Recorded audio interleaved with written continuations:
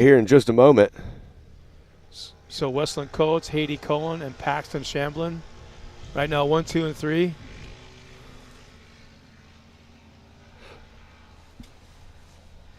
So it looks like there's definitely a caution out. We got a red flag out, so we're going to re-rack them. We're going to start this thing over. We're going to make sure that we can get everybody together and racing at the same time. A little bit hard when we got a car in the middle of the track, crews out there working on it. So we're going to restart this, red flag it, get them back in the gate, and let them take off one more time. Well, here's the other thing to keep in mind, too. The age bracket for this class is, 6 to 9, 6 to 8? So, yeah, this is a stock class. So you're going to have drivers kind of all over the field in this one because some of these are new drivers. So a lot of these names we see, they're running a stock car, they're running a mod car, they got 2 or 3 races. You'll see them get out of one car right here, go back in, get into another car immediately. So most of these drivers they're all over the field right now. As you can see, this is the biggest class that we have out here today. I guess with us going to a red flag and doing a complete restart, and usually that happens, if there's a wreck and we haven't completed a full lap yet, they'll go and redo the whole thing as if it never happened. Yep. But I guess the point I was trying to get across as far as the age bracket, a lot of these kids, like you brought it up, they're brand new at this. They've never raced before, and they'll scare themselves in situations before they'll hurt themselves, if you know what I mean. Like we had, I'm not even sure what car it is yet, that just rolled over here in front. It was just a soft rollover, swap sides back and forth before it went over, like not even a full rotation. Yep. Probably scared him more than it hurt him. True. So that's the thing to keep in mind. But yet our safety crew's down there right away. The medics are right there. I guess you could say overly cautious. Yeah, for sure. That's in this situation, this class, this age of kids. You don't want to scare them or scar them and not want them to race anymore. Right. So we're being overly cautious to make sure they are okay. Yep. And we're getting word that they had a steering issue afterwards with that car, broke the steering wheel or something like that, steering column, and they are going to have to pull that car off the track. So now we're almost clear. We got them re-racked, and TW is going to send wave number 1 again. We're going to see if the 121 got a great hole shot a minute ago. Hattie Cowan flying that Old Glory on the back of that car. Yeah. Yep. Very cool. Well, you're having a busy day today, man. You're not even – when we're done here, you're not. No, we still got – your day's not even halfway done yet. Man, we got this. We're going to do awards tonight. We've got all the costume stuff that we're doing. We've got the end-of-season banquet for short course. So all the big awards, the dinner, all that stuff is going on tonight. But I'm most excited for all the Halloween candy. So – diabetic's nightmare. The one really cool thing that I get to do is my kid doesn't really eat candy yet. So I literally walk with him. We ring doorbells, and I fill my trick-or-treat basket and go home and eat candy. So super excited for everybody to get to see his tank, too, tonight. That is going to be, yeah. Did you kind of I did not have a single hand in building that thing. I am not going to take credit. It goes all to my father-in-law, but really? He is a professional cardboard tank builder. And it's unreal, I'm telling you. But right now, I am ready to see this 170 stock action get underway.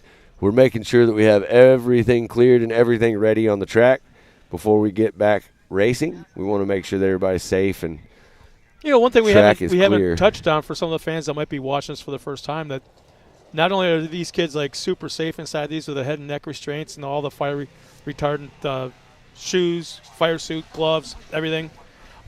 There's also radio communication. Yep. They're talking to their spotters. They're probably listening to their spotters. But, there's you don't have that in moto. You don't have that in go-karts. You don't have that in almost any other form of motorsports for this age bracket. Right.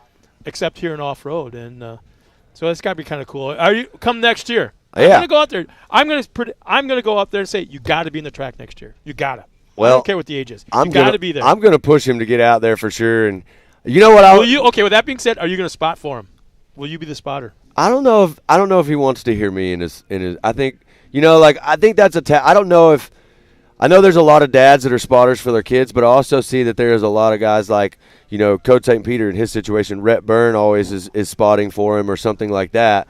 And so we'll see how it goes. Some kids react a little different, when they have someone else as their spotter other than their dad or something like that. Look at the crowd down there. That is the spectator area. That's where everybody hangs out down there. They have a good time. They're waving to us. Oh, no. Oh, there we go. Oh, no. Oh.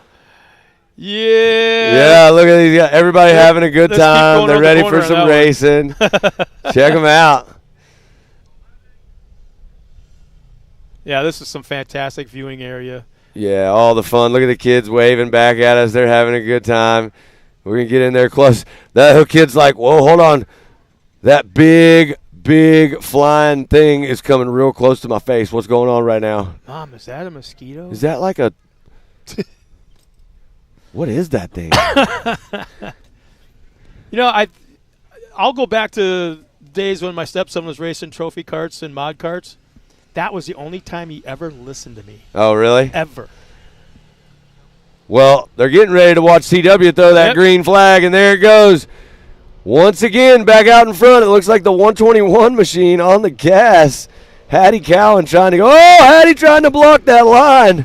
Well, that was an aggressive move. Well, there it is. Whoa, man. I don't think she's actually. Or is the car pulling that way? Or I don't think she knows he was there, except the fact that that's the line that she wanted, so she went for it, and all of a sudden, boom, oh, there's somebody there. Well, and that is where your spotters come into play. Exactly, That's where they're going to tell you who's behind you, where they are, how many car links you got on somebody. And so there you see the front four running good. We're going to try to get this second wave. We'll go back to the starting line. They are taking off right now. So all the action on the track right now. There you see 06 leading the charge on the track as we speak. That's going to be Caroline Claire Ewing in the 06 machine.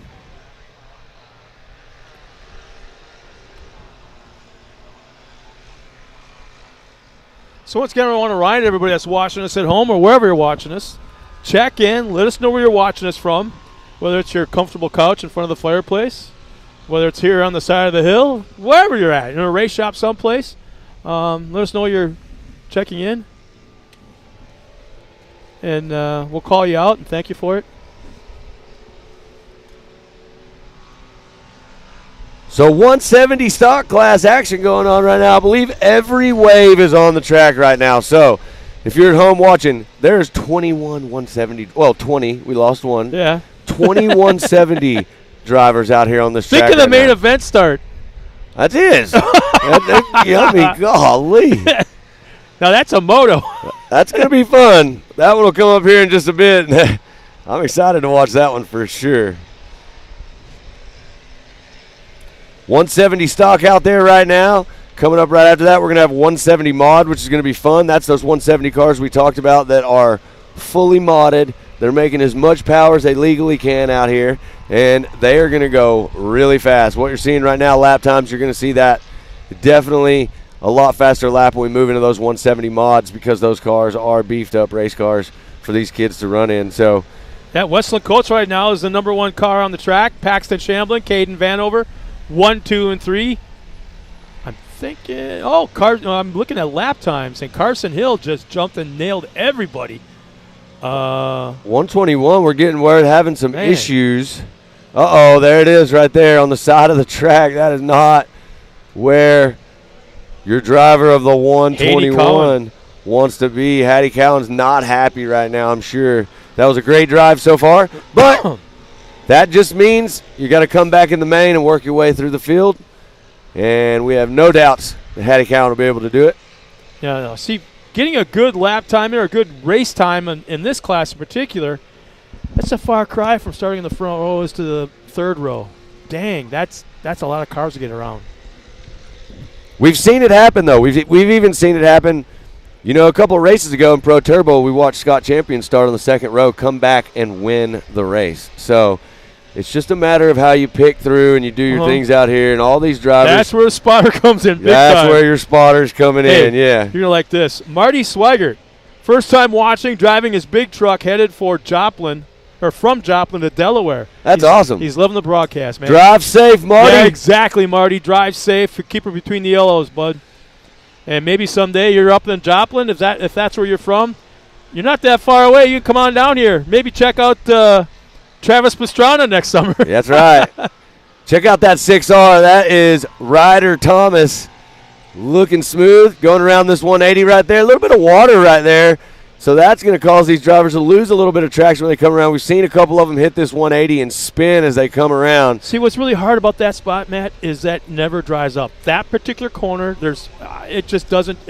It's a draining point for everywhere else. So it's always wet, and it's very, very tricky for these kids. Yeah, and that you said it best right there. It is a drain spot, right? So not only is it draining water right there, but there is a little bit of a ditch when you come through that. So these riders are trying to hit it, go through that corner, and navigate it and carry as much speed as they can. There's the 904. That is Lane Warren. Looking good out there. Yeah, Carson Hill's got his best lap is 1:19.99. The only driver of the whole bunch under 1:20. Look at this charge on the screen. Flying by everybody. I believe that is a driver either from a second wave or something making moves up towards the front. And that's the tricky part about this class, too, is where the spotters really come in.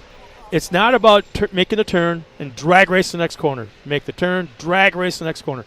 Getting that kid to understand how to keep that momentum up, keep that speed up, and just kind of drive through the corner. And I'm not saying not use the brakes, but in a class like this where you're limited, you kind of don't need to. Yeah, for sure. And you said it best. There's the checkered flag for your leaders coming through right now, taking the win. We'll see who was that went through first. Is that Westland Coates? Yep. Westland. So Coates and Shamblin are through the checkered flag, that MRT checkered flag. And this is 170 stock. We still got a lot of drivers to come through, as you see. The leaderboard on the left right there is going to change as these guys come through because it's going to update based on where they are. Race laps. That's right. I should say race time. Yep. So right now, Carson Hill has got the best race time. So I give him the pole. I should give him the top pick for Gates. Westland Coates, second pick. Paxton Shamblin, third pick. Carson Summerfield, fourth. Caroline jumps into the top 5. So Caroline Ewing will be picking 5 or 5th. Caden Vanover, 6th. Bear Medlin, 7th. Chantley McCulley will get in the top 10. Heston Hess will be they're still coming across the line, so I kind of jumped the gun a little here as far as talking about this. But Heston Hess will be picking 8th.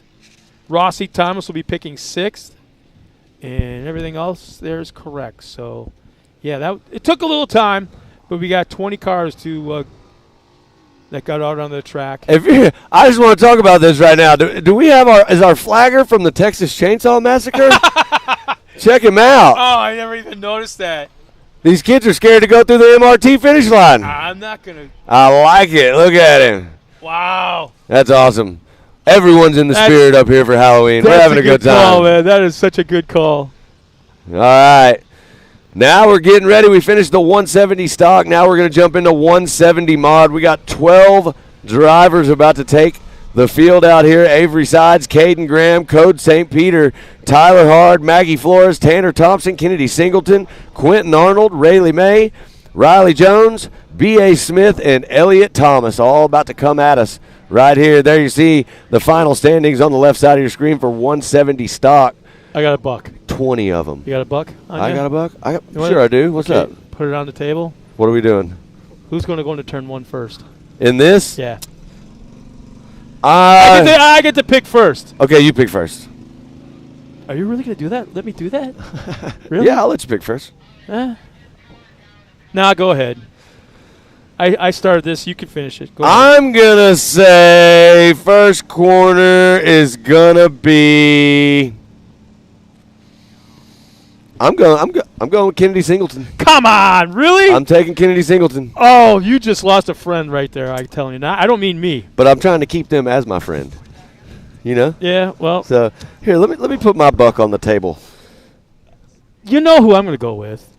I just love this kid. Who? He had the perfect answer when I asked him a question earlier this summer. Code St. Peter. You know, Code. In this car, I said, if you took this car and raced against your dad, you think you'd have a shot at him? He goes, oh, heck yeah. I'm like, really? Oh, I love that answer. I was like, oh, I wanted.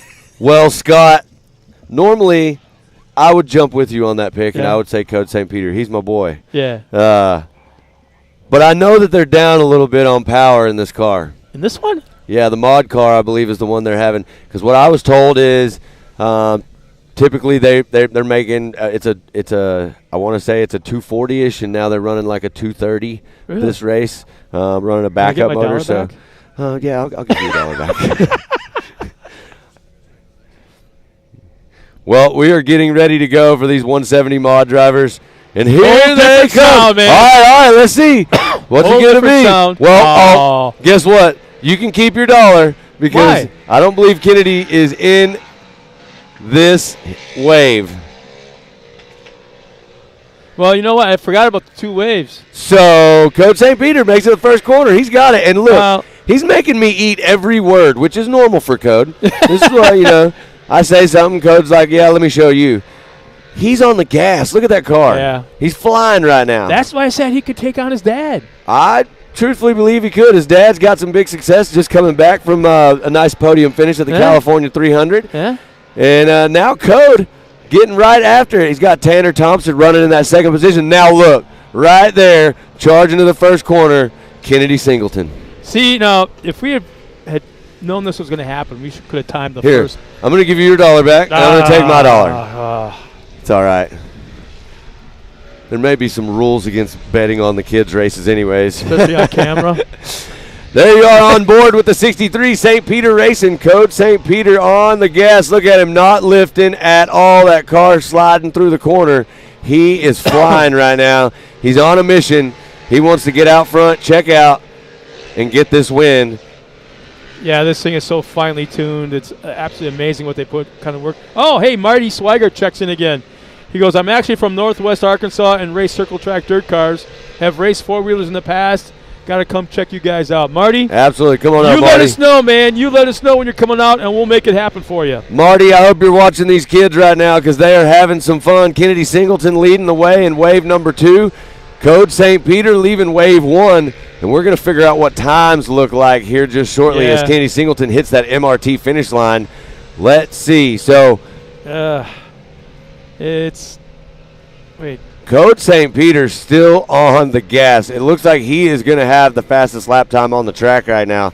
Yeah, Code is Kennedy's third quick right now. Caden Graham is 111 flat, and Kennedy is 111.6. Code St. Peter 105.8. Yes. On a whole nother planet. Yeah. So they definitely they hustled me. They gave me stuff to talk about, but they totally hustled me because he doesn't look like he's going anything short of normal speed, which is wide open. There's only 2 races he hasn't won this year, if I remember right. And I think it's 1 main event and 1 heat race. I don't even think they're on the same day. Something like that. He had some car issues. Otherwise, he stomped everybody. They got it worked out. Code is he's on the gas right now. He's showing us how to get this job done. Kennedy Singleton doing the same thing in the Team 360 car. So nice driving right now for all of these 170 mod drivers, but Code St. Peter leading the way. Tanner Thompson in that second position on track. Caden Graham in third. Oh, are you ready for this? Tanner, a Mid-America Outdoors ambassador, and he is on the gas. What's he got? Are you ready for the lap times here? Yeah, Tanner Thompson on lap number 2, 111.257. Caden Graham on lap number 2, 111.257. Exactly the same. Wow. So great racing right here in this mod class. And there you are. There you see that pink Team 360 car. Kennedy Singleton, that Hyson on the gas, making tons of power. So great driving out here. So Code St. Peter still fastest. Tanner Thompson second fastest. Caden Graham in third. Kennedy Singleton in fourth. And there is Jones. Oh, Flores jumping up there in the mix right now. You know, and the thing we haven't mentioned as well is the faster the cars get, the better the drivers have to be. That's right. These kids are driving. Yeah, the track conditions improve. The car gets faster. The kids have to work that much harder. But all of these kids out here are super fast. They know exactly what they're doing. And there you see Code St. Peter raking in some frequent flyer miles. He went for a ride right there. That was a big jump.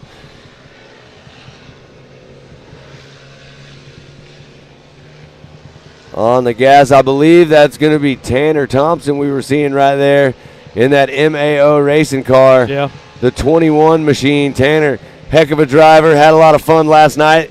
Got to see these kids up there in the pit bike races having a good time. Tanner got a podium up there. Checkered flag is out. They're starting to peel off the track already. All right. Headed to the top. Code St. Peter taking that top spot. Tanner Thompson looks like he's got second fastest on track. There's Caden Graham in that third position.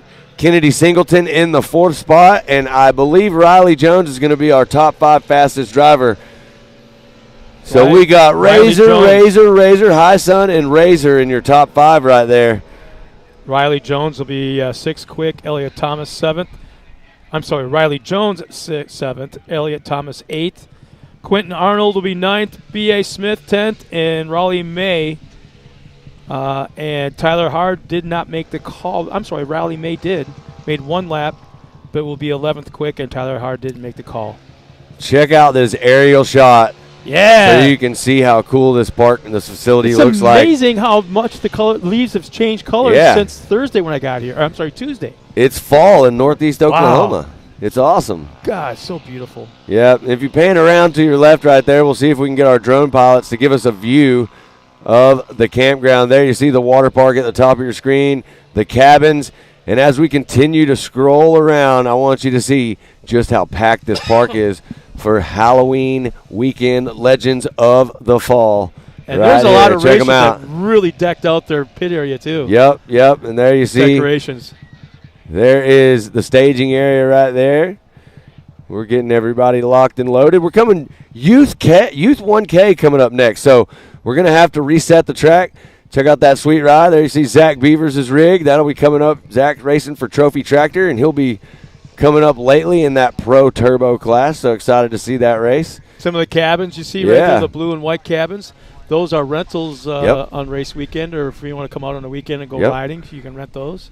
There you see main pits right there. So that's where most of our racers are pitting. So lots of people out here this weekend. We're having a good time. And it just keeps going. If the camera pans even more to the left, you think, man, where does it end? It doesn't end. It just keeps going.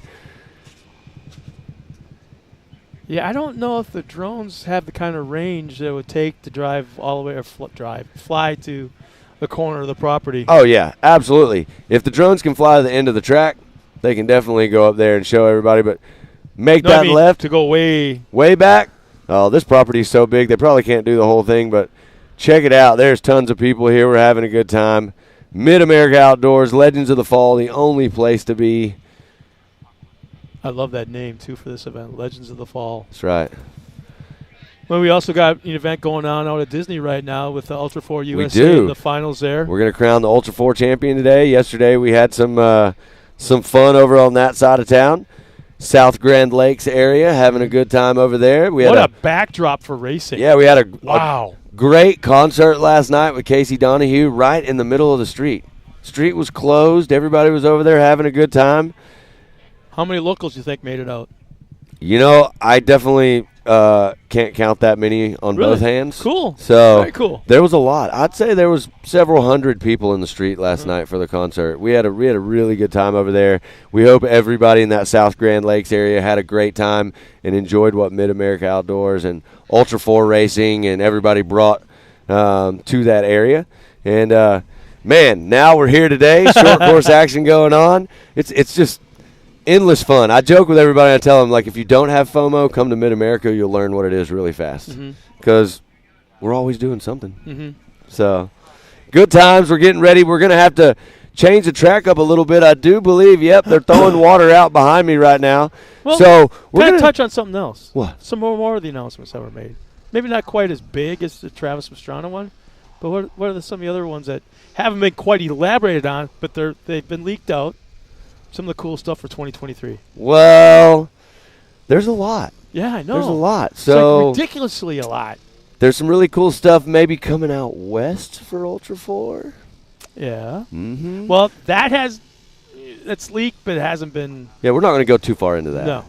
But what about more of this action? Yeah, we're going to do some more of this. We're actually going to join forces. We're going to have a couple races in some different places, but some of the guys doing the short course stuff here is going to get to be a part of a little bit of a champ side of things also. So Champ Off-Road. Yep. COR Yep. coming out here from the upper Midwest. Yep. So we're going to see 900 to 1,000 horsepower four-wheel drive trucks. I'm excited for that. 900. Have you ever seen those things live yet? Oh, yeah. You have? Where? Oh, yeah. I've seen them at Texas Motor Speedway and a few different places when they've raced. So I called those events. Yeah, that was me up there, man. Yeah, I was hanging out in the stands. You really? know, yeah. Oh, shoot. So watching the show, but yeah, it's going to be a great time. We got a lot of exciting stuff coming for next year. You guys stay tuned to all the social media, YouTube pages, everything you can tune into because we're going to be making all those announcements coming up. It just might be daily, man. There's so much. There's a lot. But right now, while we're getting the track reset, throwing some water, we're going to send it to a word from our sponsors.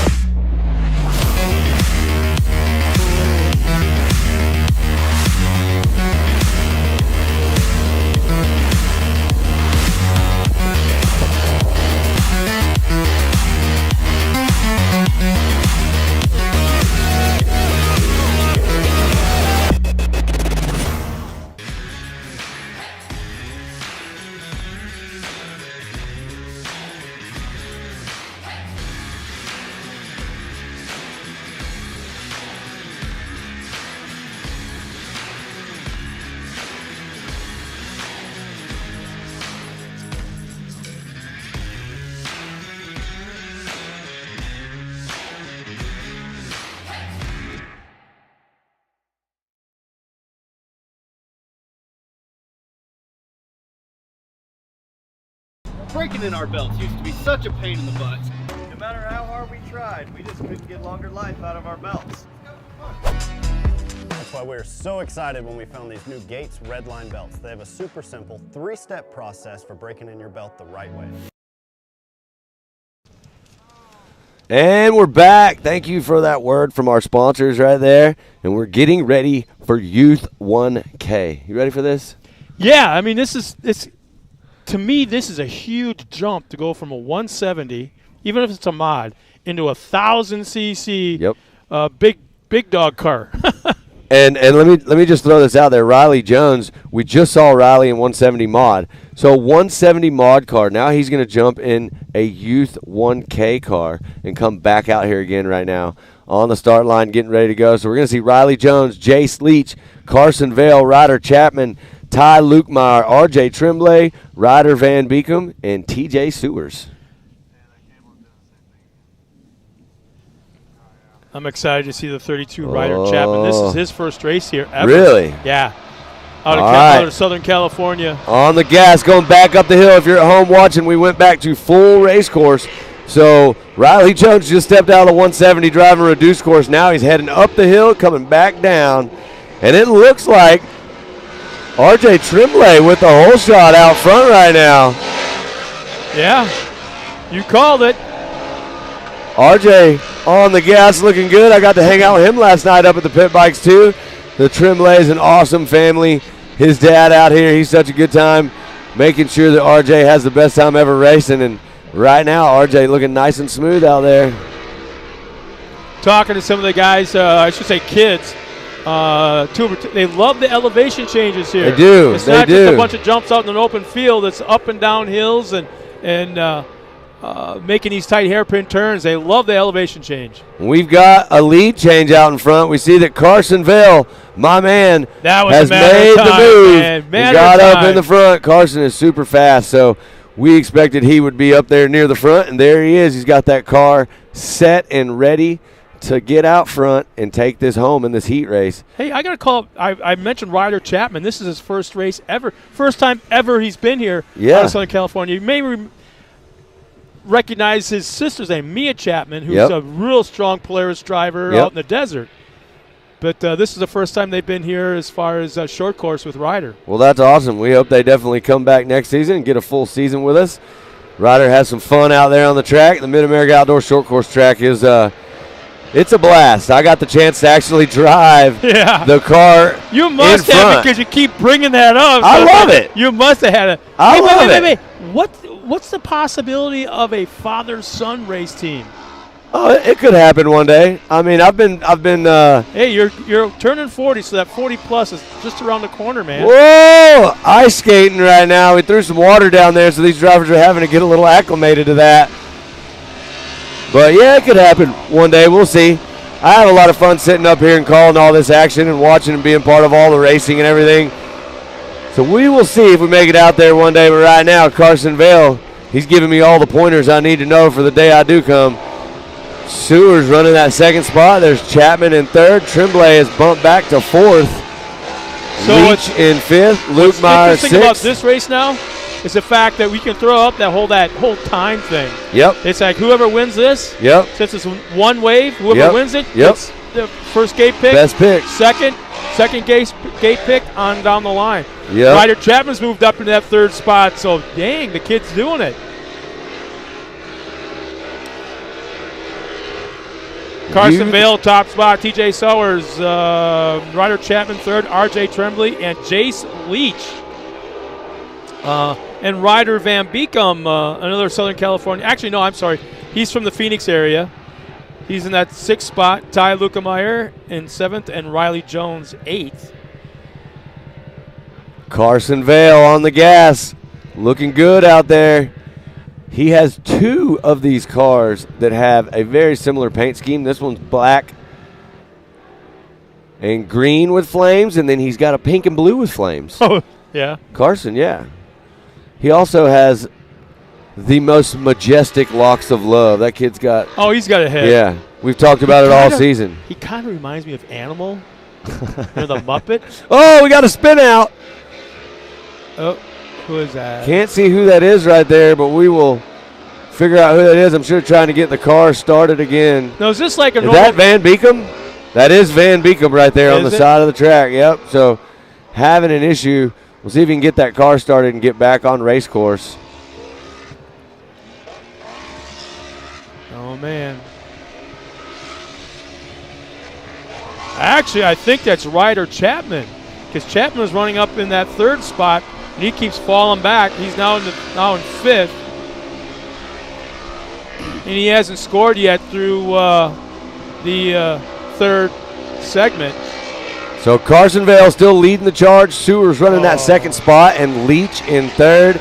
My man Tremblay in that fourth position. We got another car on the track right now. No, that was a still shot. Still shot it out. Okay, all right. There's rocks up in the air. So youth 1K action, couple laps left. Wait, are you guys done with what you had to do today? You're not done, are you? You're not done? You're done with Denver? Oh, you are going back? Got the guys from Speed Sport here. I'm wondering what the heck they're doing here. Oh, They should be busy over there. There we see the battle. Check it out. RJ Tremblay trying to hold off. That looks like Leach in the fourth position right now. So you've got RJ Tremblay moved back up into third. Leach is in fourth. And Leach is giving him all he can handle right now. Sewers is headhunting right now. He's made up some ground on Carsonvale. They are close.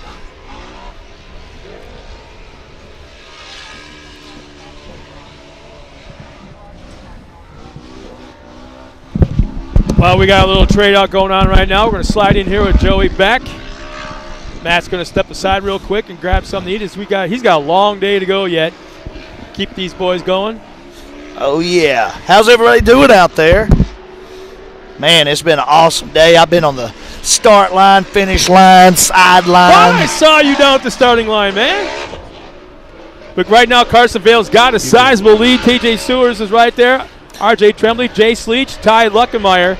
And tough break for Ryder Chapman as he was running that third spot on the beginning of lap number 2 and looped it. And something must have happened because he had to get pulled off the track on the hook. So tough break for him. White flag is what I'm hearing. Man, I'm telling you, the weather out here is perfect. Track conditions. We got the right amount of rain. Ain't had no water trucks out here, no nothing. And wait till you see the camera shot on the monitor screen of the trees behind us.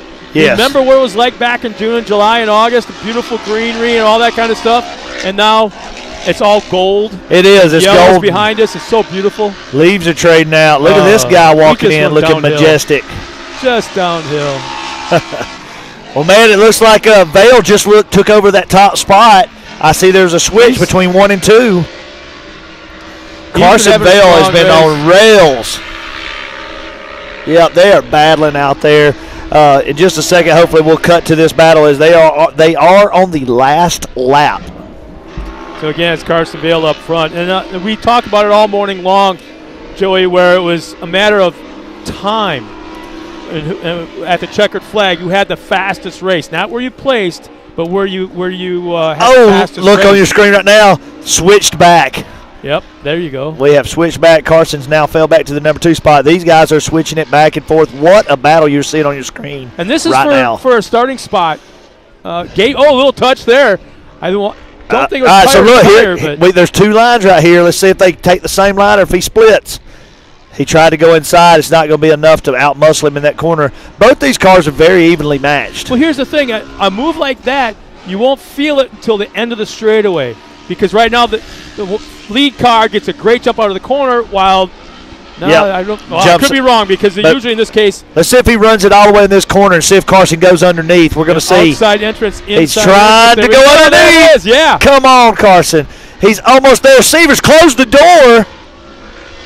No, outside entrance into the corner, inside He's got one more chance. There it is. One more chance. Is it going to be enough? Oh. What? Look at these drone guys killing it out here. What a great race. And that was for gate pick going into the main event. So TJ number 1? Yeah. Very, very cool. TJ 1, Carsonvale 2. And it looks like RJ Tremblay is going to be number 3 right there on your screen. Great race by all these guys. This is a stacked up class with these youth guys. Yeah, they're not driving like youths. Something's going on with the number 36 car right here. That's Riley Jones. Yep, Riley Jones. Something's going on. Hate to see that right here on the last lap too. We got right now going to launch that race line jump. All these great marketing partners and sponsors, people supporting the MAO short course racing and Mid-America Outdoors. We sure are thankful for all of our partners there.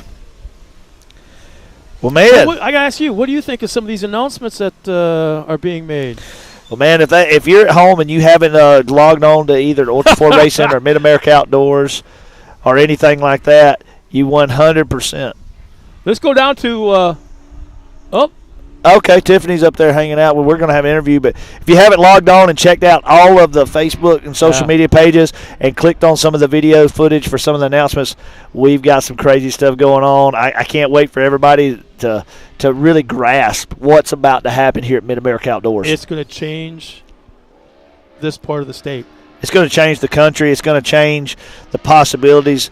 You're going to have an experience unlike anything else with who we're bringing in and what we're bringing in. So you guys have got to get on there, check out all the announcements, and I'm sure we're going to get some questions and some feedbacks and comments going, and talk's going to be big because we've got some pretty big things going on. Here's how I mentioned this. Way back, long time ago when I first started my career in announcing, I met Herb Fischel, who was in charge of the Chevrolet race shop. I mean, he's the one that signs the checks at the time for Dale Earnhardt and Robbie and Jimmy Johnson and Jeff Gordon. He was that guy. Man. And I was talking to him at one of the racetracks that we've been checking out this year up in northern Wisconsin, and I was talking to him. He goes, without a doubt, this is the best kept secret in motorsports. And he was a big NASCAR guy, NHRA guy. In fact, I'll hold my thought. Let's go down trackside now to Tiffany Stone with another driver. RJ, nice run out there. We were just chatting. You're sitting third in points right now. You just took the whole shot in this race. Seems like you've got this track dialed in. How are you feeling right now? Feeling really good. That's going to help me out in points a lot. Track's pretty wet. It's kind of hard to keep my line. But other than that, it's pretty good. And talking about that, looking at this, you're right behind Jason, Carson, two great drivers out there, but you're only separated by 10 points from the leader. So this is giving you a little bit of confidence going into the mains tonight. Anything could happen. It is the last race of the season. With that being said, how do you feel like you're going to fare in the race tonight? And then what do you think you're going to do with the car in between? Well, I think we might raise the air pressure back up again. Maybe not. They might water it again. And I'm feeling really good about it, the main event. Awesome. Well, best of luck. And plus, tonight we've got a great Halloween costume. Did you bring a costume? No, ma'am. You didn't? Well, maybe you can be a top finisher tonight or at least on the podium, and that could be your costume. So best of luck for you. Back up to you guys. All right, well, I'm back, and Scott, you look amazing. I know, I've changed some things just more recently. I got a Monster sponsorship since we were talking 3 minutes ago. Oh, you're not Scott. Oh, yeah, no. Oh, man. You can tell by the longness in the back. Yeah, Scott was a little more nice and tight up there, but yeah, he still looks good. He's got a gentleman cut. I got the full-on hockey dirt track cut. So, Dustin, how are you feeling about the announcements made last night with some of the new stuff with Travis Pastrana, Champ Off-Road, and all the Nitro Playground, Visions next year, and all the stuff we're going to be doing in the park? Man, everything that Mid-America has going on, it almost becomes overwhelming because you're like, dude, that's so crazy. Like, that's so exciting for UTV racers. That's so exciting for people that just like to come out, compete, or even just be a part of the event. And it just keeps going, and it keeps going, and it keeps going. And so, man, it just shows you the true passion and the effort that Jason and his family and all the staff at Mid-America are putting in to bring Ultra 4 over here. They're out racing on down by the dam, the next Southern Grand Lakes. So crazy that they're racing down there, dude. That's such an amazing venue. I feel like that's eventually going to become the Crandon of rock racing to race down there. Oh, yeah. People were comparing it to the Crandon or the Sturgis. And 100% that area is Southern Grand Lakes, which if you're from this area, you know where it's at. But if you're not, it's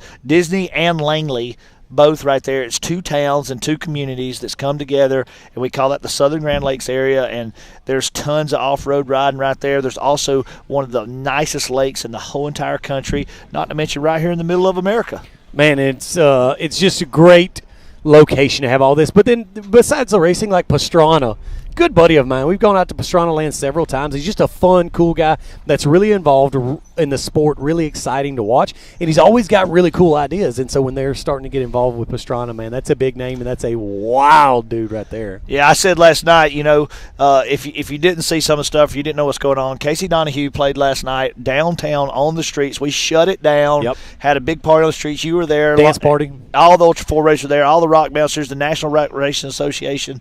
Everybody was there having a good time. And I told him when I made the announcement, Travis is the most premium name I can think of. No, in extreme sports. Probably the second most premium. Oh, name, there it is. You forgot to tell everybody that I was down there. And yeah. I saw you on stage talking about Pastrana, but I realized Joe, you forgot to let everybody know that I'm currently in Jay, Oklahoma. So here's the thing: it's understood that you're number one. I'm just. Everybody knows that. It don't even have to be said. It's unspoken. Yeah. Would you refer to me as the GOAT? I don't like to refer to myself this way. Yeah. But would you refer to me as the GOAT, you thinking? There's somebody here today that told me, you know what, he looks like a GOAT.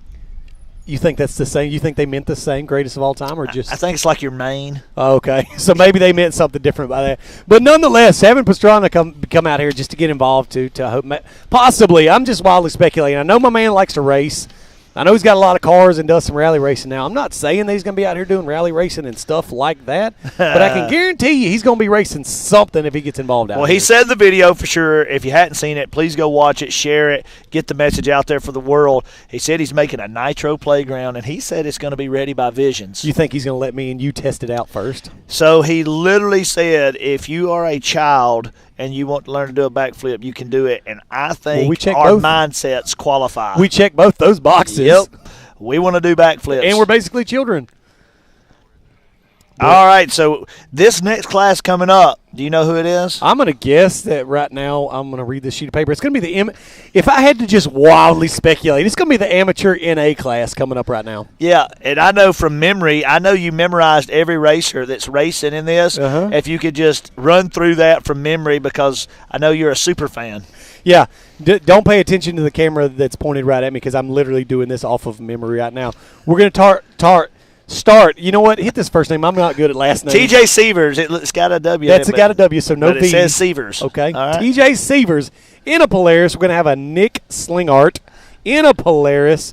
We've got a Corey Kroll. Says he's racing an Acura. Am I seeing that correct? That is an Acura. You think my boys? I'm gonna have to look back here. Is my boy on the track in an Integra down there? I can tell you those Integras will really come off the line. Well, it's mainly if you put the SI sticker from SI. O'Reilly's. If you put that on the back, you got to have the cleared out Euros. Yeah, in a VTEC. Everybody knows you need a VTEC. Next is Breeze Seek. I'm gonna stop you right there. Okay. Look for Breeze Seek to be on the podium. All right. I'm saying it now. That's a bold statement. Bold right statement. Off the jump. Yep. I like it. Hit us with a number 5-6 position. That looks like Quinn Clinky or Clink. I'm sorry. I'm so sorry. I'm bad with guessing at names. KLENKE. That's close enough. I like Clinky. That is also looking like it's in a Polaris. Then you got my other girl, Josie Watkins. So Bree and Josie, they've been dominating. Ashley Rowden right behind that. And a Yamaha driver. Yeah, a little Yamaha slide in there. Mr. Tyler Johnson, followed by Ryder Van Beekum. You know who that is. I do know. We raced out in the desert with these guys. They always bring some cool-looking cars. Represent that American flag wrap. I always like that about them. Yep, so this is old Chris Ate-A-Lot. That's what it is, AYDEL. That's how I'm reading it. But listen, hey, so if y'all know, I think Chris had a little bit of an injury at the last race, but he's back out here. He's back out here with us, feeling good, looking good always. We got Brian Taylor, and then we got Blake Helms, Dakota Medlin, and then we got Rowdy Speaks. I can tell you what, Rowdy Speaks sounds like a good time. That looks like he's probably going to get down. I don't know much about him, but I'm pulling for Rowdy. Next, we got Ryder Chapman and Waylon Waylon Wharton. But one thing I do notice in this the amateur we just got a couple people that didn't quite make it. The Acura is not going to be allowed to race. It just happens to be that they're not going to let the Acura hit the track. Well, apparently they pulled the Acura Integra out just before the race in staging. So number 999, Mr. Nick. Nope, sorry, Corey Kroll, not going to make it. What was the other one that we're not going to see today? 116 is possibly Brian Taylor, maybe out. Briar Taylor may be out. But one thing I will notice, Joey, in the amateur NA class, there is a lot of Polarises, and I believe from looking at the lineup, a lot of people favor the RS1 for this class. So let me tell you something. There's just something about the way they're able to center the weight in the center of the car, and even cars that aren't RS1s, you see them repositioned to look just like an RS1. Yeah. And so if we go down to the starting line right now to check out, you see a lineup of RS1s. We got a Yamaha YXZ on the far right, and then we got RS1. All the rest of the front line is going to be RS1. But like you said, they're good centered weight, good handling cars, good for short course out here. We got 2 rows coming off today, so it'll be a staggered start. This is all one heat, so it all is going to be off of time.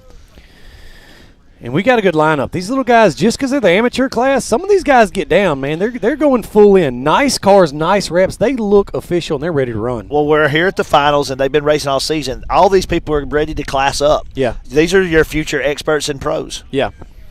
And a lot of these people are running for the championships. This may be their last race as an amateur racer. And so, like you said, they're going to step up for the next one. Oh, there's plenty out there that's been on the podium all year. There's no way they can stay in this class. Here we go, right off the line. Yamaha with a little slow start, but the cool thing is you're safe in that mix. You're not going to get it tangled up in anything right there. Yes. And the new start. I really like the new start where you start down there on the flats, run up the hill, and hang this hard left. You know, last year we used to come down a big hill and then back up. And it's fun and exciting to watch the old start, but, man, it was sure rowdy going up into that first corner. Woo! It was wild, but what's cool now is how they have learned to slide down after that HMF starting position. It slides down that first big, hard right turn. That's fun to watch. When you see some boys just laying it out down that hill, skating into the corner, that's a fun start to watch for sure. 100%. They're staying pretty tight early on in this race. Nobody's really broke free yet. It's still anybody's race. Now, I'm a big fan of this rhythm section right here along this back line where you really got to kind of stay in it and stay in a good rhythm to keep the car pointed straight. I will tell you, just from being on this track and running it, it's not as smooth as it looks. Yeah, these are fully built, dialed-in race cars that make it look like it takes it well, but inside the car, it is a wild ride for sure. So listen, I know you do all types of racing.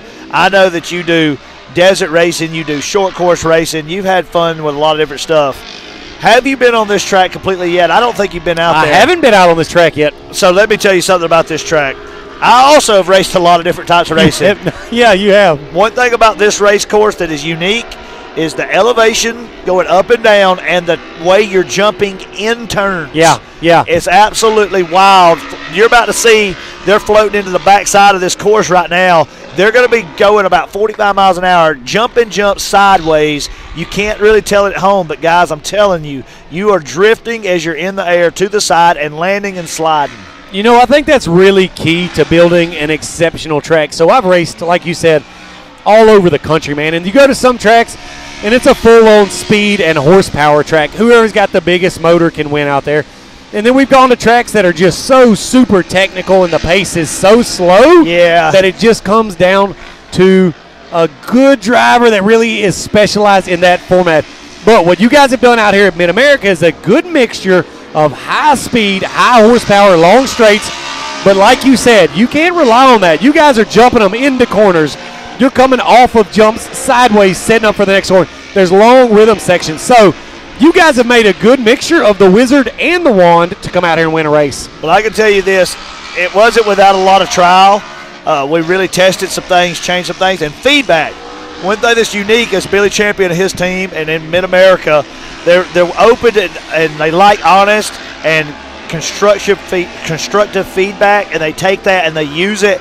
Some places I've been to and been a part of, they people may say something like, it's just the way it is. That's not here. No. When we hear something like that, the first thing we want to start doing is we want to pay attention. What can we do to make it better? And if it's already good, what can we make it to the next level? Sure. And with all the testing that you've done, would you venture to tell people that you tested positive out here? I definitely have tested positive out here. Yeah, I thought so. Yeah, I've tested positive for many things out here. Yeah. That's the one great thing about Mid-America is you can come out here just to have fun. There's no telling what you're going to go home with. That's right. Sometimes it's a trophy. Some hardware. Sometimes it's, something you'll remember for a lifetime. That's why I like coming out here. Well, I can tell you this right here. There's a lot of people that's got their hands on some stuff out here as far as, being a part of this or working in a different dynamic. But the cool thing about here is everybody here does a little bit of everything. They'll get in and get dirty. They swap it up. Yeah, they like to get in and get down. And that's what teamwork is. Yeah, and it makes this place exceptional because when everybody's willing to plug in here and there and just grab a hold of something and whatever needs done. Yes, everybody will throw in. And when you start putting a whole bunch of things into one, you come out with a better product, that's for sure. That's right. Look who's up front. Yeah, I called it 1-2, 1-2. Yeah, you did. Josie Watkins. You said watch out for And Ashley routed right behind them. Is this a female-dominated class right now? Is the girls taking over the NA amateur class? I'm just here to tell you, if you have rewind capabilities, I would like for you to see my skill level, roll it back, and understand that I just told you 1, 2, and 3, and they are literally 1, 2, and 3 right now. There's a lot of things that you've told me since I've known you that I don't believe, but this is one of them that I'm like, wow. I did it. He did it. You heard it here first. You can trust Joey. What y'all don't know at home is I actually control the scoreboard too. You do. So you literally just I just changed it. No, I'm just kidding. These girls, they work so freaking hard. Do you know that I saw one of them running over to the scales this morning? Guess what she had in her arms? A baby. No, but she needed one. Okay. But she didn't have one. She had exercise weights because her car came in 200 pounds light. So she had to heavy the car up. Dude, I had to help her carry 200 pounds of weights and weigh them so she could go add them to the car. Joey, what kind of woman was carrying 200 pounds of weight around Tech? Somebody that is dominating the race course right now. Okay, that's fair. Okay. You know what's really cool to me about these girls getting out here doing well is there is a girl-specific class here at MAO in UTV racing, but some of these girls are venturing out. I know I talked to Hooper. Yep. What's her first name? Kendra Hooper. Yep. And she is trying to not only race and do well in the girls' class, but she's trying to jump into the Pro Turbo class. So race with the guys. She's doing really good. And I will tell you, the crazy thing is when I talk to these girls, they're pretty humble about how they're dominating both classes. Yeah.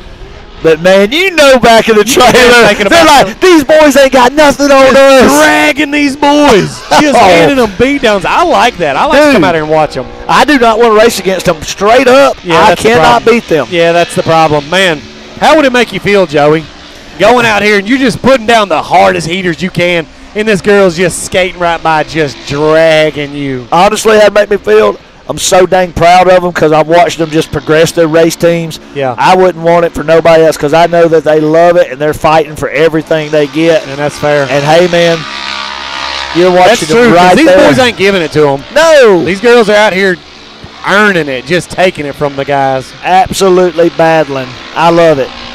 I wouldn't trade it for nothing. And you still got a lot of racing going today, so we still got about 5 or 6 more classes, I believe, this morning as far as the heats go. Oh, we got something on the screen right now. We got a car without a wheel. You see it on the back straightaway there. Going over the tabletops. We're not quitting. If it's still moving, we are with it. We're shooting, yeah. That's my man is dragging that right rear. I see sparks flying. I see gravel flying. Look at that. Look at the shot right now. Yeah, he's gonna keep it moving, that's for sure. Is that poor Yamaha? That's probably something Hess being drugged around the track right there. But there's tough, so you can finish 3 more laps like that. Man, you just can't hardly beat a good old Yamaha. I had one of those at the hunting camp, and the things that we used to do to that Yamaha Big Bear, you cannot imagine. Big Bear. The 350 or the 400? Oh, we couldn't afford the 400. Yeah. We couldn't afford that. My family wasn't like yours, Joey. Four-wheel drive or two-wheel drive? It was two-wheel drive, too, Joey. We didn't have money like your family did. Man, you know what? We didn't even have enough money for Yamaha, but we did have a few Kawasaki's. Okay, a 220, a Bayou 220? We had Bayou 300s. We were a class up from that. Yeah, y'all were rich, I can tell. Differential lock. You think my boy's going to pull off track in Yamaha, or you think he's going to keep it going? There's no reason to get off track when you're still going. Why would we do that? I'm proud of how he's living. I don't see it. So well, I'm going to say he's back out for another lap is what I'm going to say. That's me wildly speculating. We may have dug in, if you know what I'm saying. We may have dug in. All right, so we still right here. A couple of little battles going on out here. We still got Bree Seek number 1, Josie Watkins at number 2, and Ashley Rowden number 3 there. I love it. And they are right up there. They're coming. They're rolling through. That was it. Just boom, boom, boom. I got so excited, I didn't realize we were on the white flag. Hey, we were watching that car with no tire. Hey, I like how his style points are. Yeah, I do too, man. I know what he's doing. He's doing the same thing I would do. When I can't beat these girls, here's what I do. Okay. I lose a wheel, do the best I can. If I had all my tires, I could have done something a little better. You know what I like to do a lot of times is I'll start looking down at my motor, kind of looking back and throw my hands out the window like something's going on. I don't know why it's not running. And when they interview you, they'll be like, hey, how did you get smoked so bad? And you're like, it wasn't me, it's the car. And just keep repeating that. But right there, coming into finish, the car cleared up somehow. But I'm not taking anything away from these girls. I'm watching them drive right now, and they are wheeling out there. That's a good little race. These guys are putting down some heaters, too. That's good, fast lap time. Look out there. We got a Yamaha head-to-head finishing us out. 2 Yamahas coming in tight. You're about to see them come through the finish line here in a second. Let's see if they'll hit that little over-under right here at the finish line jump. It's on screen, so we're going to see them come through there. They're going to come sliding that corner. I can tell you, I own a Yamaha, and I absolutely love coming through the corners on these things. They get down, and they're nasty. And yeah. You did have really decent, not very good success in the Yamaha. I've had no success in the Yamaha. But you tried hard. But I will tell you, it wasn't Yamaha's fault. Definitely not. There may have been a problem with me internally. All right, well, it was a good little amateur NA race. I like seeing them get down. You know, man, I can tell you, I'm not here to brag, I don't want y'all to ever feel like it's about me when we're up here. But it's pretty much about me as far as how I predicted exactly the finishing order of this race. You definitely gave us a call in advance of how this is going to turn out. 100%. You know what I like watching the amateurs is it's similar to college football versus pro. They're going to go out there, so let's go up here and just see what they got to say. Throwing it up to Tiffany. Blake, that's a nice run out there. We were just chatting. Between this class, the top 5 people are only separated by 12 points. Currently, right now, you're the points leader. How does that feel going into the last race of the last round of the season? It feels really good, but I missed one of the rounds early in the season, so I won't be getting those 10 extra points like some of the other racers. So I have to pull it first and hope they don't get right behind me because it's a good chance that they'll pass me up. And we keep seeing the track conditions. You know, some are saying that they're perfect. Some are saying that it's slippery out there. What do you think right now? For this race, I think it was perfect. I got a little caught up at the top of the hill up there, almost did a little rollover, but I recovered and finished the race strong. Well, you've got 2 ladies right behind you that are doing pretty well, as in Josie and Bree. With that being said, you know, you guys are all great drivers. What do you think it's going to take, like you said, since you're not getting those 10 extra points to really pull it off and get that first and then take that season championship? I'm just going to have to push really hard, hopefully get that first place, and hopefully a few others get in front of Bree Seek and Josie Watkins, so that way those 10 points don't affect me. Awesome. Well, it's so good to see you out here. Hop in there. One last thing. Did you bring a Halloween costume for the festivities tonight? I didn't, but I'm being Benjamin Franklin for Halloween. Awesome. Nice job. He's going to be Benjamin Franklin. Hopefully he can take that first place spot, get that win. He's got a great smile down here. He's excited for the last race of the weekend. Hop back in there. We'll see you in just a little bit. Back up to you guys. I'm Dustin Jones. I'm not even about to tell everybody that I'm Joey. Let me see the size of your forehead. Hey, let me tell y'all something. First off, welcome back. Scott and I got a brief break real quick, and now we're back up here, and we're getting ready for Expert Turbo. But I want to tell you something. I had the best idea for Joey and I for Halloween, and I don't think anybody could have beat us if our Halloween costumes would have been Dumb and Dumber. Are we on the same wavelength all of a sudden? Because I was going to interrupt you and say that, but I didn't want to get hit. Where we got crossways on doing it was Joey wanted to be the I believe that would be Dumber that hit me in the back of the legs with the cane when they're walking into the benefit thing. I was like, hold on, bro. It would only work though if you had a mini bike. Oh, but we got those. Briggs and Stratton. Oh, that's fine. We could get that, no problem. 1, not 2, 1. I know. He's riding in the back. Yeah, okay. He's the back spoon. All right. We're getting ready for Expert Turbo. This is going to be an exciting one. Christopher Welch, Christopher Smith, Grant Stephen, Justin Barube, Austin Braden, Rusty Pipes, Mickey Schroeder, Aaron Holden, Donovan Willis, Matt Hecker, Kendra Hoop, Travis Zollinger, and Austin Warren about to do battle. Race number 11, Expert Turbo. We're moving through this race order super fast today. Isn't this like really, really, really nice weather-wise? I mean, it's excellent. Our backs are not like coated in sweat. That's right. And sunburnt back of our necks. Yep. And, this is such it's great weather up here this weekend. I mean, you know, there's only one thing that'd be almost as good as this. What? College football game. This is college football game weather. It is. You know. You just reminded me that it is Saturday and there's college football on. Yeah. Well, that's all right. We're here now. If you're at home watching us, don't watch college football. Watch us. We're having a good time. Expert Turbo, Legends of the Fall, Mid-America Outdoors. We're here having a good time, and I'm excited for this Expert Turbo. I was actually thinking about this earlier. Kendra Hoop is in here. Mm-hmm. Austin Braden's in here. Rusty Pipes is in here. Donovan Willis is in here. I know Kendra and Austin are battling for a championship. Here they go. 2 waves, too. All right, I want to see this. I want to see who comes down that hill first and gets the hole shot. Whoa, the crowd's getting wild, man. Did you hear that? The crowd's getting into this. It looks like Rusty Pipes coming away. There's Grant Stephen, Christopher Smith, and then there's Austin Braden right there in the mix. So up front, already battling super hard. They're all getting in it down at the bottom of the hill here. Yeah. We are zoned in right now for Expert Turbo. First wave is on the track. We're getting ready to send the second wave. Looks like Kendra Hoops in the second wave on this one. Boy, are they holding them. Oh, there they go. Second wave is on the track, heading green. All right, so it looks like there they go up the hill. Look at that, going to the inside right there, taking that line. That looks like Donovan Willis making the move, goes right into the second position. That was a really good line he took right there.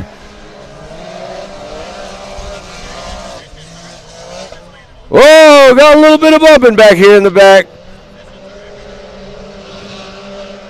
All right, Expert Turbo action right now on the track. You know, it's almost... And I'm zoned in trying to check this out because we got a battle in this first wave up here. It's like the first third of the track when you take the green flag. You guys just go, tussle it up, touch tires, bang bumpers. Yep. When they hit the back straightaway, the rhythm section, that's when things start to separate and these boys start to really start hammering it out. Yeah, you're exactly right. So right now we're riding along with wave number 1 that took off. So this is our first group of drivers. Still no change there. It looks like Rusty Pipes, wow. Grant Stevens, yeah. Austin Braden, Chris Smith, yeah. Chris Welch, top 5. There you see Rusty heading through that MRT finish line. He's on the gas right now. And now we're going back once again there for, like, I want to say 1 or 2 races. It was a single wave, single start. There weren't multiple waves. So basically it came down to whoever finished or whoever won the race would get first pick. Whoever got second pick. Now we're going back to the multiple waves where it's a race time. Yep. So now we're in these classes where we're going to have a lot of drivers. Expert Turbo right here with 13 drivers in this class. We're going to chop them up, bring them back together in the mains. Everybody will go at once, and it'll be really exciting when that happens. But right now, everything looks about the same on the track. Rusty Pipes with the fastest lap on the track right now at 2.01. And he is making it happen. My man, Austin Braden, running a 2.05. He's going to need to find some speed if he wants to get up there and battle and stay in the hunt for this championship. Well, keep in mind, again, this is that first lap. Yep. Specifically that first third, where there's a lot of zigzagging back and forth, trying to find position, yep. trying to find the line. And once they start to separate, that's you're going to start seeing possibly what you should start seeing, the faster lap times. Yep. Because you don't have to worry about the guy in front of you, guy in back of you, blocking him, or whatever it may be. So this race here particularly should get faster as the race goes on. And again, I want to go back to inviting all the fans back at home that are watching us or wherever you're at. Please check in. Let us know where you're watching from. Your hometown or the race shop or the comfortable couch in the living room, watching us on the big screen or right here on top of the hill. Let us know who your favorite driver is, where you're checking in from, and we'll call you out. Yeah, it sounds like the 32 of Austin Warren has pulled off the track, having some kind of car troubles. And Kendra Hoop 917 is off the track. That's not what we wanted to see. Just look at yeah. Tina Smith checks in just like that. She's in West Virginia. Tina, thank you for checking in and hope you're having a good time. All right, we got a battle right here. On your screen, we're watching these 3 drivers duke it out right now. And that looks like the 28 in the back of the pack right there that's trying to work their way through. That's Aaron Holden. Well, so that'll be Holden, Schroeder, and Hecker. 8th, 9th, and 10th on the track right there, duking it out. Just like that, Rusty Pipes, Grant Stephen, and Braden, all 3 of them have proved me wrong. I was going to say the lap time should be getting better as it goes on, and actually got slower by about 2 seconds each on lap number 2.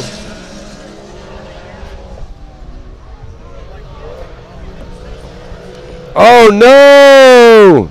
Who is that? That looks like, let's see if we can get a number on that. That's the 86. That is going to be Donovan Willis. That is not what he wanted to have happen at all right there. We got a replay coming up. Check this out. This doesn't happen very often. Exit to the right, please. Oh, a drone replay at that. That's pretty sweet. These guys are crushing it with the live feed. We hope you guys are enjoying it at home, watching all the action here at Mid-America Outdoors. Make sure. Pass going on here. Outside entrance. Outside pass. That's flexing your muscle right there. That is right there. Then we got Kevin Chris checking in from Northern Illinois, watching on the big screen. He says, outstanding coverage. Thanks a lot, Chris. I'm sorry, Kevin. Stay tuned, man. We got a lot more coming. It's going to get better with the main events coming up later this afternoon. There you saw Aaron Holden on screen right there. Looks like Holden and Hecker. All right, white flag is out. White flag is out. My man Rusty Pipes going through that MRT finish line. One more lap. So you got Pipes, Steven, Braden, Smith, and Barube, top 5 on the track based on time. And our top 3 drivers right now all got slower again on that last lap. Not much, but just a little bit. Yep. Well, they're definitely going to need to find that speed and pick it up when we stack them all in together in the main. It's going to be a fast one. Our truck driver just checked in again. Marty, keep her between the yellows, man. We don't want to hear about you parked in a ditch someplace just because you're watching us. But thank you again, man. Right now, 1 lap left, and I do believe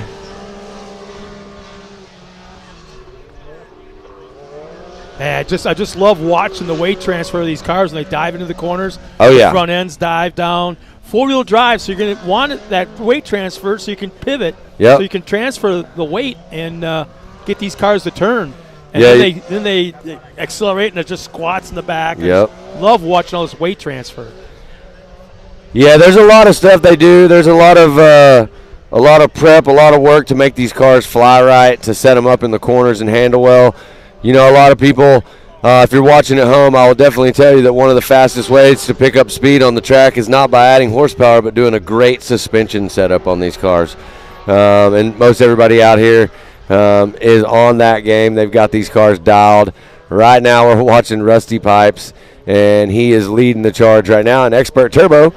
We're going to get to see them all come back and duke it out a little bit in the main coming up. But right now, Pipes, Stevens, and Braden. Checkered flag coming out right now. Rusty Pipes heading up the hill. Steven in that second position. And here comes, that looks like Austin Braden in the TMX car. We might have to hold tight a little bit and see if there's going to be any cars from changes. Second wave may jump up into that top spot or in that area. Yep. And it doesn't look like that's going to happen.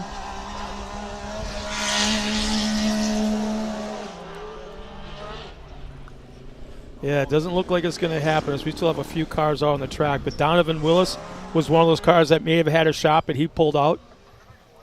Kendra Hoop was another one that was being, I would guess she would have been in the top 3 easy. Oh, yeah, but Kendra. She pulled out early. Yep. So, unfortunately, Kendra had some kind of a car issue, pulled off the track there. So, it does look like getting first gate pick will be Rusty Pipes. Second gate pick, Grant Steven. Aaron Holden will be third. Austin Braden, fourth gate pick. And Chris Smith will round out the top 5. He'll be getting the 5th gate pick coming up later on in the main events.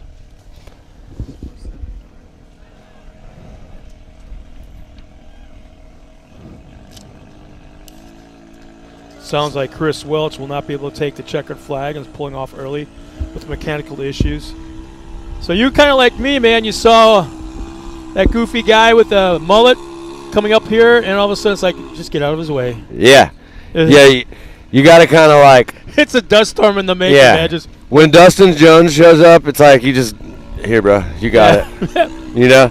Nah, they're great. I hung out with them yesterday over there. We rode around, caught a lot of the action. Made some super funny social media cuts yesterday with Dustin and Joey, and always a good time with those guys, the S3 boys. We like having them up here. Have you noticed that Dustin's the same mindset that Travis Pastrana is, in that you hang out with him too long, he will talk you into trying something. Anything. And you know you're going to get hurt.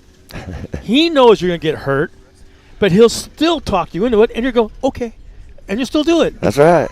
He's that kind of guy. Well, we're going to send it up top right now. Tiffany's up top with Rusty Pipes. Tiffany, take it away. Rusty, it's so good to chat with you. Thumbs up from the big man over here. We were just chatting about Halloween costumes, and you're going to be 101 Dalmatians with Corella DeVille. The 101, yes, and then we got a Corella DeVille that's going to be dressing up tonight. So y'all come see the fun. It's going to be wonderful.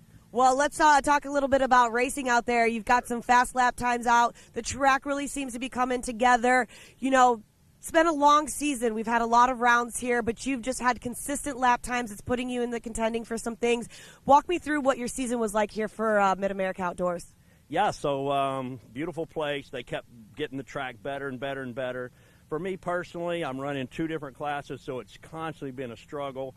Sometimes they run them back to back, and so we've constantly been really under a lot of pressure this year, but we've handled it very well. I think we're going to win a championship and then be on the podium for the other class. So anyway, thanks to my sponsors, Raceline Wheels and Tires, Pipes Auto Sales, Rugged Radios. Oh gosh, you know, you forget your sponsors when you get up here. Anyway, Mid-America, but Raceline Wheels and Tires have been my major, and Rugged Radio. Progressive Power Sports in Dallas, Texas. Fine people. I know they're moving into another location close by. Check them out.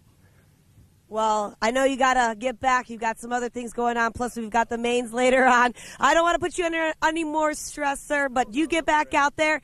We're going to be able to see you later on, and I cannot wait to see those costumes. It's going to be a great day for you guys. Oh, you've heard it down here. Rusty is ready for the rest of the day. Back up to you guys. Well, thanks a lot, Tiffany. And there's always something interesting going to be said down there on the side of the track with Tiffany when it's Rusty Pipes pulling up there. I mean, you have to expect it. When you hear that Tiffany has Rusty for an interview, you're like, all right, this is going to be a good one. And I got to give, some credit to Rusty. Rusty's pretty awesome. He inspired Joey and I to come up with nicknames, Straight Pipe and Flowmaster. That came from Rusty Pipe. So, but yeah, that was awesome. And we're getting ready here in a minute. We're going to jump into our Vet 40-plus class. That's going to be NA. His future class. Yeah, I think I'll go Vet 40-plus Turbo. I think so. I don't know. But right before we get this started, we're going to send it to a word from our sponsors.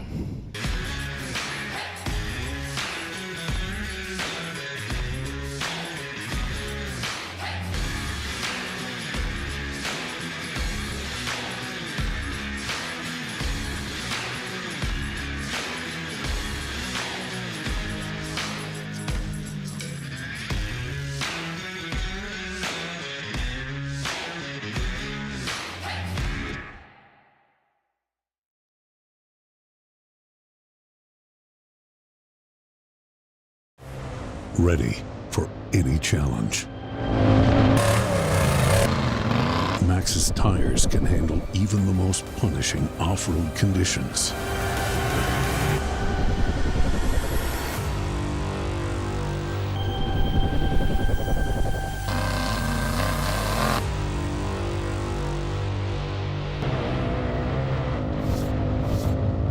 Maxxis tires.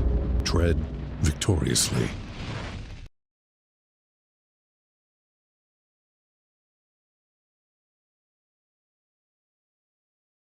No matter how hard we tried, we just couldn't get longer life out of our belts. That's why we're so excited when we found these new Gates Redline belts. They have a super simple 3-step process for breaking in your belt the right way. Clean the sheaths with a Scotch-Brite pad. Remove any old belt residue, glazing, oil, or debris on the clutch sheath area with alcohol or acetone, and make sure the breather tubes are free of any old belt material. Step 2, install your new Gates Redline belt. Step 3, perform 2 10 to 15 minute heat cycles, giving it easy throttle on flat ground. Then, you're going to repeat for the second heat cycle. The best part, process is so simple and easy, it really helped us with our competitiveness. Yep. Ready for any challenge. Maxxis tires can handle even the most punishing off-road conditions.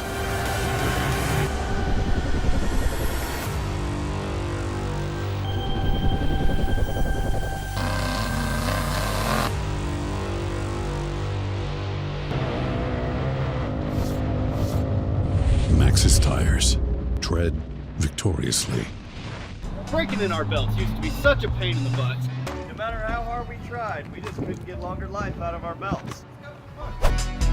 That's why we were so excited when we found these new Gates Redline belts. They have a super simple 3-step process for breaking in your belt the right way.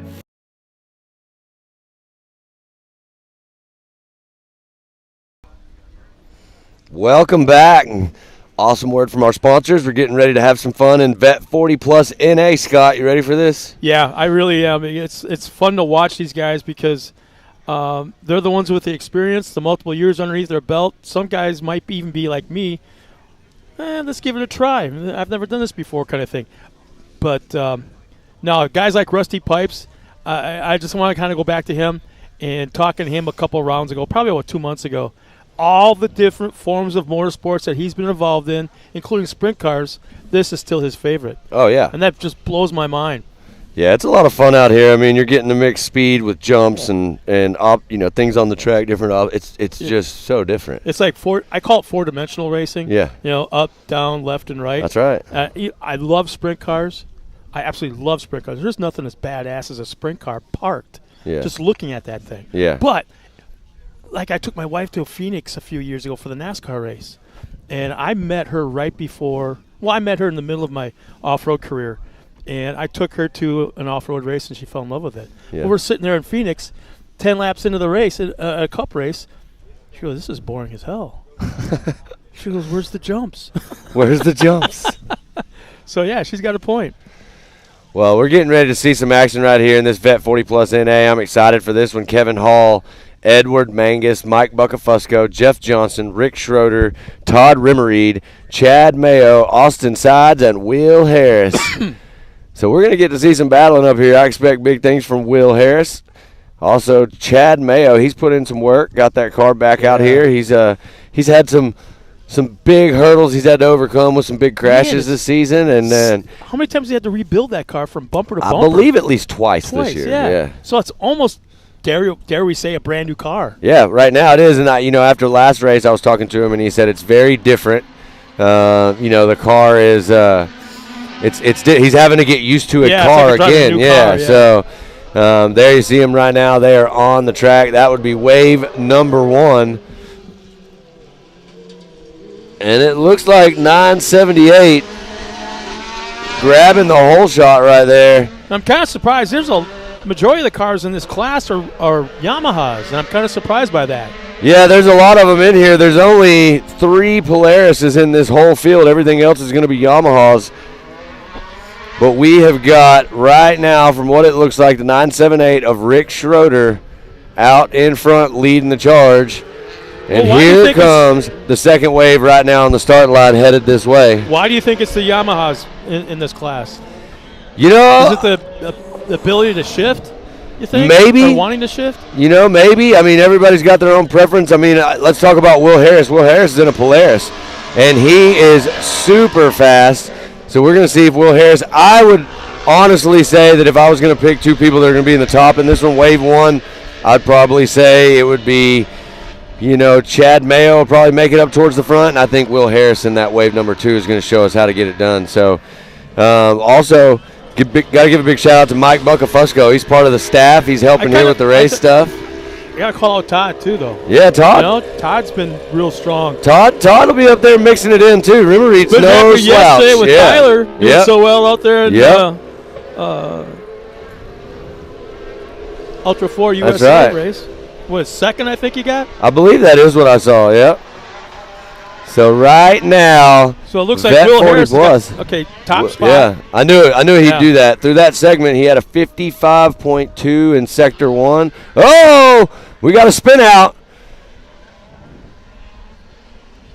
Yeah, Missed that one, but we'll figure it out. There's Mike Buckafusco in the 901 right there, riding right alongside with him. We had lap number 1, yeah. We had an interesting time with Mike Buckafusco last time. He had a fire in his car, pulled through the finish line with a big trail of smoke behind him. We had to get him out real fast, but looks like he's got everything fixed and ready. That car's running strong. So as of right now, before the second wave crosses the line to score their first completed lap, Rick Schroeder's got the best time right now with a 101.9 on lap number 1. So we'll see how long that lasts with Will Harris, Chad Mayo, Austin Sides, and Todd Remery still waiting for them to complete their lap. Will Harris just hit a 159.2. So that is going to be a screaming lap time right there. We've got a 159.6 from Chad Mayo. That's what I was telling you. Yeah. They're going to be right in the mix right there. Didn't take long. Nope. They're going to find their groove. They're going to start clicking off laps. And honestly, I could see this class getting a little bit faster on lap times. Traditionally, watching Will Harris and Mayo and these guys out here, they do get faster. They find their groove. They keep pushing that car to the limits. And Will Harris, just an absolute competitor. He's been on a tear lately. Last couple of races, he's won. He's done great. And you know what? The story behind this car that he's racing is pretty impressive. This thing originally started as a huge lifted mud machine. Oh, that's right. Yeah, I forgot about that. Yeah, so, I mean, it could literally drive over a 55-gallon drum. And now it's out here on the track flying, I've literally heard of guys flying. converting from, we'll say, a trail or a race car to one of those crazy ones. Yep. Big tires, but never the other way around. Yeah, I don't ever think I've ever heard of anybody taking a lift off of something. But instead, he decided he didn't want to ride over gas cans. He wanted to go fast and sail that car in the sky, and that's what he's doing right now.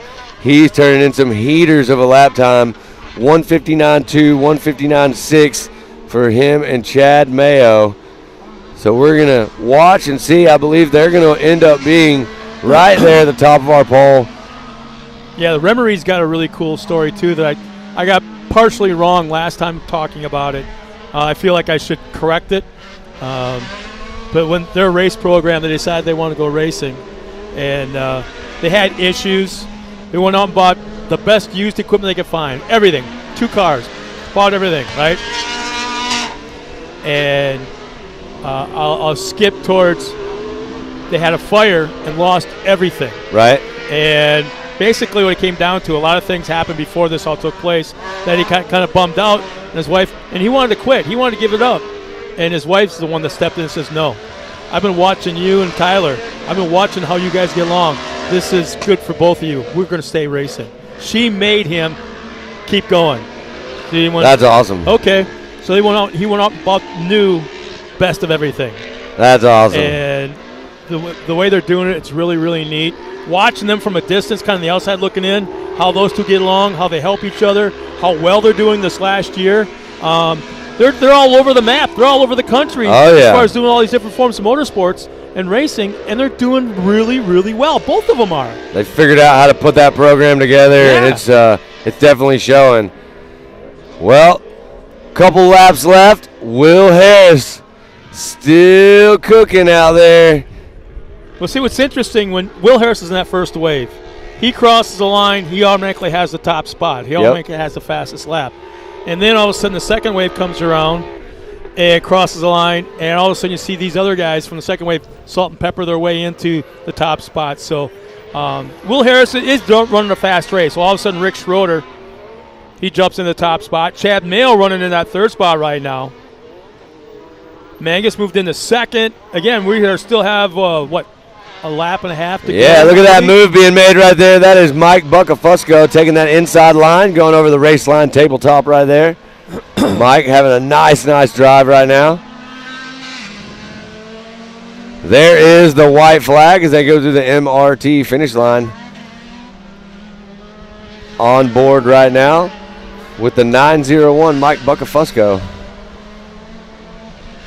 I think he's really finally coming into his own. For the start of the season, he was sticking his nose in every once in a while, but I'd say the last half, he's really been flexing his muscle, doing real well. Right now in that second spot with a 2:11.6.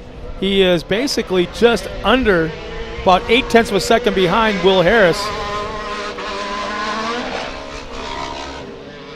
Well, we are going to see right here. They got 1 lap left. Not sure that anybody's close enough to make any moves for position, but they can still turn in some heaters of the lap times and change where they may be lined up going into this main. Vet 40 plus NA on the track right now. Only a few corners left, and we'll wrap up that class, and we're going to jump in that 800cc and under. What do you think it would be like for you to jump into this class? We'll say this is the class you're getting into.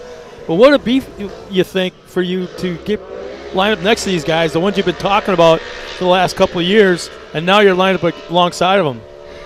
I think it'd be kind of weird. I think it would be cool. I mean, a lot of these guys, we hang out so much in the pits. I think we all know our backgrounds, and I honestly I think it would just be a lot of fun, right? Like the cool thing for me is I pretty much know most of the people that are here, so it's almost like you're going out and having a good time with your friends, You think you'd have to expect a couple bumper slams from behind? Oh, yeah. I mean, I think they're going to think that I've been, just getting soft sitting up here in the booth, and they're going to have to remind me that they've been out there racing. So, but that's it. That's assuming that I get back out there and do it, You got to. Yeah, we may do one or two. I think that'd be a cool story with you and your boy both being on a track father-son team. Yeah, that'd be cool. All right, coming around that spectator area, last corner before they head up to the MRT finish line. Schroeder, Harris, there's Buckafusco. Well, here's the time to beat. Rick Schroeder's got it, 8:40.94. That is a race time. Will Harris just did it, 8:09.87. Will Harris has the top spot so far. So right now, fastest lap on the track does look like Will Harris. That's a 1:59.225. Actually, don't we take all of race times? Yeah, but I'm talking about lap times. Oh, okay. I want to see where they were going to stack up, right? So we got MAO with a 1:59.9.6, and then you've got Will Harris with a 1:59.225. So they're your fastest two guys on the track by lap times. But now we're going to rack them all back in, and we're going to get this thing going in this main. Everybody's going to leave one wave, and we're going to see who can make it happen. Yeah, let's see. First gate pick, obviously, is going to be Will Harris in the main event. He'll get the first gate pick. Second gate pick will be Rick Schroeder with an 8:40.94. It looks like Todd Remereed on the last lap really made some time up. He'll be getting the third gate pick with an 8:41. Let's see.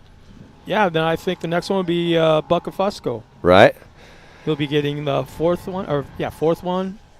And so that's going to make for an interesting starting gate. It is. It's going to be a good one in that class. And here coming up next, we got 800cc and under. I'm excited for this one. Ella Warren, Case Beeman, Michael Green, Cole Warner, and Kennedy Singleton. No heats. That name? Line them up. Yeah. Whoever wins this race gets the first gate pick for main event. That's right. So, a couple of races left before we dive into our pro classes. So, women's turbo coming up after 800cc and under. And then guess what? It's Pro NA and Pro Turbo. I'm excited for that one. We know there's some big money on the line with this championship. So, oh, man, the purse. I forgot about that. Yep. Season-ending purse. That's right. Boy. Some people trying to make some money. But right now we got Tiffany up at the top of the hill. Let's send it up to Tiffany.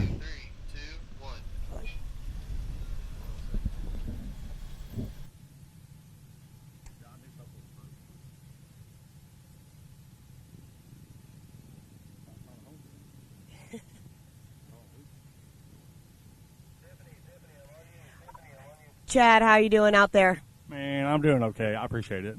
Well, I know that your points lead right now. You're not necessarily what you wanted to have during the heat race. You have pretty much destroyed your shock down there. Walk me through what's going on. It looks like I overjumped the tabletop in the middle. I landed out in the flat. I knew when I did it, I probably hurt something. It took about a lap to realize what happened. But I think I'm still sitting pretty good in points. I've got 45-point lead. I don't think anybody can catch me. I'm going to try to get it fixed between here and the next one and try to come back out and run with Will. You're absolutely correct. Right now you're sitting at 235. Mike Buckafusco behind you is at 194. So you got a substantial lead going into it. The smile says a little bit, it gives you a little cushion going into the mains tonight. Talking about that, how long is it going to take to fix something? Go back over, talk to George White, see if he can maybe put a shaft in it. Maybe he has one, maybe he don't. Maybe I go and get a shock from somebody else. Either way, just want to say big shout out to Jamie Hart, Jesse Moore, everybody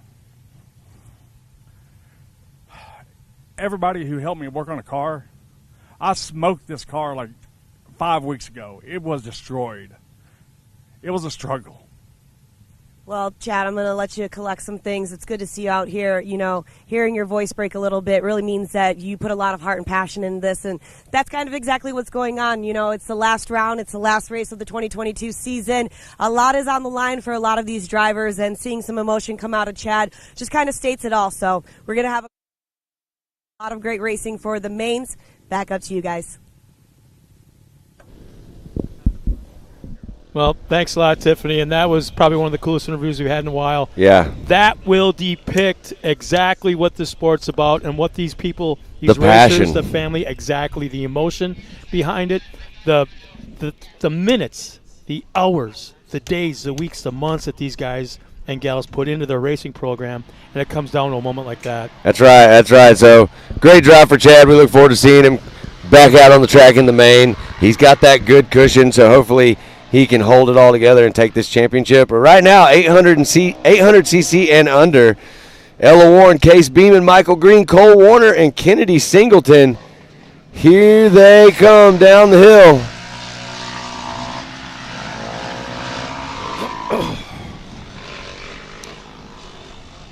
All right, charging. We're going to get some stats here in just a moment as they come around. Don't forget, if you're at home and you're tuning in, you can watch what we're watching at MAOLiveMotorsports.com. See all the timing, see the speed, see everything that's going on.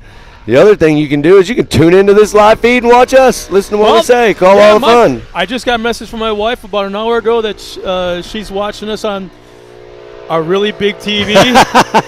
The non-black and white big TV. The one I really don't want to. My head's probably bigger on that screen than it is in real life. It's so damn big, but she had to have it. That's right. You know, it's one of those things where you have to sit way in the back of the room. Oh, yeah. from the opposite like wall. a movie theater. But, yeah, she says that the broadcast is really good. So, Kennedy Singleton looks like she pulled a whole shot. And that's neat to see. Come on, Kennedy. Yeah, Kennedy Singleton, Cole Warner, and Ella Warner. Warner's out there doing battle. You know what I'd really like to see is when some of these drivers run multiple classes, maybe earlier in their careers, and as 2, 3, 4 years down the line, they concentrate on one. Yep. And that double class racing earlier in their career has made them so stout in that one class they get to when they're later on, and they're almost unbeatable. I mean, if you follow short course over the years, yep. Carl Rennezetter was one of those guys. Yep. Ran Pro 2 and Pro 4 over the years. Wow. Look at this battle. Wow. Side by side, Kennedy Singleton trying to hold on. Kennedy Singleton goes full send right there. That helps out right there. Going to go outside, try to carry a ton of speed through this corner. Dive down to the inside right here. There it is. You know what that tells me? She's listening to her spotter. Yeah, and I'm actually listening to him too. He was sitting right up here above us just now. There he is. I can hear him. He's talking so loud in the microphone, I can hear him up there. But so right now, Kennedy Singleton trying to hold off the Warners. So you've got Ella and Cole, or actually Cole and Ella. Then you got Michael Green and Case Beeman out there right now. And we're back to the situation. Whoever wins this race, not time. Throw the clock out the window. Yeah. Whoever wins this race gets the first gate pick. That's exactly where they go. So throw that clock out for this race where it's all by finishing order. All right, coming down the hill right here. It looks like we got a move being made. It looks like Cole Warner has made the move and got around Kennedy Singleton. So now we'll see if the 212 of Ella Warner can capitalize also. Maybe Kennedy's having a little bit of an issue. They were able to make up some ground pretty fast right there, but Kennedy dives back underneath right there, protecting that line. She's not running a line that appears to be all that would be all that quick. She is staying in there in second, though, so you've got Cole Warner, Kennedy Singleton, and Ella Warner right now on the track. That is your 1, 2, and 3. We're riding on board right now with that 212 of Ella Warner. Yep. Cole's got clear track in front and on the gas right now.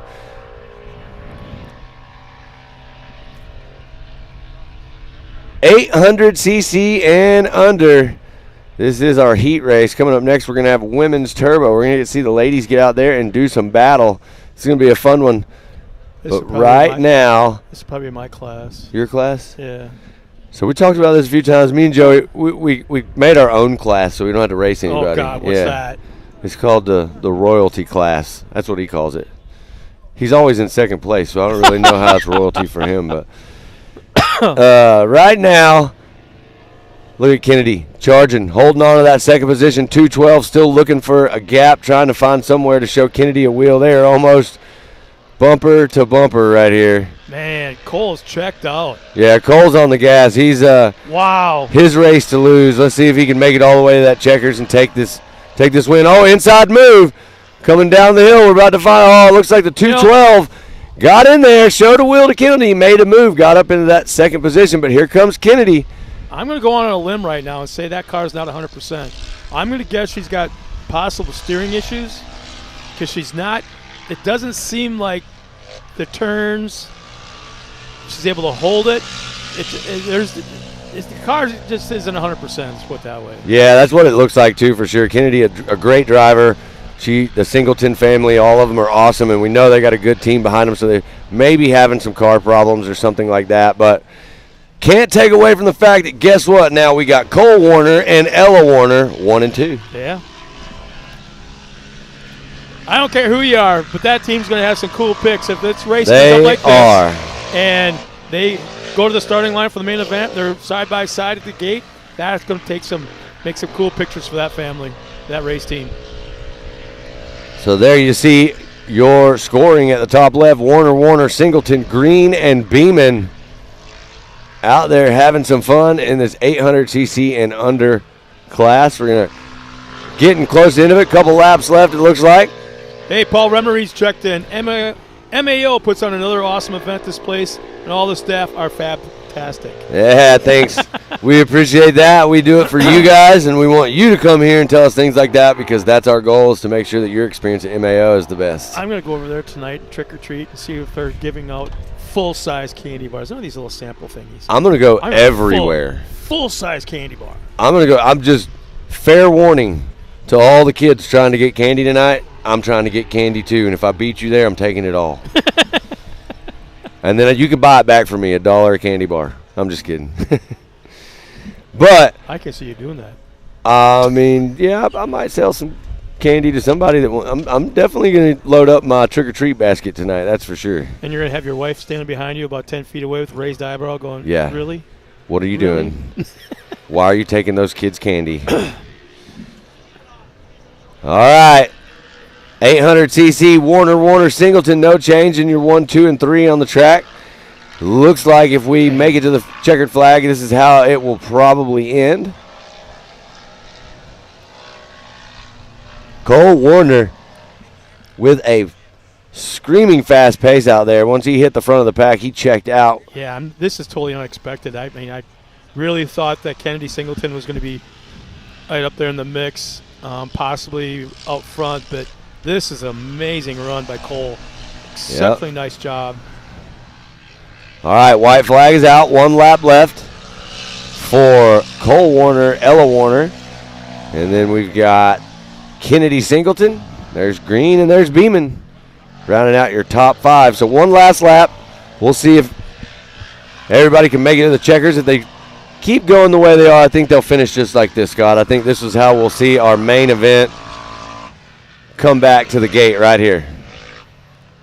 Now, if you're Cole and you've had this advantage, this size advantage now for the last lap and a half, do you downshift, so to speak, and kind of save the equipment, save a little bit of the tires if you don't have new ones, or do you just run that constant pace? I think there's definitely I think you're right. I think there's definitely probably some strategy to this. I mean, it just depends on what the spotter's saying. In this situation where you don't have 2 waves or anything, or you're trying to battle for that, that time, you might tell them to slow down. I don't know if you can ever really tell a kid to take it easy on something. Or any driver for that matter. Yeah, any driver, period. But I'm almost betting you that the Warners are still on the gas as hard as they can. Only a few more turns, and they're going to hit that checkered flag. But, yeah, I don't know. I mean, there's definitely some strategy. We've heard it play out a few other times where some people have come out and just done their best to get through the finish line and take the checker because they want to get those points. It's hard to say. Mm-hmm. I definitely don't think that I would ever be able to let up and hang out and just, drive a slower pace because I was winning. That's you start hearing weird things. You break your rhythm. Yeah. Yep. And that zone that you get in, every once in a while you get in that zone. It could be announcing. Everything you're saying is right. Crowd is into it. Everything you say, that kind of thing, you're in that zone. If you break that zone as a driver, that's when little chirps and weird sounds and gremlins and they start jumping out. You kind of lose focus. But one of the things, though, that, with that, I know exactly what you're talking about in motocross days. You'd have those motos where you were feeling it. Everything was flowing right. The bike was working well. You were doing everything you had to do as a rider to make it happen. But, I think that's a combination. If the car and everything in the car is working perfect and the track is good, then you're going to feel that as a driver. And you'll have all three of those components. And then when that happens, you go faster and faster. You don't even really think about everything that you're pushing that. Motion. Yeah, like you're just going so much faster because you're in that zone. So checker flags waving. Yep. Cole takes the win. Ella second. Kennedy will come across in third, and that's exactly how they'll be doing the gate pick. That's right. Later on this afternoon in the main event. We'll see Green and Beeman coming around here just shortly.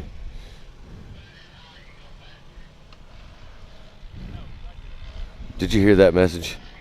No. I just heard someone tell somebody, put it in high, you'll go faster. No way. That's a quote of the day. There it is, MRT finish line. We got all of our drivers coming through, wrapping this one up.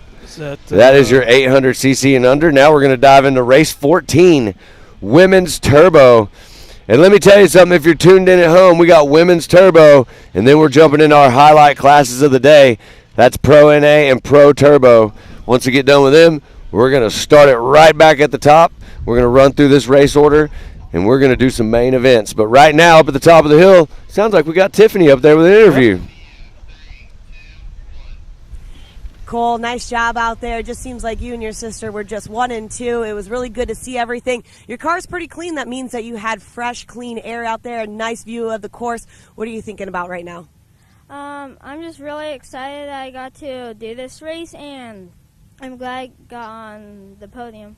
And talking about that, we've got a big one. It's going to be the last race of the season. Everything is going to be out there for you.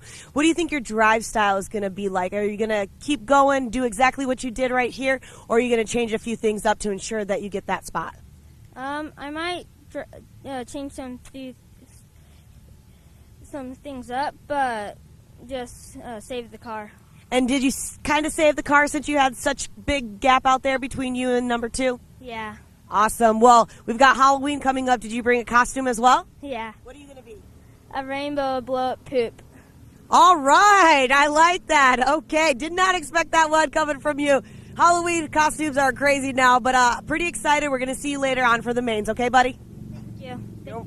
You're welcome. All right. Back up to you guys. All right. That was a good interview. I always like it when the kids get out there and give us, they preach. They tell us how to do it. Yeah.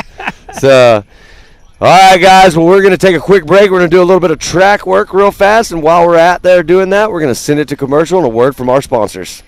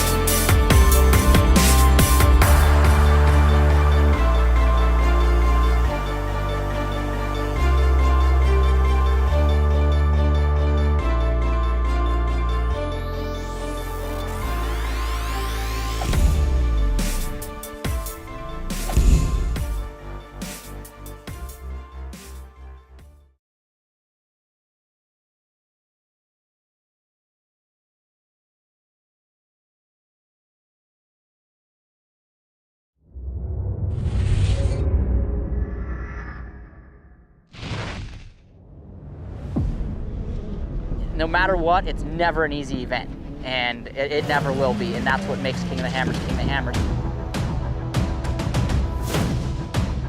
Tire choice is everything. I mean, to have a tire that's reliable and consistent and drives well out in the desert, but yet when we get to these crazy rock sections, still has grip and performs, and we can hit these sharp, jagged edge rocks and not have a problem, is what we need. And the Rockzilla is definitely our second to none when it comes to the UTV tires. And it just speaks traction. It's got big lugs hanging off the side. It's got big lugs down the side of the sidewall of the tire. If you're gonna look for something that makes traction and is gonna grip and rocks and dirt and everything, you look at a Rockzilla and go, man, that thing looks like it's gonna do the job right there.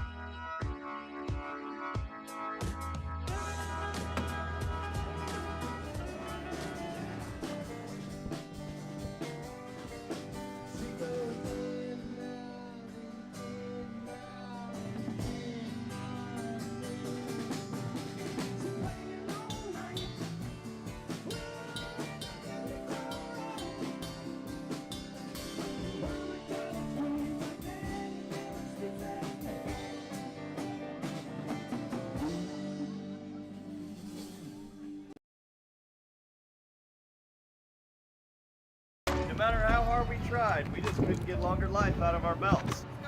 That's why we were so excited when we found these new Gates Redline belts. They have a super simple 3-step process for breaking in your belt the right way. Clean the sheaves with a Scotch-Brite pad.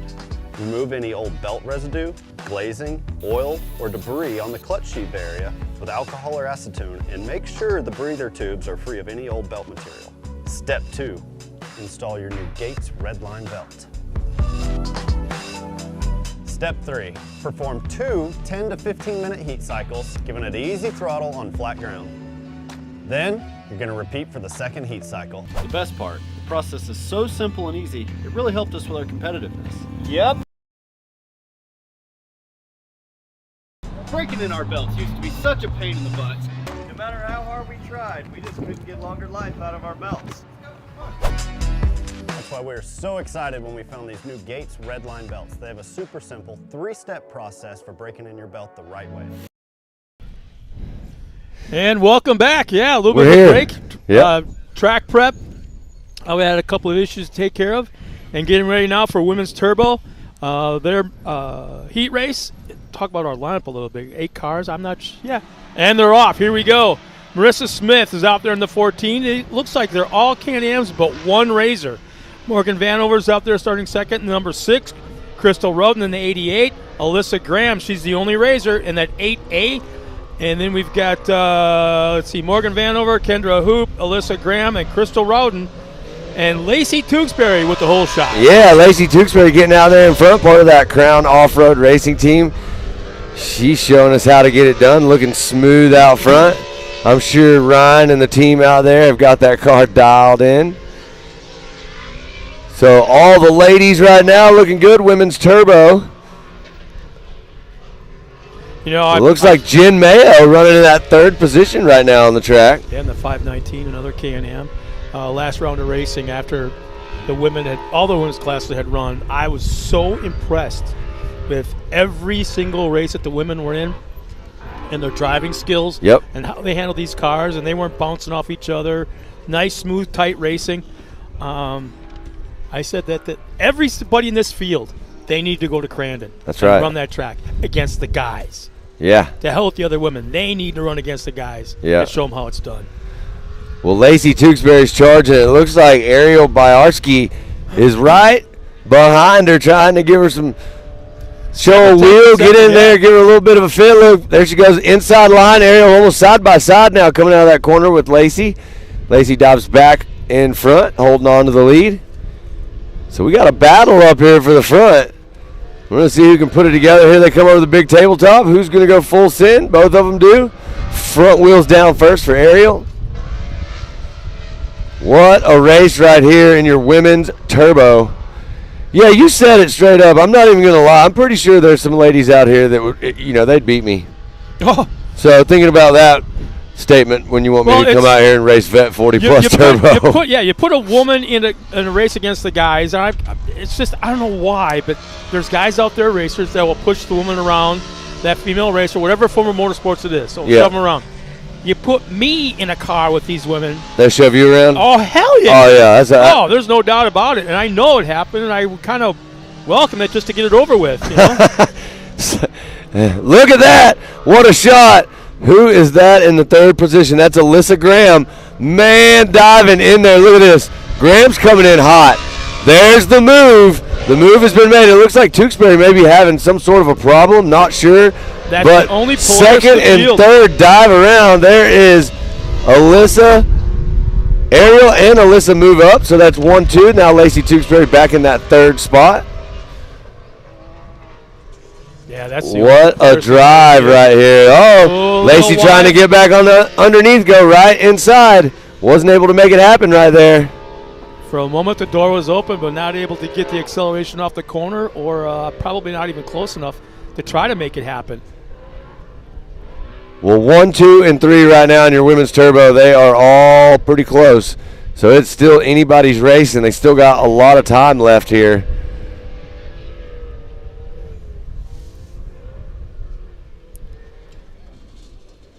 Now, I got to apologize. I didn't catch if they started a second wave or if they all took off together. No, I believe they all took off together because there's only 8 drivers in this women's turbo field. So it looked like we had 9 on our sheets. Not sure who didn't make it to the gate, but it looks like 8 total in the field right now. Okay. Usually don't try to push that many cars in a heat race, just to kind of gap it out and get everybody a chance to get into the main. Yep.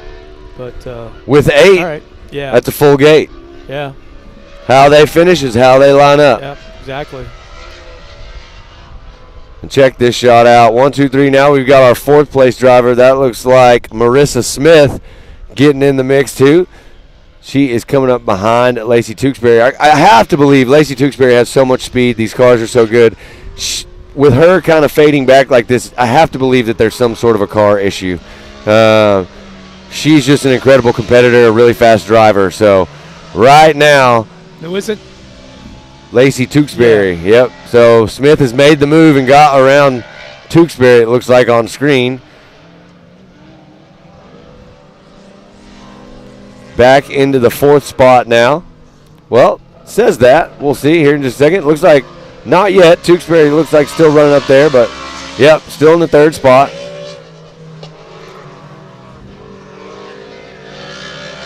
And Kendra Hoop is normally a huge competitor, way out in front in this. She is not.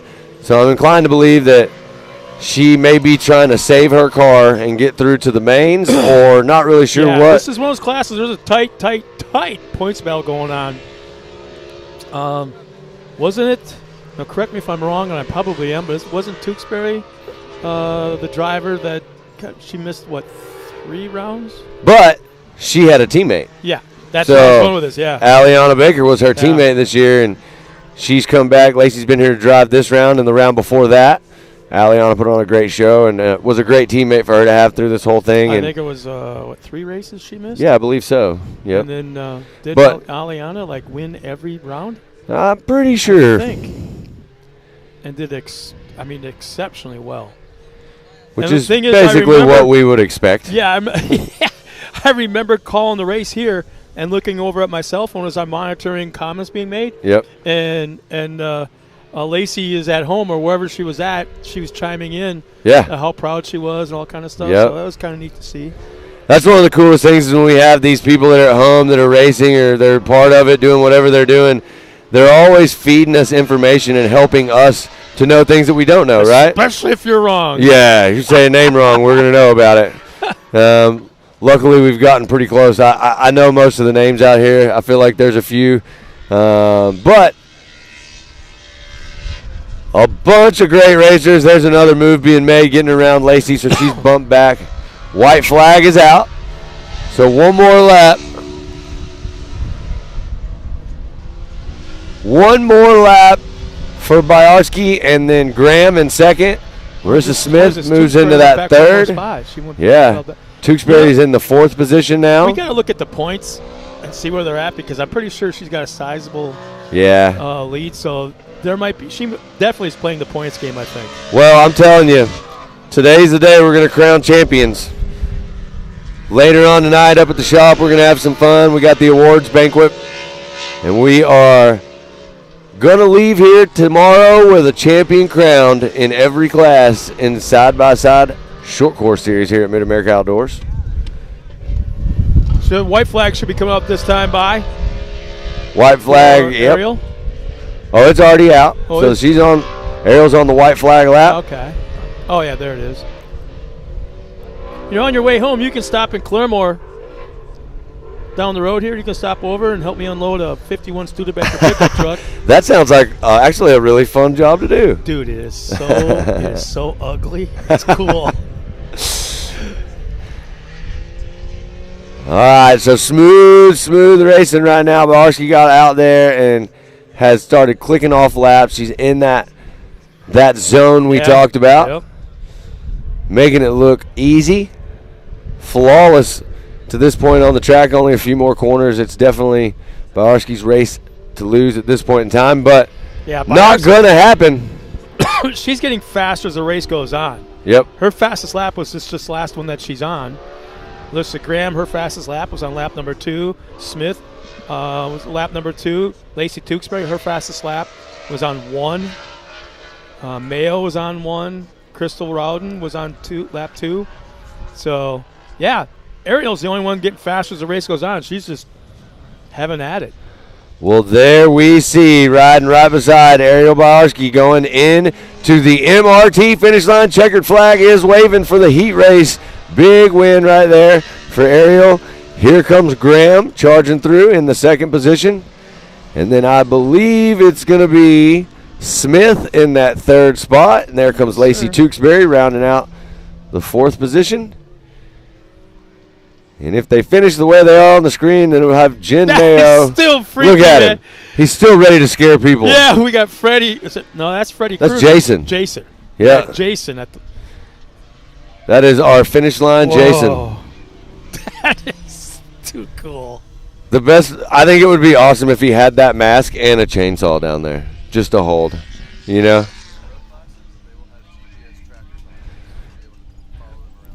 So, Scott, we got some new stuff we're doing for pro classes. Technology-wise, yeah. Yeah. We are going to actually be able to track our drivers around the track. You'll be able to see them on a track with a dot showing where they are. It'll give you all the stats. It'll give you all their speed, everything that you need to know. Like, how cool is that we have technology like that? Live. As it's happened. Yeah. Uh-huh. Like, so cool. Can't wait for the pro class. That's going to start right now. So we got Pro NA. They're going to line up. And then we're going to go Pro Turbo. Are we doing that in the heat race as well? Yep. Okay. And right now, up at the top of the hill, sounds like we got Tiffany with an interview. Let's send it up there. Ariel, it's so good to chat with you out here. You said this is your second time out here. You've got a fast lap time out there, and it just seemed like you kept getting quicker and quicker. Did it seem like the course was coming to you lap after lap? I kind of started to like find my groove, especially after the first 2 laps. And my spotter, Travis, helped me on the radio with my lines, and I made the corrections he gave me, and I just kept going. Well, you've got a good spotter out there. Travis is a champ before when we've raced, when side-by-side started in short course, and had the pleasure of interviewing him many times. So you've got a good person in your ear. Is there anything that you want to change going into the main since you were first over the line? That means you're going to be first out there as well. I'll probably just try to push the car a little more since I have more confidence in it and since I have more time out on the track. So that's probably it. All right, and one last thing. Did you bring a Halloween costume? No, I didn't. You didn't, but what are you going to dress up as on the 31st? Nothing. Nothing. Well, you know what? I got a secret. You can just be a race car driver, and I think that'll be good enough. But best of luck to you out there. Hop back in. I know you got a lot to do before you hit the mains. It's going to be a great day of racing here. Lots of things going on. Love seeing this class out there. Back up to you guys. Well, thanks for that, Tiffany. There's something different about 2 women in a victory podium interview. They were both smiling. Half the time the guy's like, yeah. I did that. But it's like you're up there with 2 women, and they're both smiling. They're having a great day. Yeah. They're having a great day. So for you guys at home, we want to tell you about this new technology. We just told you about our ability to track cars as they're on the track and see them at different waypoints and see speed and pace and all the different things that we're seeing. You can go check that out yourself at home at mao.livemotorsports.com/live/GPS. So go right now, check it out. It's super cool. We are excited to have that. We're testing it right now in these heats in this pro divisions, and I hope everything works out like it should, and we are going to bring this to you guys at home so you can track the action on the track even better. I'm actually going to message this out to everybody that's watching us. So it's MAO. Live Motorsports. livemotorsports.com/live/GPS. Oh, man. I got to spell motorsports correctly. So now we're getting ready. It's time for the pro classes. Pro and A is going to come up first, and then we've got Pro Turbo right after that. I'm excited for this one. Pro and A, we're going to see Colin Truitt, Kanan Baker, Kyler Holcomb, Jacob Geisendorf, Jeb Boodle, Ray Barnes, Eddie Ensign, Sean Hess, Tyler Rimmereed, Robert Van Beekum, and Brock Lawson. All about to get out here and do battle in this Pro NA. If you're at home watching, these are the fastest NA drivers on the property. You want to tune into this right now. If you got to go make yourself a sandwich, you better do it real fast because they're on the line, and we're about to see some action. So there we are. We got them lined up. Looks like Colin Truitt is right there on that front row. So we'll have a couple of waves in this Pro NA. It's going to be an exciting one to watch. Colin Truitt is an absolute animal. We've watched him have a few wrecks this year, go back and build this car out, be right back out there in the mains. He is a fierce competitor, a hard worker, and looks like Kyler Holcomb right there on the left also. Kenny Bobby Racing. Kyler has put in some drives this season so far, really coming in at the end of the season and showing us what he's made of. He's got that car dialed. He gave me the most exciting moment I think I've had at the track so far. Me and Joey were on the track last race. Kyler comes down the hill past the HMF Hole Shot Award and spins. I ran for my life. I didn't know I could run that fast. Yeah. And then out of nowhere in the dust cloud that he threw all over me, here comes Joey. He pops up out of nowhere screaming, "We got the shot. We got the shot." I'm like, I almost died, bro. That's a cool shot right there. I don't think there's a more picturesque starting line anywhere in motorsports than that right there. No, it's awesome. And here they go. I can hear him getting on the two-step. There's Colin Truitt charging. Kenny Bobby Racing car right there on the outside of him. Going up the corner. 1 and 2, it looks like. Colin Truitt on the gas. We'll see. As they come down the hill, we'll get an actual reading on this. So it looks like Colin Truitt, Kyler Holcomb, and there's my man Jeb Boodle. Full send Jeb Boodle. We'll see what he's going to get in here and mix it up with. He's driven some great races this season, really coming into his own also. And right now it looks like Jeb's running side by side with Kyler Holcomb going up into the Talladega turn. Second wave should be taking off in just a moment. So this is Pro NA heats, folks. These are the fastest NA naturally aspirated cars on the track. And right now, look at Colin Truitt just putting a gap out there and trying to separate himself. Kanan Here comes that second wave. Kanan Baker looking like he just grabbed the whole shot in wave number 2. We'll get our camera back over here in just a second. So we may see probably some of the fastest lap times of the day at this point right now in this race. Yeah, for sure. In the Pro class where we're going to see it. Pro Turbo is probably where we'll get some really fast times coming up next. But we've seen some of the guys that are driving in this Pro NA class run an NA car in a turbo division, and they've had no problems keeping up with pace. So Pro NA cars are still super fast machines even compared with Pro Turbos. Look at these guys flying right now. We got Kanan Baker in the second wave. He's out there charging right now. I love the fact that I'm looking at Razors, Yamahas, and Hondas all in this race. You got some Hondas in the mix. So there you go in that second wave. It looks like Kanan Baker, I believe that's a Van Beekum car running in that second spot. Typically you can recognize him with that American flag. But right now, K-Man leading the way in wave number 2 on the gas.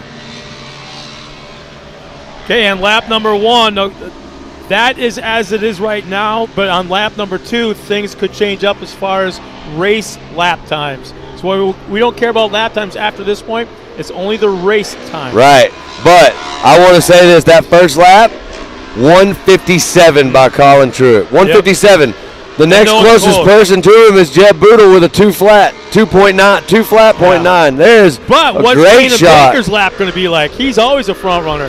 Yep. Always. We're going to find that one out soon, but we were just having a great shot riding on board with Kyler Holcomb in that Kenny Bobby machine. There you see Kanan Baker starting to separate himself in wave number 2, and let's see what Kanan pulled on that one.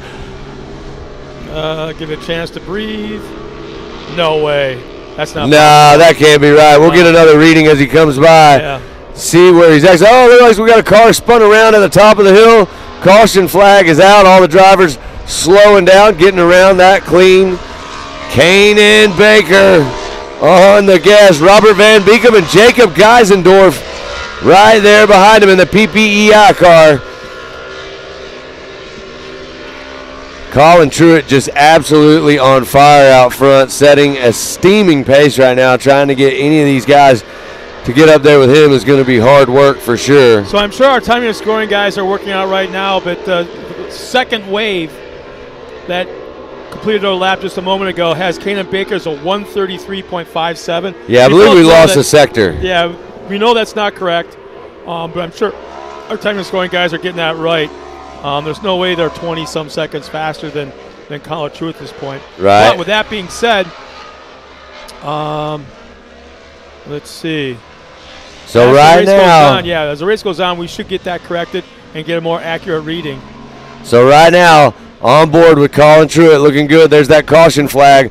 Colin's going to slow down, be a good sportsman, get clear of the caution without doing anything to put anybody in danger. There you can see on board he has slowed down substantially once he's clear of everything.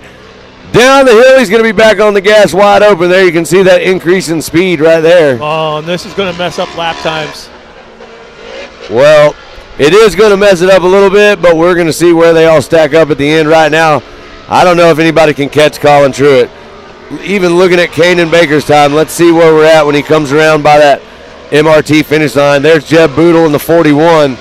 He is in that second spot. There's Jacob Geisendorf in the PPEI car. Your Pro NA action right now. And you're right about that Van Beekum car, the number 64. Yep. That's a brand new car, never having been on the track before. Did you have a chance to see that thing yet? Man, it's a beautiful car. Oh. Pretty much everything they come in looks really nice, but that car also looking really fast right now on the track. Kanan Baker looking sharp out front. Him and Colin Truitt, I can only imagine, are going to be having a little bit of a battle in the main coming up here in a bit. Well, I want to tell you right now, Jeb Boodle, where's he at on lap times? A 158.8. So, Jeb Boodle is finding some speed because if you look on screen right here, Jeb Boodle's all over Colin Truitt now. Yeah, Earlier, Colin Truitt had a nice sizable gap. One of the things I know about Jeb Boodle is he knows one way to do things, and that's wide open, and we've seen him do it.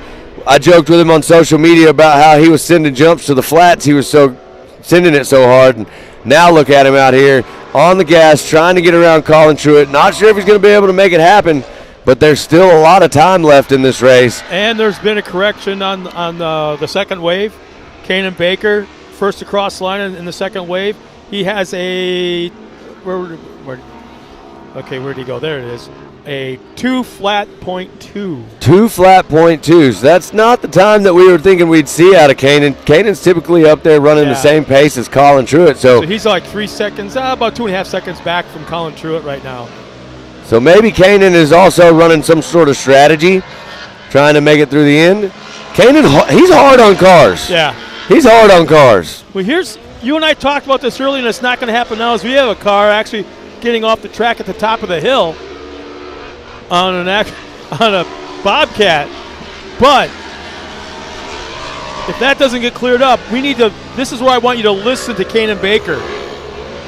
As he comes around the final turn right before the finish line, listen for him as he crosses the line and goes back up that hill. He won't lift that whole area. What a shot right here. You got 1, 2, and 3 in wave 1 coming right at you almost side by side. There's Colin Truitt and Jeb Boodle. Kyler Holcomb in the third position. I'm sorry, not Kyler Holcomb. That is going to be Geisendorf, I believe. No, Boodle. That is Boodle. That is Holcomb. Holcomb is running in that third position in his wave. So they have caught up to Colin Truitt. I think the track is starting to come to them. They're starting to fill that zone. How about that? Yep. Jeb Boodle is all over Colin Truitt right now. If Colin makes any mistake, any bobble whatsoever, there's going to be 2 drivers right behind him looking to capitalize.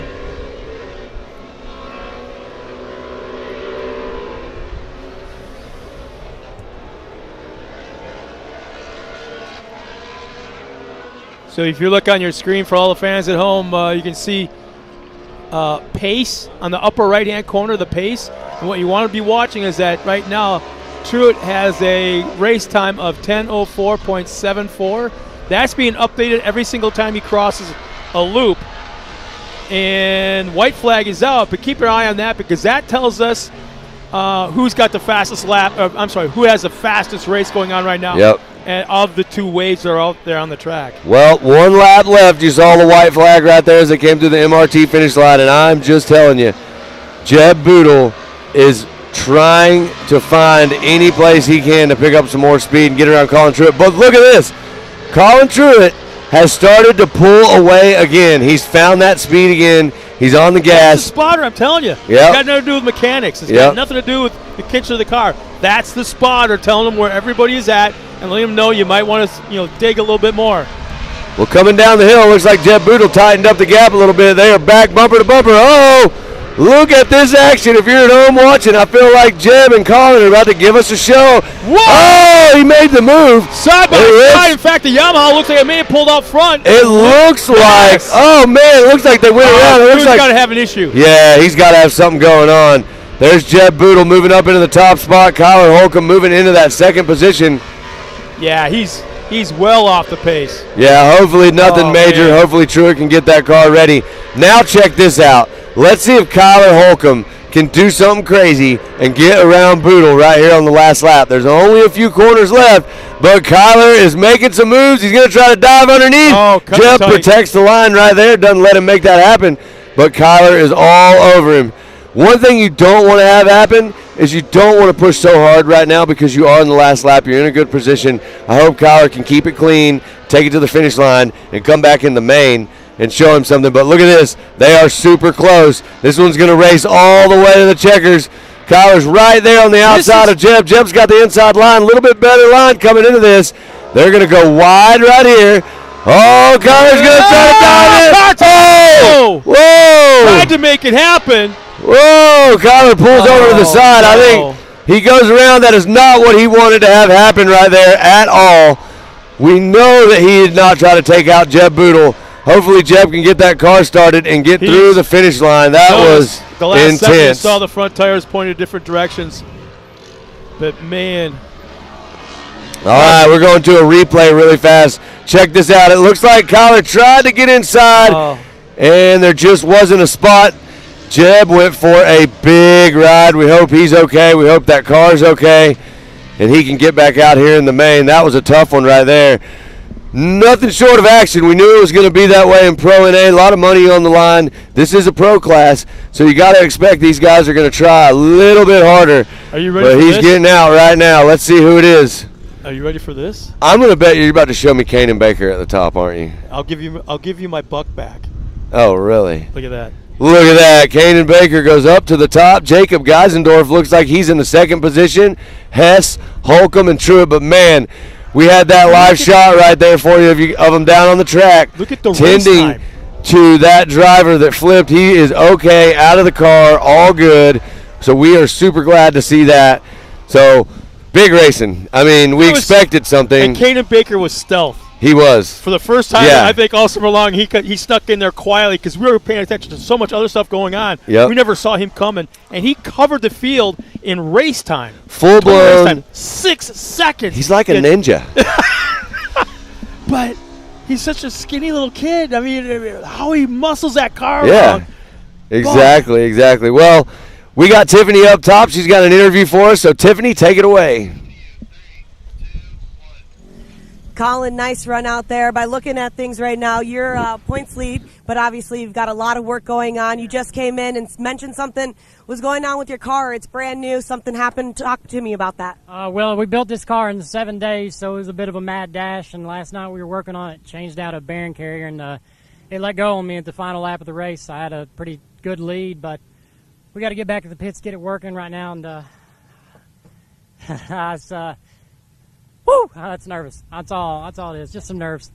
It's all good. Well, we saw Kyler come in here. Something had happened with him. Didn't get a chance to talk. But from your perspective, what do you think happened? I'm not sure. I think him and Boodle unfortunately got into it there on the final corner, and the Mid-America safety crew's down there make sure everything is good to go. But I noticed Boodle was sitting off the side, and Holcomb was slow rolling. Part of me was like, maybe they're waiting on me. The other part of me was like, no, I don't think they are. They're not that nice, but. Yeah, now everything's taken care of down there. I hope so. If everybody's okay, but now we just got to get back to pits, get my car back in order, and go out there and win this thing. All right. Well, you heard it here. 7 days later, after he built this, he's racing. He not necessarily where you want to be, but the safety crew's making sure everybody's good. He's going to get back out there. Colin, nice job. Back up to you guys.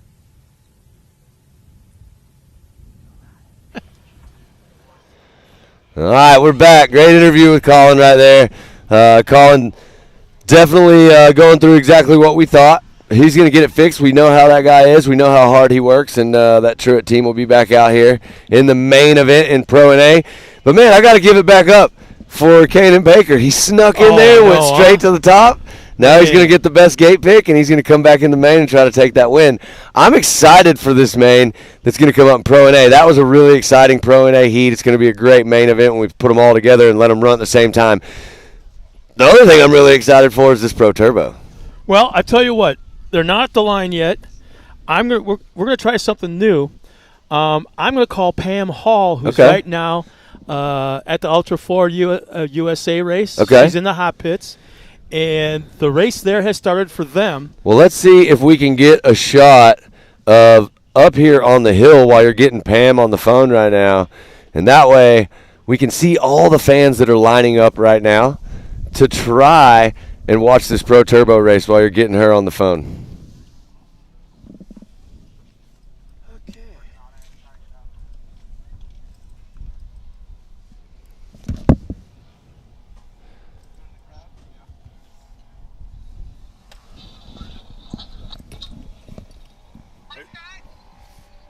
Hey, Pam, you ready? I'm ready. Okay. You got a lot of white noise behind you, but let's see if we can make this work, okay? Okay. All right, going live now. Ready? All right, sounds like we got Pam. Hey, Pam. How are you guys doing over there at MAO this weekend? Well, it's been great weather, without a doubt. Completely polar opposites, no pun intended, of what we've had all summer long. How's it going out there in Ultra 4 world?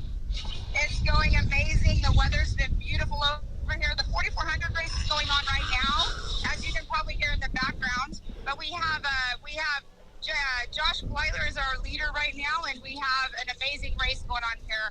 But tires are a major issue here today. It's just one flat after another. Some cars are coming in with multiple flats on their cars as well. But it's an amazing day out here, over here at Disney, Oklahoma. What are the drivers saying about the course?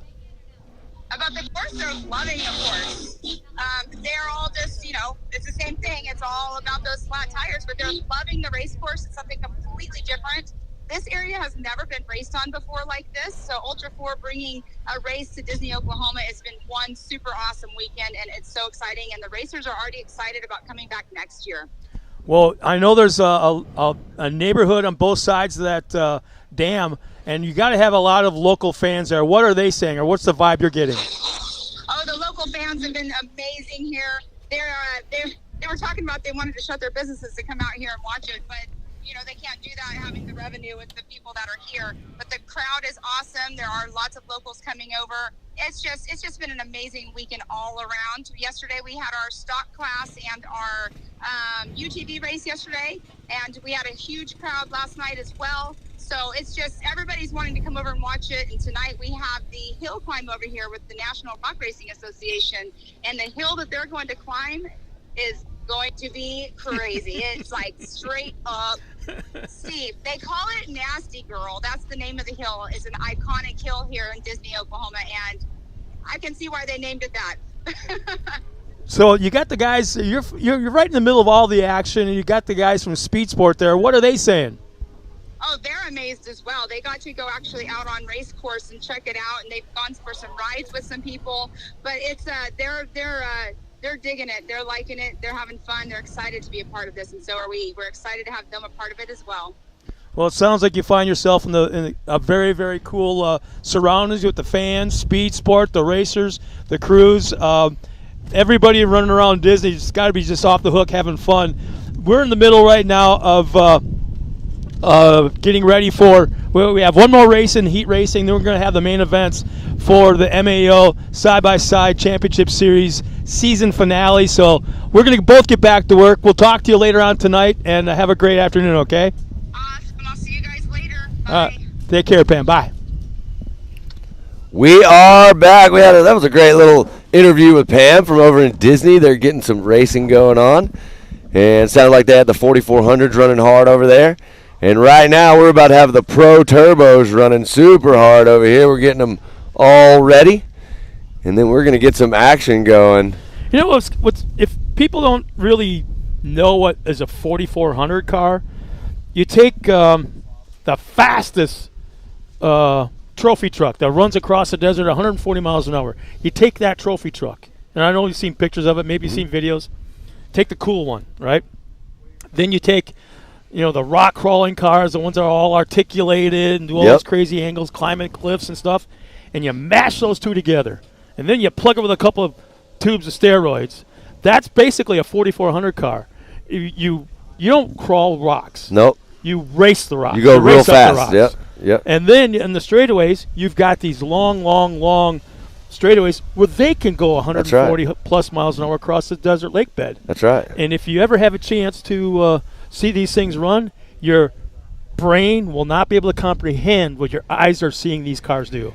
Yeah, it's pretty interesting. Yesterday when I was over there just watching those guys run, qualifying on the course over there, just walking on the course, I was absolutely blown away that they were going the speeds they were going through that part of the track. I mean, the boulders and the things that we're walking over, they're waist high, and these guys are clocking 50, 60 miles an hour through these things. I mean, it's absolutely impressive.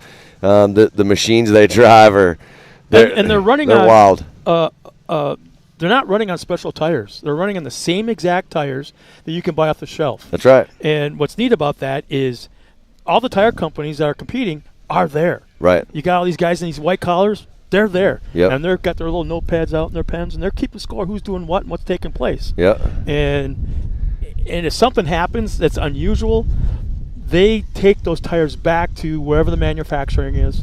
They take it to the engineer shop, and they look at these things, they analyze it, and they make it better. Right. And it's basically Ultra 4 USA is a testing ground, proving ground for all these OEM tires. Yep. If they can make it better, if they find a way to make it better or change the treads a little bit or whatever it may be, in about 6 months' time, that tire is going to be on the store shelf. That's right.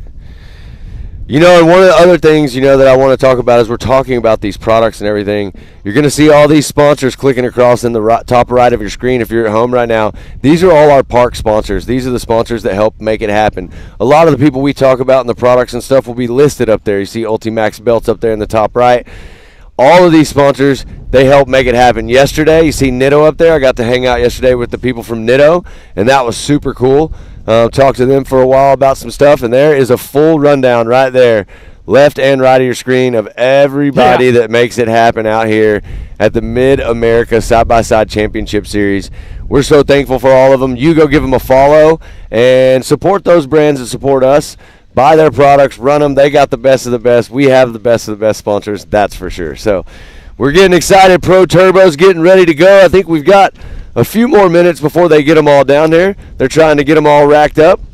And I believe right now, while we're getting ready to wait, we're going to send it to commercial and a word from those sponsors we were just talking about.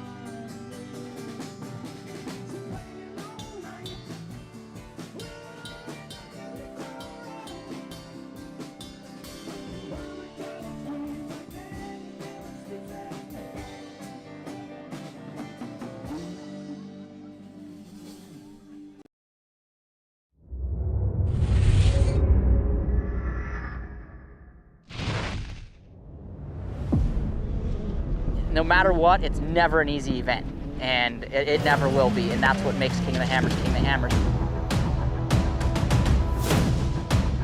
Tire choice is everything. I mean, to have a tire that's reliable and consistent and drives well out in the desert, but yet when we get to these crazy rock sections, still has grip and performs, and we can hit these sharp, jagged edge rocks and not have a problem, is what we need. And the Rockzilla is definitely our second to none when it comes to the UTV tires. And it just speaks traction. It's got big lugs hanging off the side. It's got big lugs down the side of the sidewall of the tire. If you're gonna look for something that makes traction and is gonna grip in rocks and dirt and everything, you look at a Rockzilla and go, man, that thing looks like it's gonna do the job right there.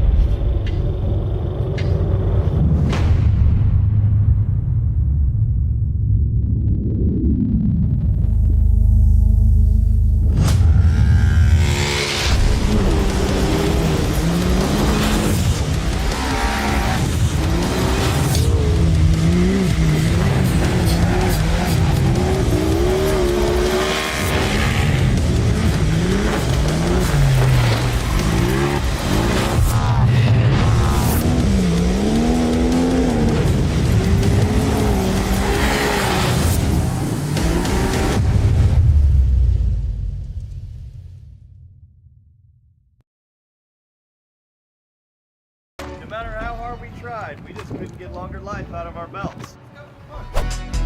That's why we were so excited when we found these new Gates Redline belts. They have a super simple 3-step process for breaking in your belt the right way. Clean the sheaves with a Scotch-Brite pad. Remove any old belt residue, glazing, oil, or debris on the clutch sheave area with alcohol or acetone, and make sure the breather tubes are free of any old belt material. Step 2, install your new Gates Redline belt. Step 3, perform 2 10 to 15 minute heat cycles, giving it easy throttle on flat ground. Then, you're gonna repeat for the second heat cycle. The best part, the process is so simple and easy, it really helped us with our competitiveness. Yep.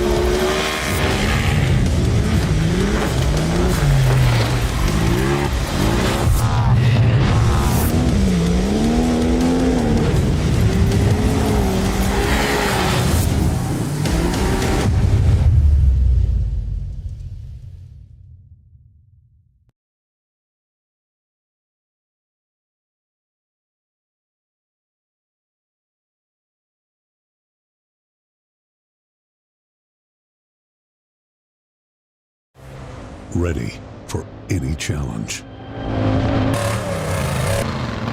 Maxxis tires can handle even the most punishing off-road conditions.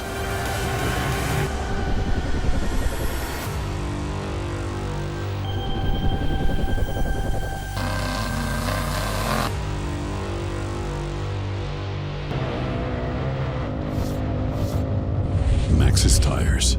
Tread victoriously.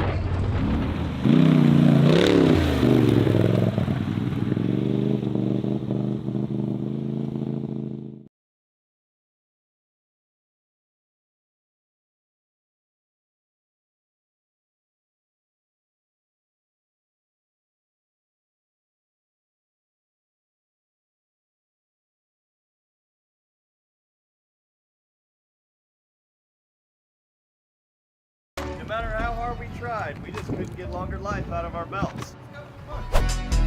That's why we were so excited when we found these new Gates Redline belts. They have a super simple 3-step process for breaking in your belt the right way.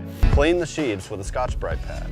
Remove any old belt residue, glazing, oil, or debris on the clutch sheath area with alcohol or acetone, and make sure the breather tubes are free of any old belt material.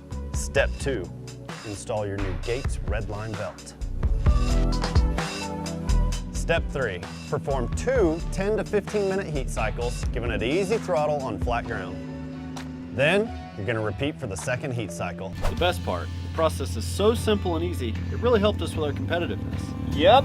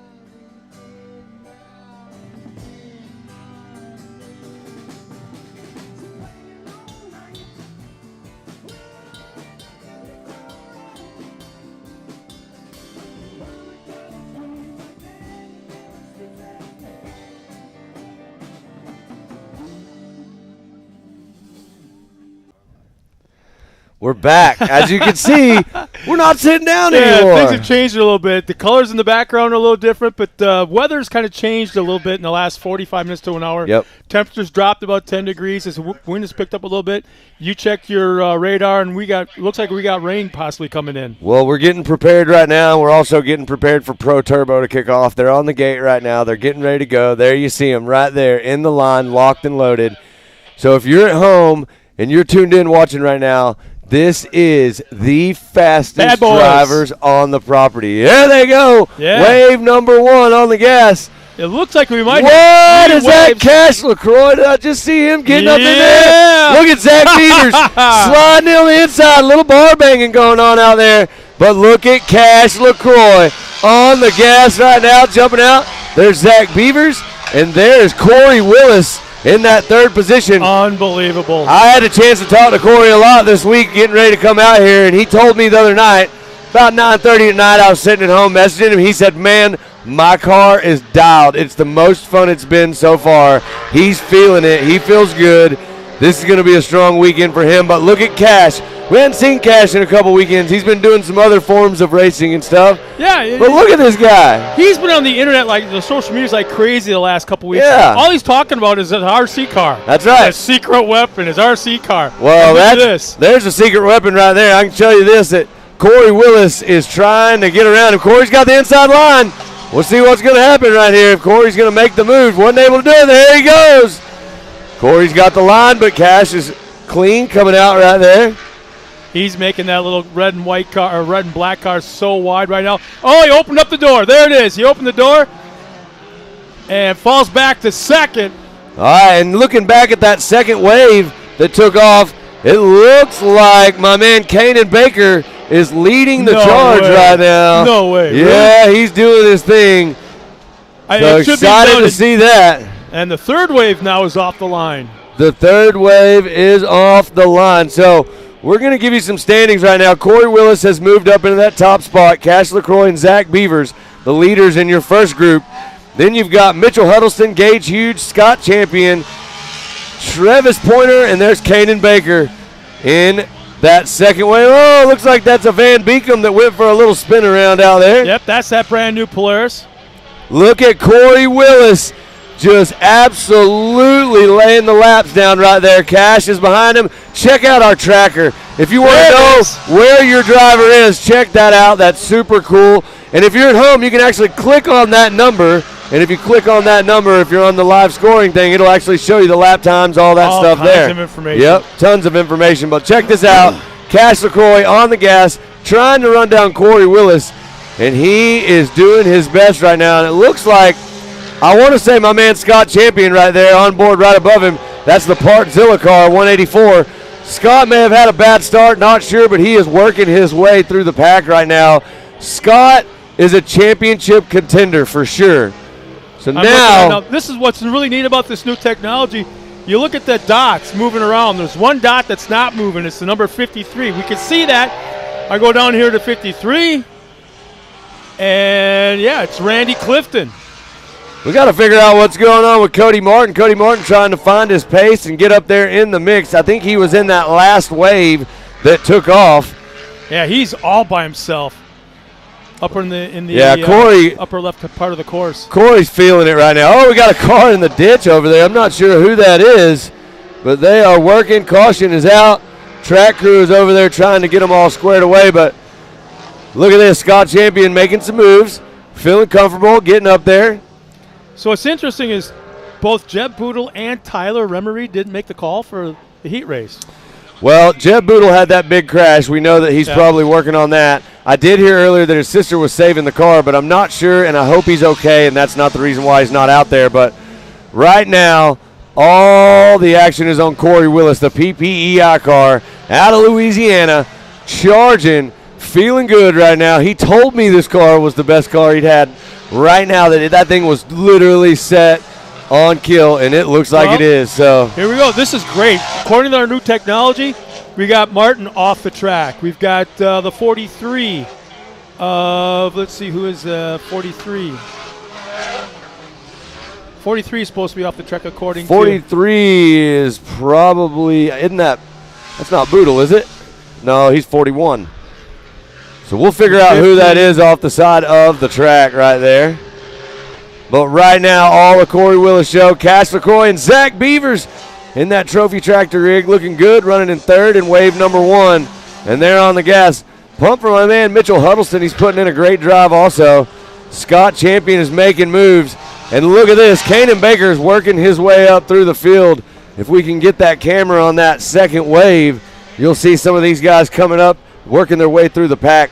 Remember, this is a heat race, so there was waves in this. Now we're going to come back in the mains later, and everybody's going to be running together. So the main's going to be absolutely Western for sure, especially if we get a little bit of rain also. But right now, smooth sailing for Corey Willis, Cash LaCroix, Zach Beavers in wave number 1. You know what's really neat about this? This is the perfect thing, I think, to be going on for Cash LaCroix. Yeah. He'll be running in second. Yep. The kid is still, I mean, what is he, 15? Maybe 16? Yeah, I mean, he's just now moved into pro this year, and so this is a whole, He's learning, but taking mental notes. What a great way to do it. You know, run second place and get to watch these guys in front of you and follow some of their lines and learn from them. Cash has got a wealth of knowledge in the people that are around him. There you see Kanan Baker, the 21. He's making moves on his way. We'll see what he can do. It looks like Vanover running right behind him, and then Berza.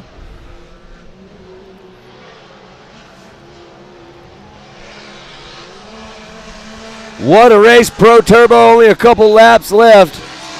And then we're going to dive back in right at the start of the show, and we are going to run all the mains. But right now we're watching all the action in Pro Turbo. Corey Willis, Cash LaCroix, Zach Beavers giving us a show at the front of the pack. Kanan Baker working his way through the pack. And we'll have to figure out what happened with Cody Martin. Unfortunately, Cody in a championship battle also, so this is not where he wants to be, sitting on the side of the track, that's for sure. According to my time in scoring, Kanan Baker has the fastest lap of the race by a ton, but he's back in the pack, started in, wave number 2? And, yeah, Kanan Baker with a 152, Corey Willis with a 153. So you're exactly right. Kanan's feeling it, and so is Corey. But I'm telling you, he I just do got know hung Corey. up in traffic someplace that may have slowed lowered him his down a little overall bit. average lap time. Yep. Well, right now they still got a couple laps left out there. There you're on board watching Corey Willis. There you see Cash LaCroix trying to chase Corey down. Not going to be able to do it through this section. He needs to make up a lot of ground, get a lot Cash closer. LaCroix, you notice, hit the tabletop sideways through the air. Was smart to stay on it. Horsepower will save you, and that's exactly what happened. If you had lifted, coming around sideways through the air and landed like that, he would have rolled over for sure. But he stayed in that throttle, kept the rear tires spinning, and pulled himself out. Yeah, there's definitely some wind blowing out here. So when these cars are hitting these big jumps, they're catching some breezes, and you may see them fly a little bit sideways. Look at 21, man. He is cruising right now. Fastest lap on the track with a 152. White flag is out for Corey Willis, leading the Pro Turbos through. Corey coming up on some lap traffic right now. We're going to see if he can cleanly get around the lap traffic without it slowing him down at all. Hopefully this lapper will move over and let him make the pass. There he is. He's going to try to dive underneath. Lapper is holding him up a little bit. It's going to allow Cash LaCroix to capitalize and get up a little bit closer. Now Cash got to get through there. Oh! Cash cutting it close. Did you guys see that car go for a little ride? They hop tires for sure. Now will that thing hold air? Yeah, we're about to see. It looks like he does have a flat already on the back right, maybe. I can't tell, but it looks like it. No, I can't help but think that's youthful enthusiasm right there. Yeah, that was going for it, full send. He's not letting off or anything. So let's see. We'll be able to tell if it's a right rear flat. We got a replay right here. Let's check out this replay as he comes around. Hops the tire, gets up there on the top, comes down. That's why I think you can see it right there come off the bead. I'm pretty sure he's going to have a flat right rear tire.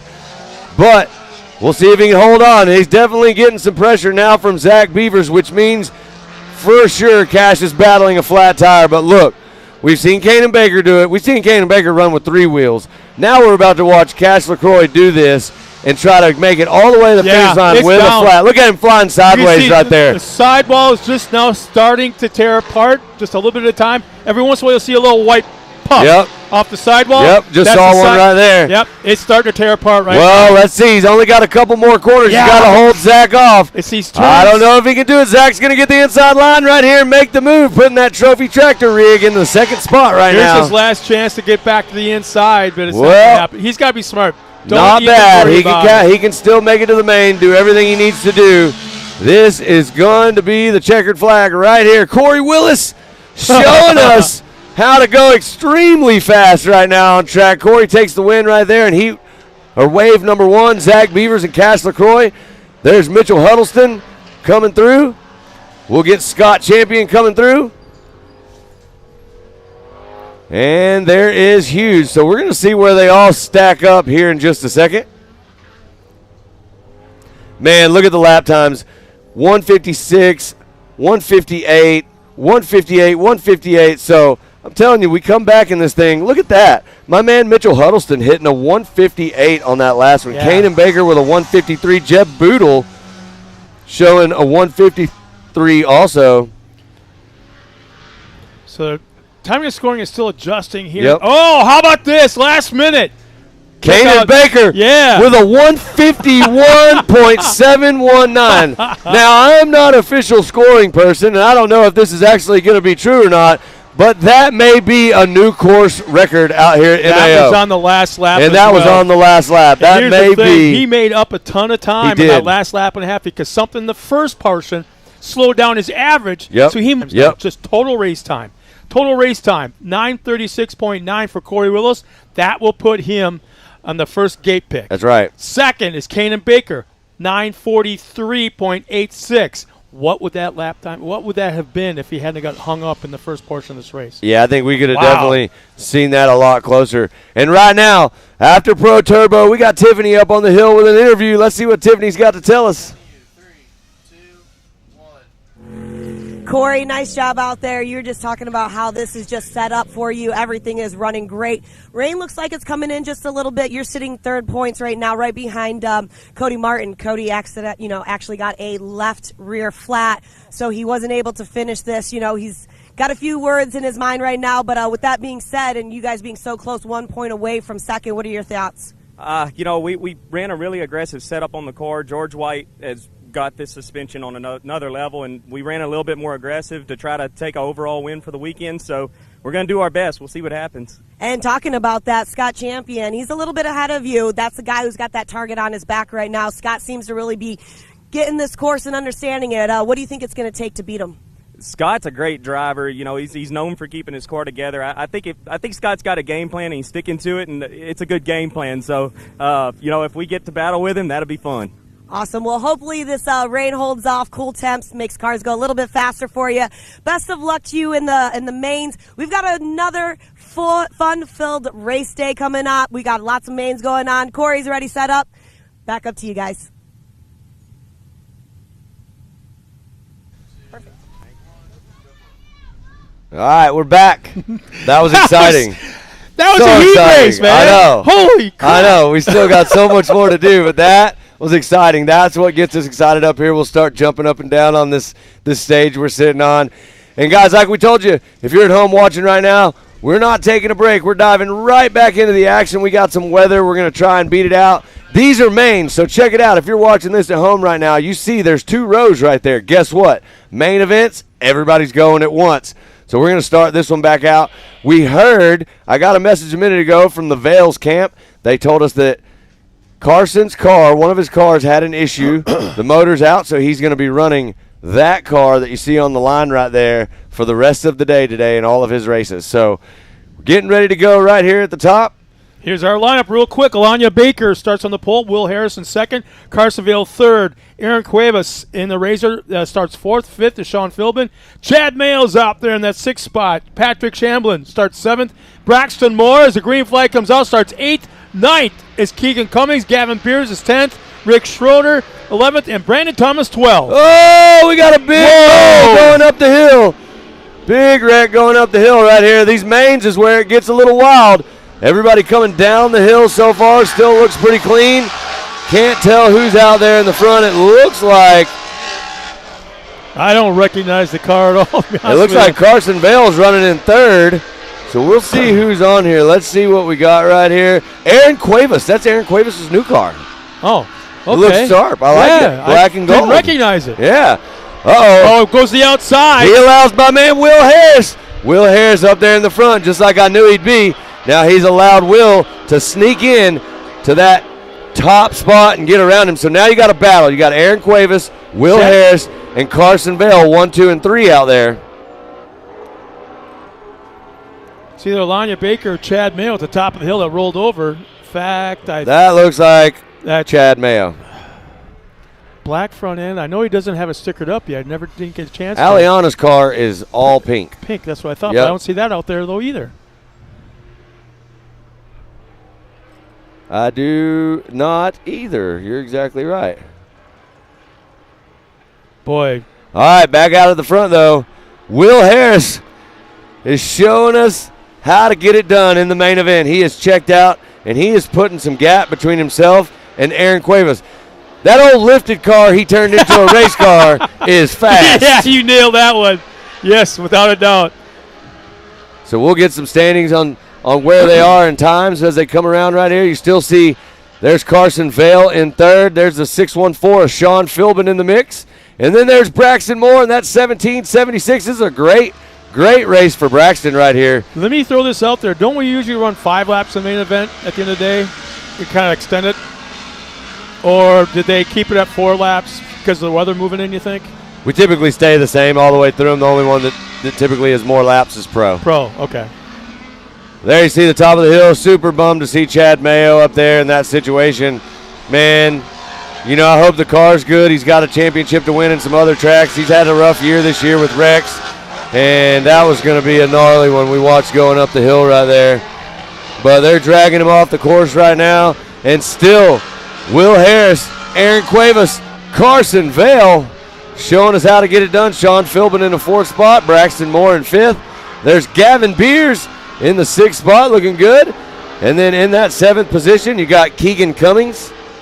Wow, look at Carson right now on Chamberlain. camera. Trying inside lines, outside lines, trying to find a way around. Where's it going to be quicker? He's going anywhere he can right now, but I'm telling you right now, Carson better watch out. Sean Philbin goes around him right there. Not sure what's going on. I don't know if he's trying to limp that car and save it for another class and take care of it, but looks like Carson trying to make a move, come back around on the outside.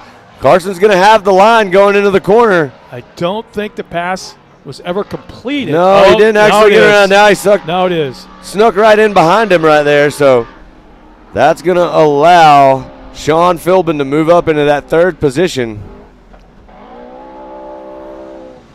Aaron Cuevas putting in an absolute fantastic drive right now in the main event. He's got that new car looking sharp.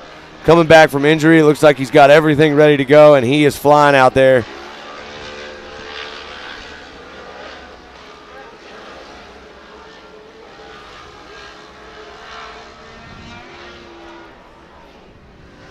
And again, we've had a lot of races here today, without a doubt. The track is in perfect condition. It's great. The track crew. It's great. I'm telling you right now, man, of all the years I've been doing this, this is the best track crew, track prep I've seen anywhere. Anywhere.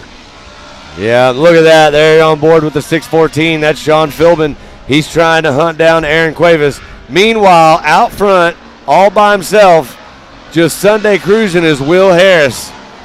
He is getting the job done in the main event. Will has honestly blown my mind. He's come out here into the season and just been on fire, on the gas. And look at that. There you see Braxton Moore, the 1776, on board with him. Heading up the hill right now. He's going to see what he can do. He's trying to get in there and mix it up too and get around Sean Philbin. Great drive for Braxton Moore. Wow. Look at Will. I was going to say, you and I mentioned this twice now today. He's found the zone. He is in that zone. He's in it. He's clicking. He's just clicking laps off right now, getting ready for the award ceremony today. Oh, no. Oh, no. Is that Will? I believe Will Harris is having a problem. No. I do believe that might have been Will Harris. We're going to find out here shortly. If that's the case, that bumps Aaron Cuevas back up into the front. Sean Philbin in 2nd, and Braxton Moore running in a 3rd spot. Great race. Yeah, that's definitely I'm pretty sure, I'm almost positive that is Will Harris that pulled off the side of the track right there, having some sort of a car issue. Oh, look at Cuevas. He goes wide. He opened the door, but he was able to carry speed and get back in there and block that line from Philbin. Uh-oh. Somebody's car is on the side of the track right here. That looks like Chad Mayo, so that probably wasn't Mayo that was in the wreck. That's Mayo, the 401, I believe. Yeah, that's Chad. Yep. So hopefully, well, maybe Chad tried to get back out there and still drive a lap and finish to get points. Not sure. But he is doing exactly what we asked him not to do and getting out of the car on the track. But helmet's off. Yep. Right now, Braxton Moore looks like he has got the fastest time on the track. Braxton Moore is cruising. His race time puts him at the top of the leaderboard right now. Yeah, well, Carson let's see. There they go. We've got a caution at the top. Everybody's going to go slow. You cannot advance a position. You have to let everybody stay where they are. But you were correct. There's an issue with Will Harris. He hasn't crossed the line yet. So yeah, I believe that was Will that pulled off the side. That's unfortunate to see. Will is him at the end of the back straightaway just to the inside? He's sitting to the side back there. They're going to try to get him off the track. But check this out. 1 lap left. Aaron Cuevas putting in an amazing drive. Braxton Moore also putting in an amazing drive. Braxton's moved up into that second position on the track. Right now, if you're going to end the season, this is a way to do it. Yeah, more than that. Like what I really hope is that Braxton has put in work all year. I would love to see Braxton get around and get a podium. It's one of those things I think that would be awesome for him. There he goes, inside line. It looks like Braxton going to try to jump in the corner. They're getting close, maybe a little bumping back there. Braxton knows he doesn't have a lot of time, so if he's going to make a move, it's got to happen soon. Sean Philbin is just sitting back there, absolutely lurking, waiting on somebody to make a mistake, and he's going to capitalize. But check it out. There's Braxton Moore driving a great race. He's put that car everywhere it needs to be to protect his line. Now he's just got to find that spot. He's got to run. He's got to run. There it is. There it is. Let's see if he's going to hit the jump. Don't lift all the way. Let's see if he can do it right now. You've got to haul it all the way into the corner and get that spot. Aaron's going to go outside, try to carry a ton of speed through the corner, and it looks like it may have worked for him. Oh, he's going to be way out wide. Wait for that outside entrance, side by side on this turn right here. Let's see if Braxton can square it off and go underneath. Oh, Braxton getting up on 2 wheels. Braxton going all the way to finish, making the move.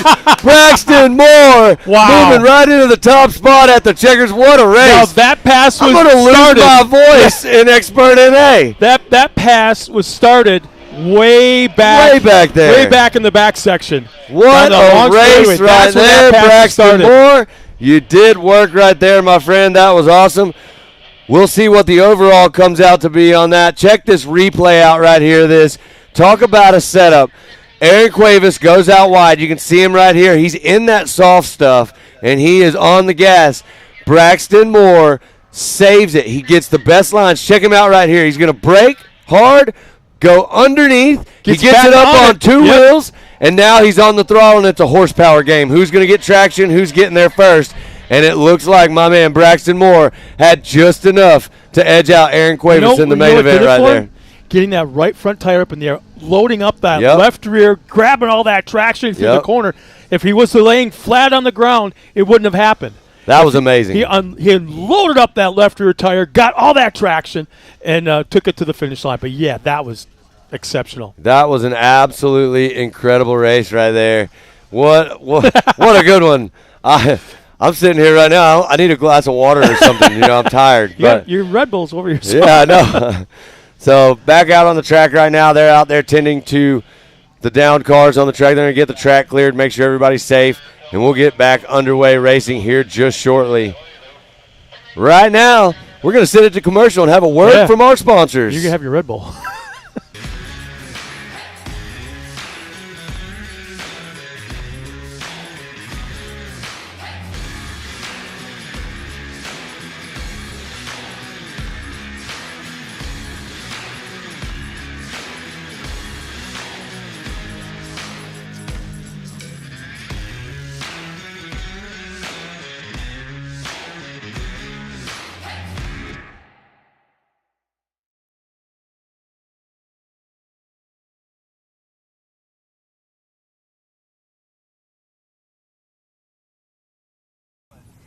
Aliana, talking to you right now, your points leader going into this. We saw you take a little bit of time before you took off. What exactly happened at the start?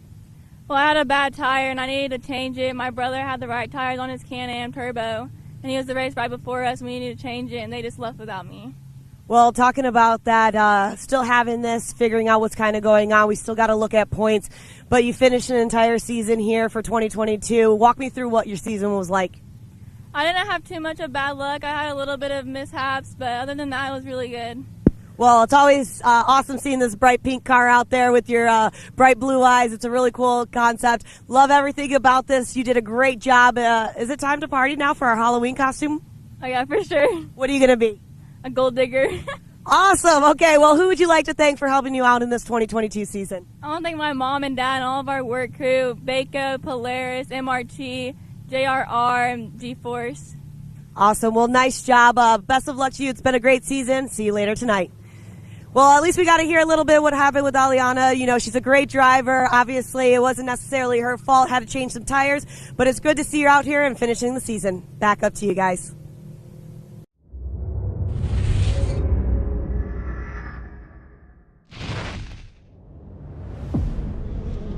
No matter what, it's never an easy event. And it never will be, and that's what makes King of the Hammers King of the Hammers.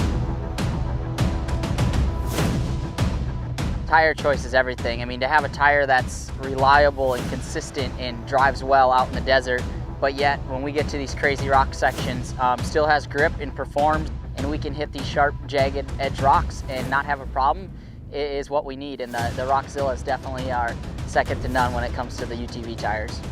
And it just speaks traction. It's got big lugs hanging off the side. It's got big lugs down the side of the sidewall of the tire. If you're gonna look for something that makes traction and is gonna grip in rocks and dirt and everything, you look at a Rockzilla and go, man, that thing looks like it's gonna do the job right there.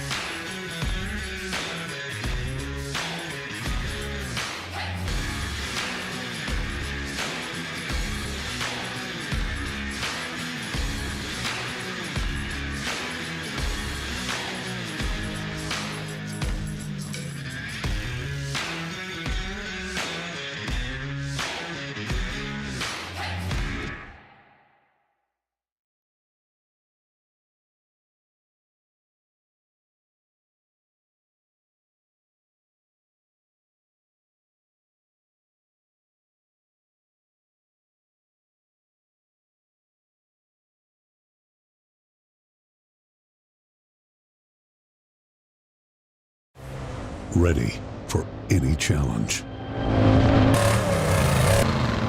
Maxxis tires can handle even the most punishing off-road conditions.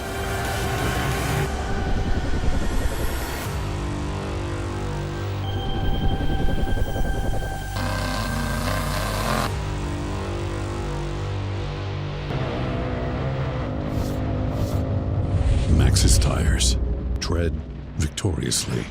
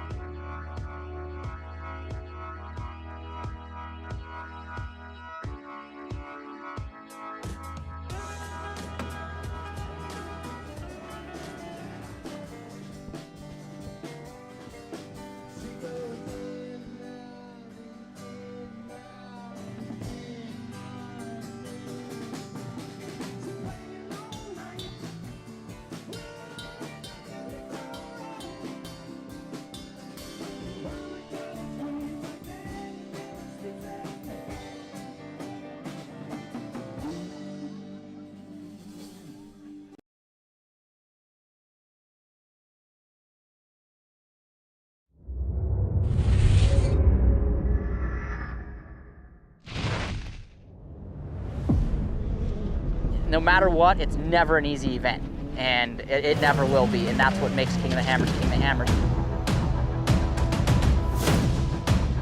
Tire choice is everything. I mean, to have a tire that's reliable and consistent and drives well out in the desert, but yet when we get to these crazy rock sections, still has grip and performs, and we can hit these sharp, jagged edge rocks and not have a problem, is what we need. And the Rockzilla definitely are second to none when it comes to the UTV tires. And it just speaks traction. It's got big lugs hanging off the side. It's got big lugs down the side of the sidewall of the tire. If you're gonna look for something that makes traction and is gonna grip in rocks and dirt and everything, you look at a Rockzilla and go, man, that thing looks like it's gonna do the job right there.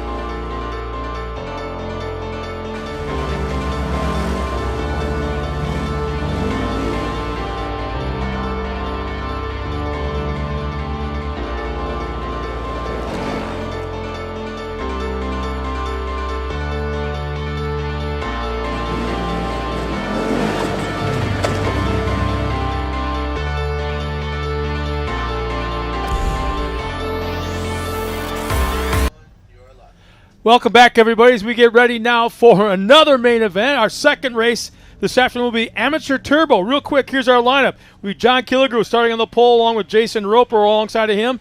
Kyle Arkenaugh. We got Zach Vetter, Blake Helms all in the top 5. Randy Boyder, Lee Knowles is out there along with Justin Moore, Justin Schmeider. Michael Harbour. We got Hank Hall out there in the Yamaha, and the green flag is out. We're underway. Ariel Boyarski. We got Sean Murphy, Jacob Frederick, Jason Nichols, and Reese Fullman. And boy, they're rubbing through turn 1 coming down the hill. And it looks like, let's see, Kyle Arkenaugh pulled the whole shot. And we get a car over. The second place car looked like Jason Roper. Got turned sideways and multiple barrel rolls in that first, second right-hand turn.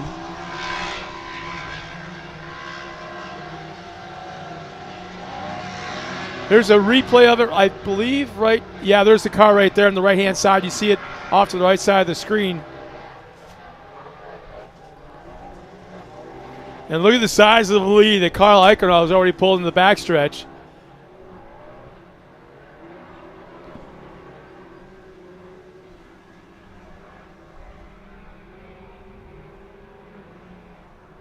As the top 10 are all still real close, bumper to bumper. Looks like Zach Vetter, Randy Boyder, and Blake Helms.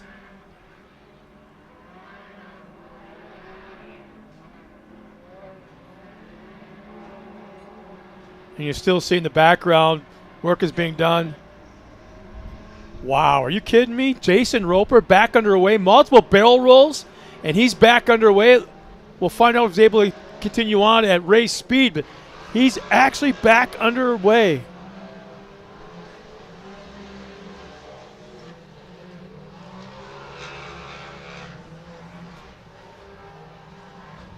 So again, it's Kyle Arkenaugh, Zach Vetter, Randy Boyder, Blake Helms, John Killigrew all in the top 5.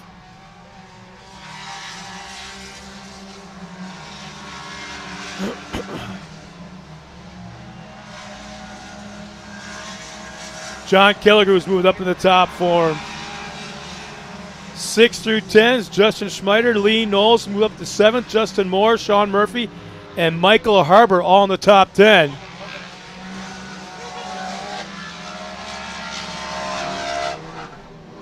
Nice move by Killigrew, trying to move up on Helms. Tries that inside line to that right-hand turn, now into that Talladega turn, left-hander. Second, third, and fourth, all running real tight. Helms, Killigrew, Boyder. Killigrew again tries an inside line. Now watch him go to the inside here. Not close enough to make it happen. But now down that long rhythm section of the backstretch. Looks like Killigrew will try that outside, running down to the backstretch. Outside entrance, inside exit. Here it comes. There it is. Now Blake Helms kept that line to the inside. No place for Killigrew to go.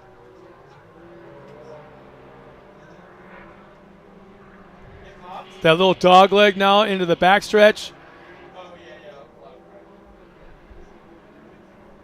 Tries that inside. Still nothing there. Here we go to that little dog leg.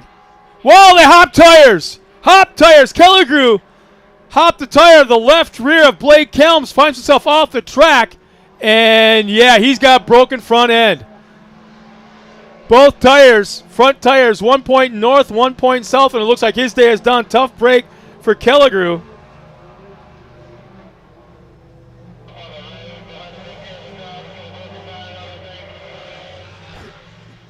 And now we got a new battle for second. As once again, Arkenaugh has stretched out that lead to about 20 car lengths. And there's a pass for the inside. Looks like Helms now has moved up in that second spot.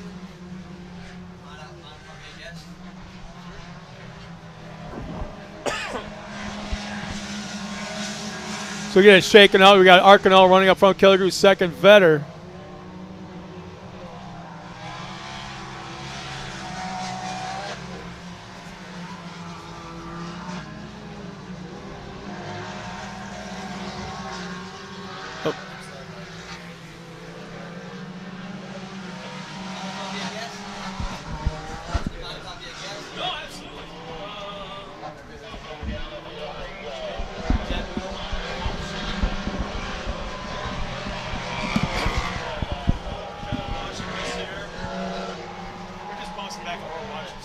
I got you.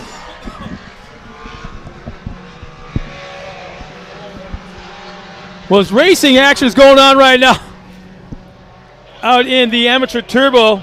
We got Jeb up here. Jeb, what's the track like today, man? It's really fast. It has a lot of grip.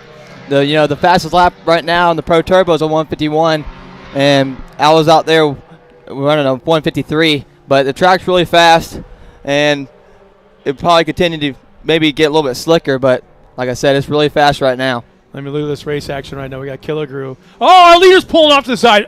Arkansas just pulled off the track. Major mechanical issue just to pull off the track like that fast. And now his day, looks like his day is done. That'll move up Killigrew up into second. Into the lead. Vetter second. Boyder third. But look how close this racing is going on right now. Yeah, we got a good, almost top 5 battle. I mean, they're all in striking distance. Yeah. What do you expect from your race? Well, the Pro NA, I was leading the heat, but then in the last corner, I got flipped. They sent it into me and hit me, and I rolled right in front of all the fans. So, yeah, that was. I could see making that kind of a move on a main event when you're going for the win, but that was a heat race, so I'm kind of like the heat race. I'm iffy on that. Yeah, the heat race. See, that it really was no point of that because I mean, first and second, since the main majority's over. I mean, first and second are basically the same. last turn. Yeah. So as long as you're okay, that's all that matters.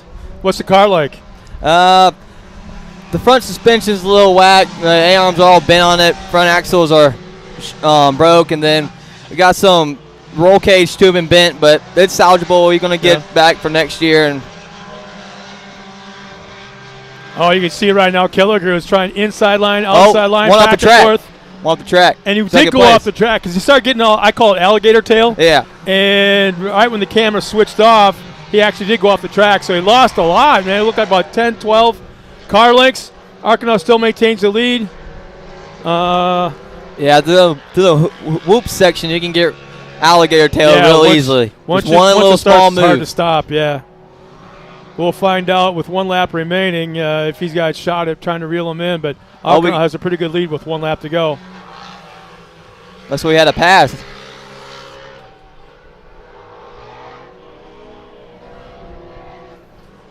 Here come our top 2 cars. We got Arkansas and Killigrew running 1 and 2. Schmeider's well back. He's not even in the picture. Kind of surprised he fell back that far. Nice run by Hank Hall, the young driver in the Can-Am, running right now in the top 5 or in that 4th spot. Lee Knowles running in 5th. But it looks like Killigrew definitely is reeling him in. But time ran out. Arkansas will take the win. Killigrew second. As the rest of the field comes back around, it looks like it's going to be Schmeider and the 3rd spot, Hank Hall. 4th, and Lee Knowles. As they come around, here we go. Man, there's tight racing going on there as well. That's right. So Hank Hall moved up in that 3rd spot, so he's on the podium. The best run of his career in this class. It was a nice amateur turbo race. Yeah, nice way to finish it. So anything you could tell us as far as a secret for next year? What you got secret planned for next year? Well, we plan on running Champ off-road up in the Wisconsin area, so that's what we plan to do for next year. My sister would be running the Pro-Am, and then I would be running Pro Stock and Pro Turbo. Well, and my sister is next in the Women's NA, I think. Wouldn't it be Women's NA? Let's see. We'll find out in a second. But, yeah, at least should be ending the season down here, though. Yeah. Yeah, with that announcement. The Pro NA, maybe not the best way to end the season, but the Pro Turbo I still got second in the heat race, and maybe we can get a podium for the day and maybe even the top step. So, yeah, Women's NA is coming up next. So we'll get that lineup all taken care of in just a moment.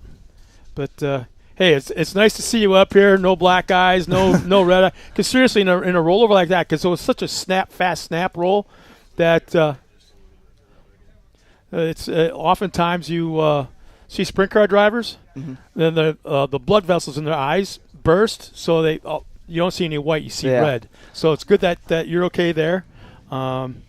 But it was awful scary there for a second. But I got a little red marks on my shoulder from the seat belt, but other than that, this is off-road, man. You're bouncing up and down. You should be getting them anyways, man. Got a little headache, but other than that, it was fine. So took some Advil, ready to go again. Well, what you got to do is trick or treat candy tonight, man. That's That'll right. take care of everything. What are you going to dress up tonight? I got Ricky Bobby. I just don't really know what to do with my hands. Yeah. Nice job, man. But no, we'll see if Tiffany's got somebody up there in a second. No, drove right on by. Oh, okay. So we'll get ready now for the women's NA. How's your sister looking for this? She's a little nervous. You know, she's tight in points. She basically got to get a win for to get second in points. But gave her a little pep talk, and she's ready to go. Yeah. Ready to go. Just don't do what happened to me kind of thing? Yeah, basically. Keep it in one piece. Are you going to run the same cars next year? Yes. Well, actually, my main car for the Pro Turbo blew up in practice, so I had to actually go to my backup / next year car. Yeah. Okay. Oh wow. Okay. So I was racing my next year car out there, but yeah. Well, the ones I'm racing today the plan is to race them next year, and the champ. Well, let's go to our next race. You're more than welcome to hang out here with your sister out there. Let's there we go, just like that. Bree Seek is out there running, starting the pole. Jocelyn Ware, Haley Boodle starting at 3rd spot. Alyssa Graham starting 4th. Ashley Rowden starts 5th. 6th will be Leslie Yashimoto. Shaylee Broker will be in the 7th spot. Josie Watkins starts 8th. Brooklyn Singleton 9th. Michelle Patiska will start in the 10th spot. Katie Thomas and Felicia Johnson starts 11th and 12th. Oh, down there all the way. Yeah, there's our green flag. We're underway. 3 wide up the hill. Look out, man, oh man. Talk about gnarly start. And getting a little physical. Yeah, the 237. Boy. These may be women drivers, but they drive like men for sure. Josie Watkins will take the HMF hole shot. Nice run for her early on. But just like that, single file running. And I'm telling you, I've often said to both Pam and Matt that these women, every single damn one of them, need to go to Crandon. They need to run the Midwest against the guys. Yeah. Though they are some of the most talented women drivers I've seen anywhere in any form of motorsports. And that's my sister's plan, to go run with the men in Pro Am. And right now, she's running 2nd. She better keep that car alive. I might have to race it for the Pro NA. That's why I told her keep it in one piece. They all disappear up there on top of the hill behind the trees. Hey, Mac, thanks for joining us, man.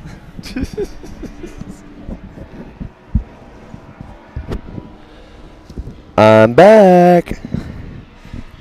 Well, you just missed the green flag for the women's NA main event. And, wow. Josie Watkins gets the hole shot and hasn't looked back. Well, I see you're standing up here talking to this guy. Yeah. Jeez, what an interesting day. All good? Yeah. Yeah, right now. He's not in too much pain. Little red marks. Doesn't feel better either when you got him over here rubbing on your shoulders all hard, does it? I'm glad you're okay, man. That was a heck of a ride for sure. Yeah, freaked him out a little bit. Yeah, I was like, whoa. Man, some nice air off that. Ashley Rowden staying in the mix of things, but right now it's all Josie Watkins and Haley Boodle. Top 3 all in striking distance. One wrong move, another one's right on them. One thing that we talked about your incident in the heat race. The only thing that I will mention about that is the last race of the year. You know, I don't know what it is about the mentality of any racer, whether it's sprint cars, dirt track late models. The last race. Yeah, it's like checkers or records. It's that the last race of the year. Full sin or no sin. Yeah, exactly. So, but at least you know what. You don't seem like the kind of kid that's going to I'll remember that. Come back. You know, I'm not all big about wrecking people, but what goes around comes around, you know. I might lean on him a little bit, might not give him much room, but, you know, it is what it is now. It'll be to kind of reference your racing movie kind of theme that you've been talking about with your costume. It'd be like Days of Thunder. With Cole Trickle and yeah, it's me. Hello. Josie Watkins, Haley Boodle, Bree Seek is now getting in the mix of things, making it very interesting in our top 3. Wow, that's some tight racing. About 3 car lengths separating all 3 cars. that section right there might not look tricky, but you almost have to have the car sideways the whole way around that until the off-camber turn. Is there a benefit to making that high line through that dog leg and coming down, or well, the high line, that's split lane kind of deal? Yeah, well, were you talking about the off-camber or the off-camber? Well, I used to, like in the beginning of the season, I used to run up top, but then everyone would run away from me on the bottom, so I started running the bottom side and just roll over and get back in the throttle or get the speed from the hill. But I mean, if you need a pass, the outside lane is option. And it's only getting tighter, our top 3.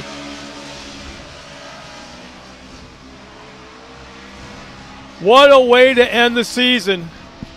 Yeah, some good close battles for the last race for sure. Man. Oh, here comes inside. Yeah, Boodle taking a run at it. I'm sorry, Bree Seek, I'm sorry. Rubbing tires, little tire smoke. Yeah, if there was any kind of raised white letters in those tires, they're gone now. And it looks like Seek may have made the Seek going back on the inside. Oh, got a little spinach.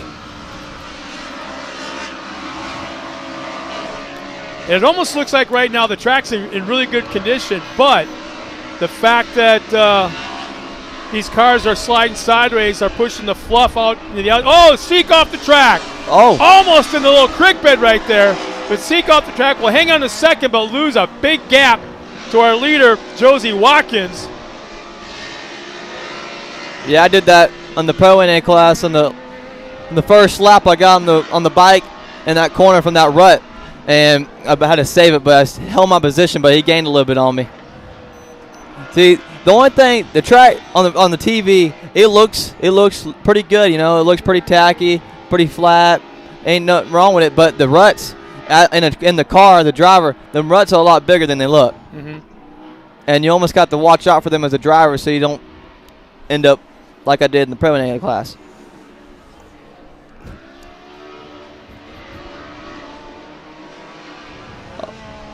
Man, about to make nice it too wide run. again. Yeah, here we go. That long and back stretch off that tabletop. And that's another tricky place to pass the straightaway, because that straightaway is curved. So if you try to go around them, just the momentum, if the person on the inside makes a wrong move and jumps over, y'all crossing up and potentially a bad crash. Did you have a chance to talk to your sister before a race? Say that again? Did you have a chance to talk to your sister before the race? Yeah, I gave her a fist bump and told her good luck and don't keep the car in one piece. Be smart, that type of stuff. But we try to help each other as much as possible. White flag is out one more time around. No doubt about it. This is the best race of the afternoon so far. Josie Watkins, Bree Seek, Haley Boodle, all on camera right now. 3 of the best women drivers in the country battling out.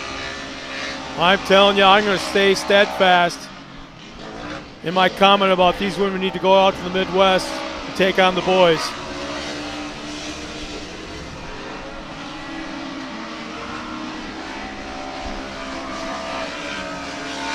Still some nice, big, tight racing down the backstretch one final time. They've Watkins, Seek, and Boodle. They've almost kept the same distance other than Bree Seek and Haley Boodle switching. They've almost kept the same car link from each other. Yeah, I can't help but think Seek has got the fastest car right now when you consider the fact last lap she was off the track and almost in that creek bed. That's right. And now, 3 car lengths back, 2 car lengths back from top spot? Yeah, the chaser mentality usually makes it a little bit faster. Exactly, there you go.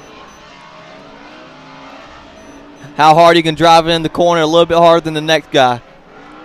This is one of those scenarios where I'd love to be hearing what the spotter is saying on this last lap. Oh, Watkins seems to be pulling away a little bit. Seek and Boodle are battling, and that's not going to help either one of them try to catch our leader. The track's getting a little wet from the rain, causing it to be a little more slick. The driver's going to have to. Here we go. We got a dive bomb to the inside.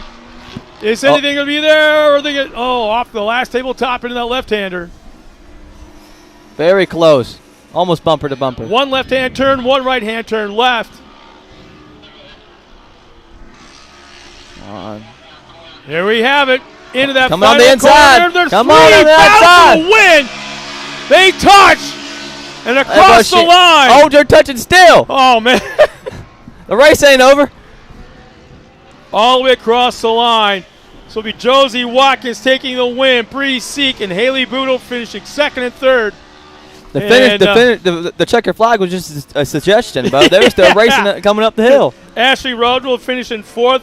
Shaylee Broker in that top 5. Jocelyn Ware. Leslie Yashimoto should finish in 7th, and 8th will be Brooklyn Singleton as they come up across the line. And you could just, on camera right now, start to see the rain on camera. And, yeah, it's not bad, but it's like an irritating amount where it's what was a perfect track. Now it's slick. Now it's got that slick film, yeah. and you can be sideways. And it's almost like now I want to put tear-offs on my helmet, Now I got to put extra tear-offs. 40, 50, 60. So you look like Coke bottle glasses. No, but like earlier, the track, I didn't use a single tear-off. It was even behind them. Really? But I'm going to go give my sister a hard time. I appreciate y'all guys letting me come talk. Thank you for coming up. I'll let Matt Edmondson to come take my spot. I'll jump back in there. All right. Thank y'all. All right, man. Thanks. Good job today, man.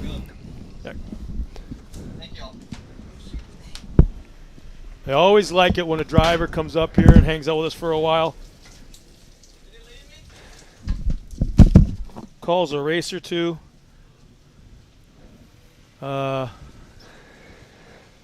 Rain is coming down now, Scott. Look at it out there. Yeah, it's not bad. It's enough to make it slick, right? It's enough to be annoying. Yeah. You know? Yep. Yeah, leave it to me to spill almost a whole can of Red Bull, and now this trailer just smells like energy. What a day, what a day. Rain's coming down, but we just finished women's NA. We're going to jump into Vet 40 Plus Turbo, and we're going to keep this thing going right now. But right now, we're going to send it to commercial and hear a word from our sponsors.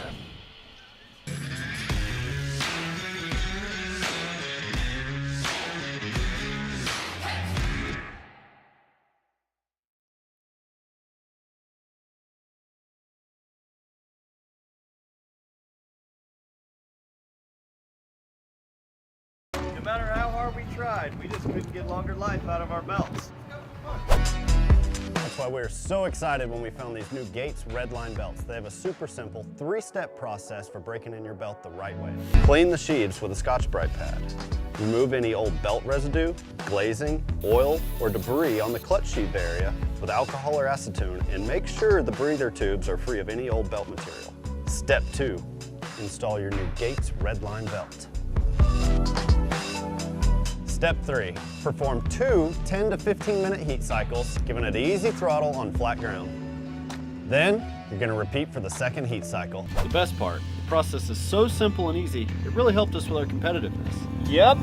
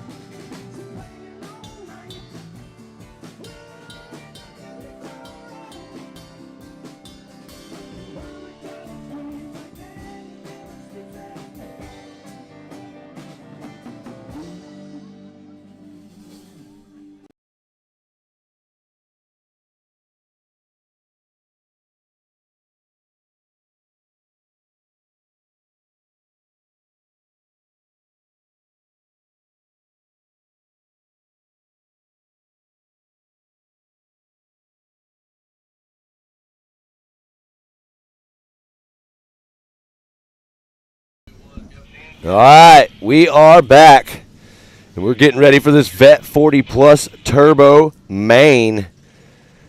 I'm excited for this one. Rusty Pipes, Greg Harbor, Jason Nicholas, Ricky Lehman, Sean Murphy, Derek Stevens, John Callegrew, Jacob Frederick, and Matt Hecker. And, yeah, green flag is out. We're underway up into turn 1. Oh, here they come. Who's Getting a little slick coming down the hill. Everybody's being a little bit cautious coming down these big hills now that track's getting a little slicker. Doing a little dancing out there. Is that Hecker that pulled the whole shot? I believe it was. I think it was Matt Hecker in that 31 pulling the whole shot and finds himself up front, but not by a whole lot. Yeah, they're maybe still, for not for very long even. They're packed in really tight right there. It's anybody side by side coming down the hill out of the Talladega turn. Almost three wide right there. Look at that. Yeah, with it being slick like this, it's going to be even doubly hard to pass. It's got to make it more fun, though. Yeah, you know, you Dallas boys don't know what it's like to drive in the snow through a parking lot just to like 90-mile-an-hour donuts. This is kind of what it's like. Well, that's all we ever do when it snows in Dallas. I thought that was a prerequisite. Hey, hold my beer. That's definitely a Texas statement. So our top 3 all running very, very tight right now. All bunched up together. This is going to be some close racing, I feel, running through the rest of the day. We'll see who can put together the best combination, because one thing to talk about is I heard it earlier. People are already going back knowing that the weather's coming, the track's going to change, and they're changing their setups potentially for this next race. Smart guys. So we're going to see who's going to be able to put that amazing setup together.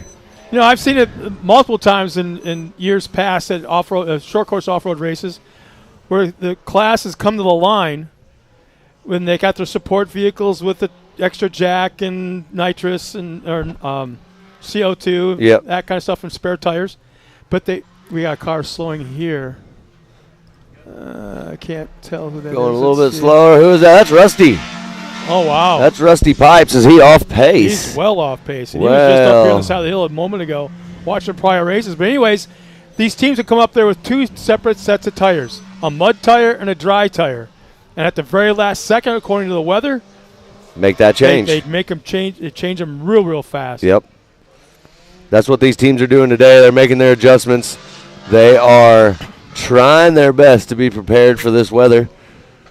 Right now, no change. Lehman, Frederick, Callegrew, Murphy, and Hecker, your top 5. Nicholas in 6th, Steven in 7th.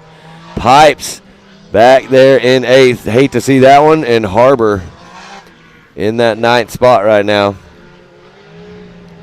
Look at this battle right here. There you can see how slick the track's getting. You can actually see they're driving like sprint cars now. New line that's getting cut into that shiny area right there. You can see it. Those are all, you know, we talk about this in moto. It's almost like having ruts. In that, you can see, in that shiny section, you can see where each of these cars are digging in and going through that section.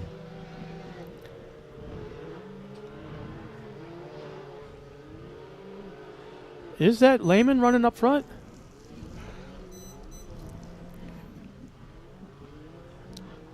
Looks like it's trying to get a read on that number. Yeah. Oh, door was open. They made contact. Still no harm, no foul. Just a little tap.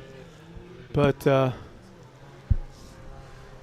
yeah, that might be. I believe that is Ricky. It's hard to tell. I thought it was Matt Hecker. But that is Ricky Lehman. Frederick Callegrew running the top 3. Sean Murphy and Matt Hecker back in that 5th spot. Once again, remember, we are not the officials. So if we mess it up, that's all right. The scoring people got it right.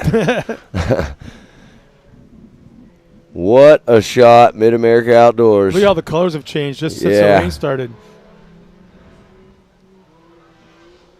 Sending it all the way to the flats right there. Man, almost flat. Almost flat. He got it down to the very bottom, that's for sure. Still got time. So we will see if any changes can be made between Lehman and Frederick right there. They're on the gas. Yeah, those two have pulled away from the rest of the field easily, Lehman and Frederick. Callegrew's not even in the picture right now. Sean Murphy's moved up into that third spot. And it looks like something's going on with Calligrew. He's falling back.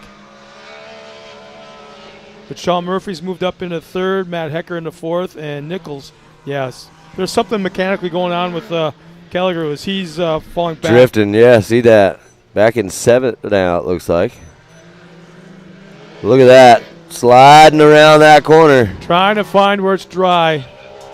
Yeah, you can see when they drift out and they hit that soft stuff on the outside, that kind of shuts them down right there and catches them, puts them back in.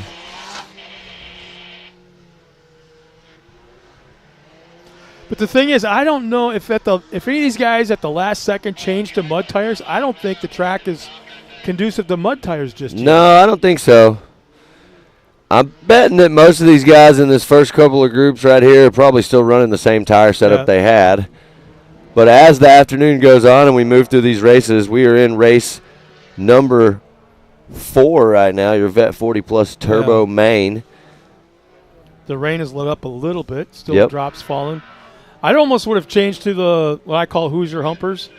They're the block treads that you see on sprint cars all the time. In this scenario, you don't want as much rubber touching that dirt as possible. Yep.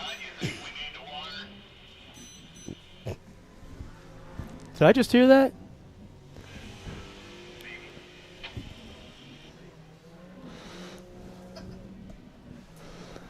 One thing we do know about Mid-America Outdoors is this racetrack can definitely hold a lot of water. Yeah. So in most of these situations, if we could get a little break right now in this rain and finish out this race, and I think this track would be primo. White flag just came out for Ricky Lehman and Jake Frederick. Man, there's nobody else even in the picture. Yeah, they've done a good job of getting up front, running together, carrying a pretty decent pace in this Vet 40 Plus Turbo class for the conditions right now for the rain coming out.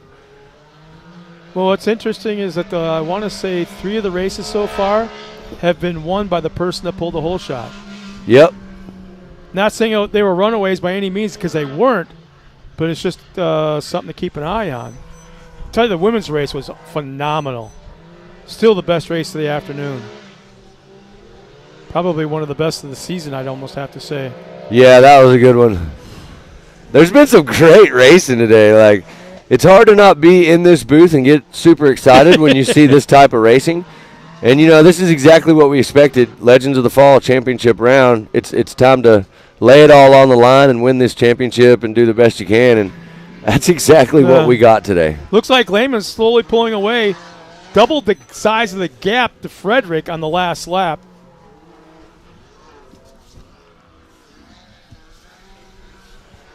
Again, we want to encourage all the fans watching us back at home or from the race shop or from the motorhome or even from the hill. Check in from where you're at. Let us know where you're watching us from and who your favorite driver is. And if you have any questions from Matt or myself, let us know. We'll do our best to answer them that we can. And hope you're enjoying the broadcast. We've had a truck driver leaving, where was he at? Joplin, Missouri, on his way to West Virginia, I think it was. Checked in, and man, oh man, that was kind of cool.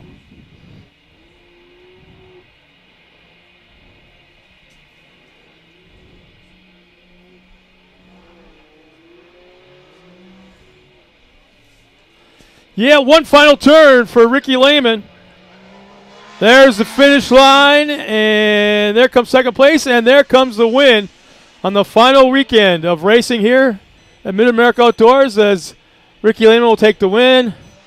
Jacob Frederick will finish second, and I believe this is Sean Murphy coming across the line. Here comes Matt Hecker. And Jason Nicholas should be right behind. And this is a Vet 40 Turbo. This will be Matt's future class. That's right. I'm coming. You got him in your sights. The crosshairs have been aimed. Yeah, I'm going to just come on into this Vet 40 Plus class next year like Miley Cyrus, like a wrecking ball. I'm just kidding. With Tyga on the side? No. I can't. Maybe. More likely Doomswell. Oh, yeah. But 360 wrap, Doomswell, and Tiger. And all the good stuff. Yeah, you're covered. All the good stuff. You're covered. And somewhere along you got to have wifey in big letters as one of the sponsors. Yes. She's my number one sponsor. So congratulations to Ricky Lehman for taking the win. Jacob Frederick second, and Sean Murphy will round out the podium. And an interesting way to end the 2022 race season for this class, as Mother Nature goes, you know what? I'm going to screw with you guys. We're going to add an extra level of excitement to it. We're going to throw we're going to throw a lot of water on the track today. How about that? Yeah. You see the track crew out there right now. They are getting ready. We're going to go to a reduced track here, and we're going to get the 170s out on the track, let the youth go back, and sounds like we've been mentioning it all day. We have a bunch of awesome sponsors, and we've got a commercial, so we'll be right back.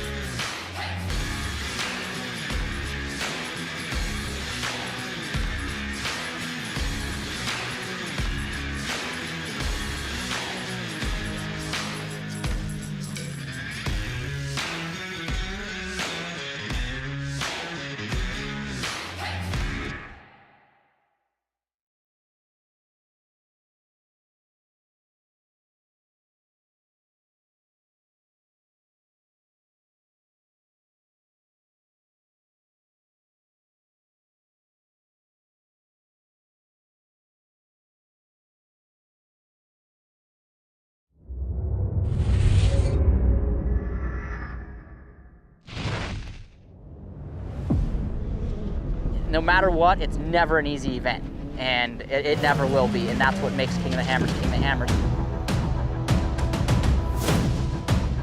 Tire choice is everything. I mean, to have a tire that's reliable and consistent and drives well out in the desert, but yet when we get to these crazy rock sections, still has grip and performs, and we can hit these sharp, jagged edge rocks and not have a problem, is what we need. And the Rockzilla definitely are second to none when it comes to the UTV tires.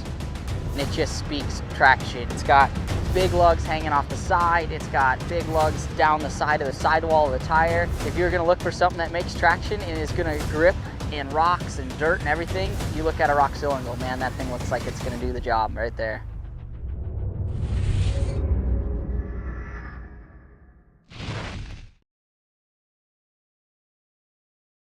No matter how hard we tried, we just couldn't get longer life out of our belts. That's why we were so excited when we found these new Gates Redline belts. They have a super simple 3-step process for breaking in your belt the right way. Clean the sheaves with a Scotch-Brite pad. Remove any old belt residue, glazing, oil, or debris on the clutch sheave area with alcohol or acetone, and make sure the breather tubes are free of any old belt material. Step 2, install your new Gates Redline belt. Step 3, perform 2 10 to 15 minute heat cycles, giving it easy throttle on flat ground. Then, you're gonna repeat for the second heat cycle. The best part, the process is so simple and easy, it really helps. Ready for any challenge. Maxxis tires can handle even the most punishing off-road conditions.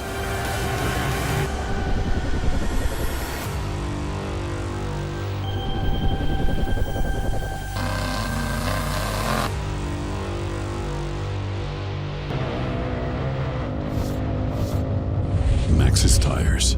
Tread victoriously.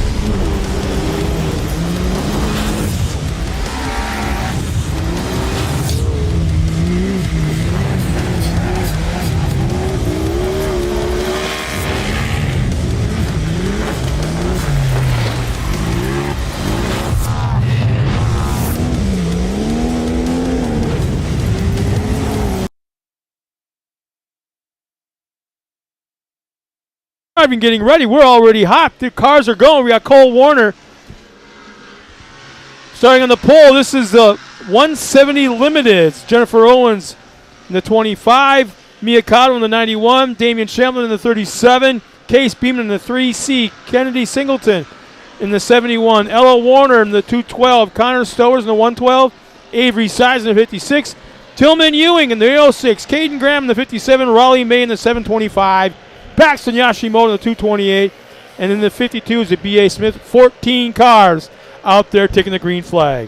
They got a bunch of them. We're watching this racing go down right now. It looks like Kennedy Singleton running in that third position right now on the track. Cole Warner, Jennifer Owens.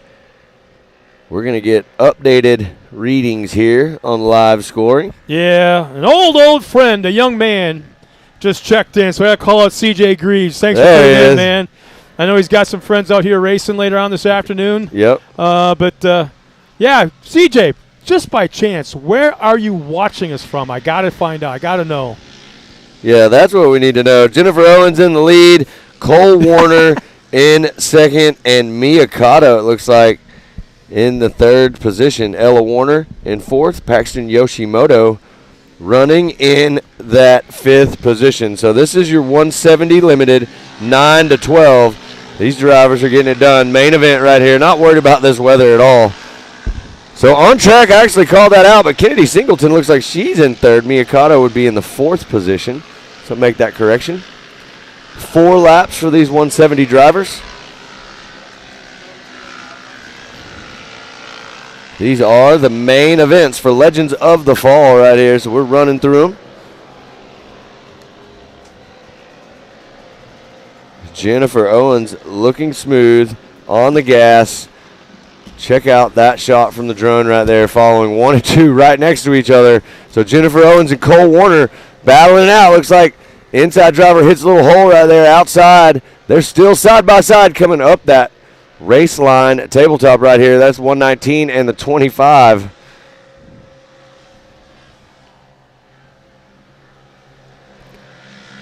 No change yet. Let's see if anything can happen here.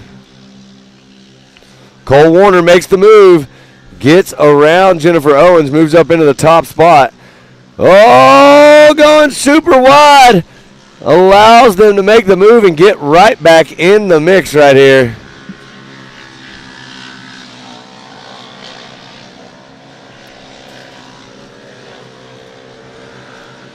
All right, so Cole Warner, Owens, Singleton, Cotto, and there is Warner also in the top 5. So both Warners running in the top 5 together. Great race. Had a great heat race. And now another great race in the main. Look at this. The front of the pack is still side by side. There is a battle waging right now between Warner and Owens. And we are going to see who's going to make it to the checkers right now.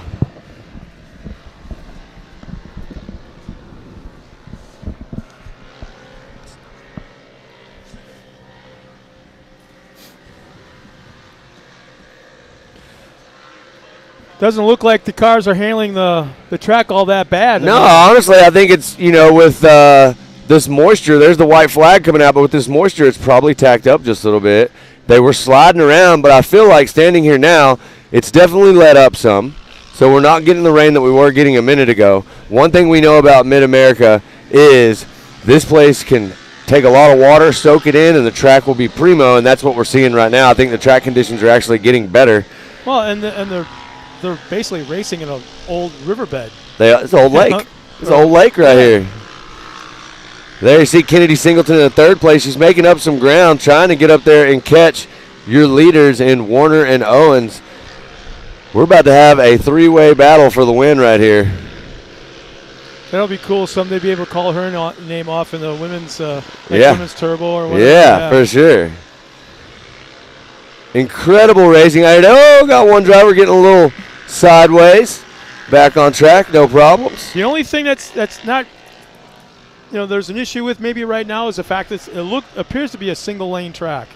where the traction is. Yep. You don't see the kids kind of going off the side here and there, but no, you can definitely tell. You know, we talked about this earlier. They push all that fluff out to the side, and now that it's raining, if you get out there in that fluff, you're not going to get great traction. If you stay in that area, there's a checkered flag. Warner, Owens, and Singleton, 1, 2, 3 in your 170 limited, 9-12. Nice tight racing. That was a great race. Yeah. That was a great race. Case, there's Miyakato in fourth. Case, Beeman coming around right here. So you're 1 through 5, Warner, Owens, Singleton, Cotto, and Beeman. Heck of a race for your 170 limited, 9-12 drivers.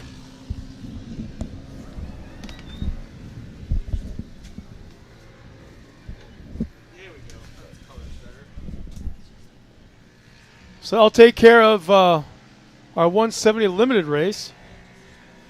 We're going to stay in that 170 category and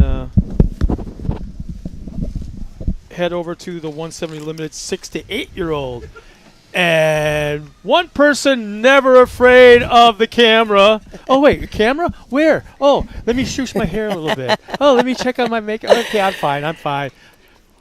But Tiffany, gosh, it's good to see you up here. You're always out there talking to the kids or talking to the winners or various different drivers now and then.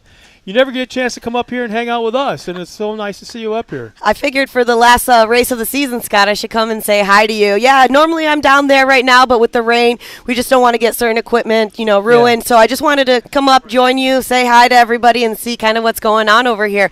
You have a great view from here. The track looks awesome. Usually I'm watching you guys on the live stream, but it's a little bit different. When she says watching us on the live stream, that means she's sitting in her Jeep off to the side, right by Victory Circle, right by the podium there, in the air conditioning when it was 110 degrees, out of the sun, in the shade, maybe having a couple of Cokes or whatever, or Gatorades, sitting in her air-conditioned Jeep. She would get out, then walk over there. Hi, how was your race? And then get back in your Jeep again. Scott, it's called work harder, not smarter. Or it's work smarter, not harder. No, but it's really nice. Yeah, during Visions Week, it was 110 down here. So I just wanted to stay. It's a very, very long weekend, but you guys have a great view over here. And it's a different kind of view from where I'm at because everybody that comes over there, I get to see the starts. I get to see the hole shots. I get to see the land rush start when they're coming up here. And then, of course, all the drama that is happening towards the finish, side by sides. It's just really, really cool to see all of that. And I figured, hey, I might just come up and say hi to you. Well, the other thing is, you're over there where it's, you're in this kind of, you find shade over there, but what the sucky part is you turn around and there's the pool right above you.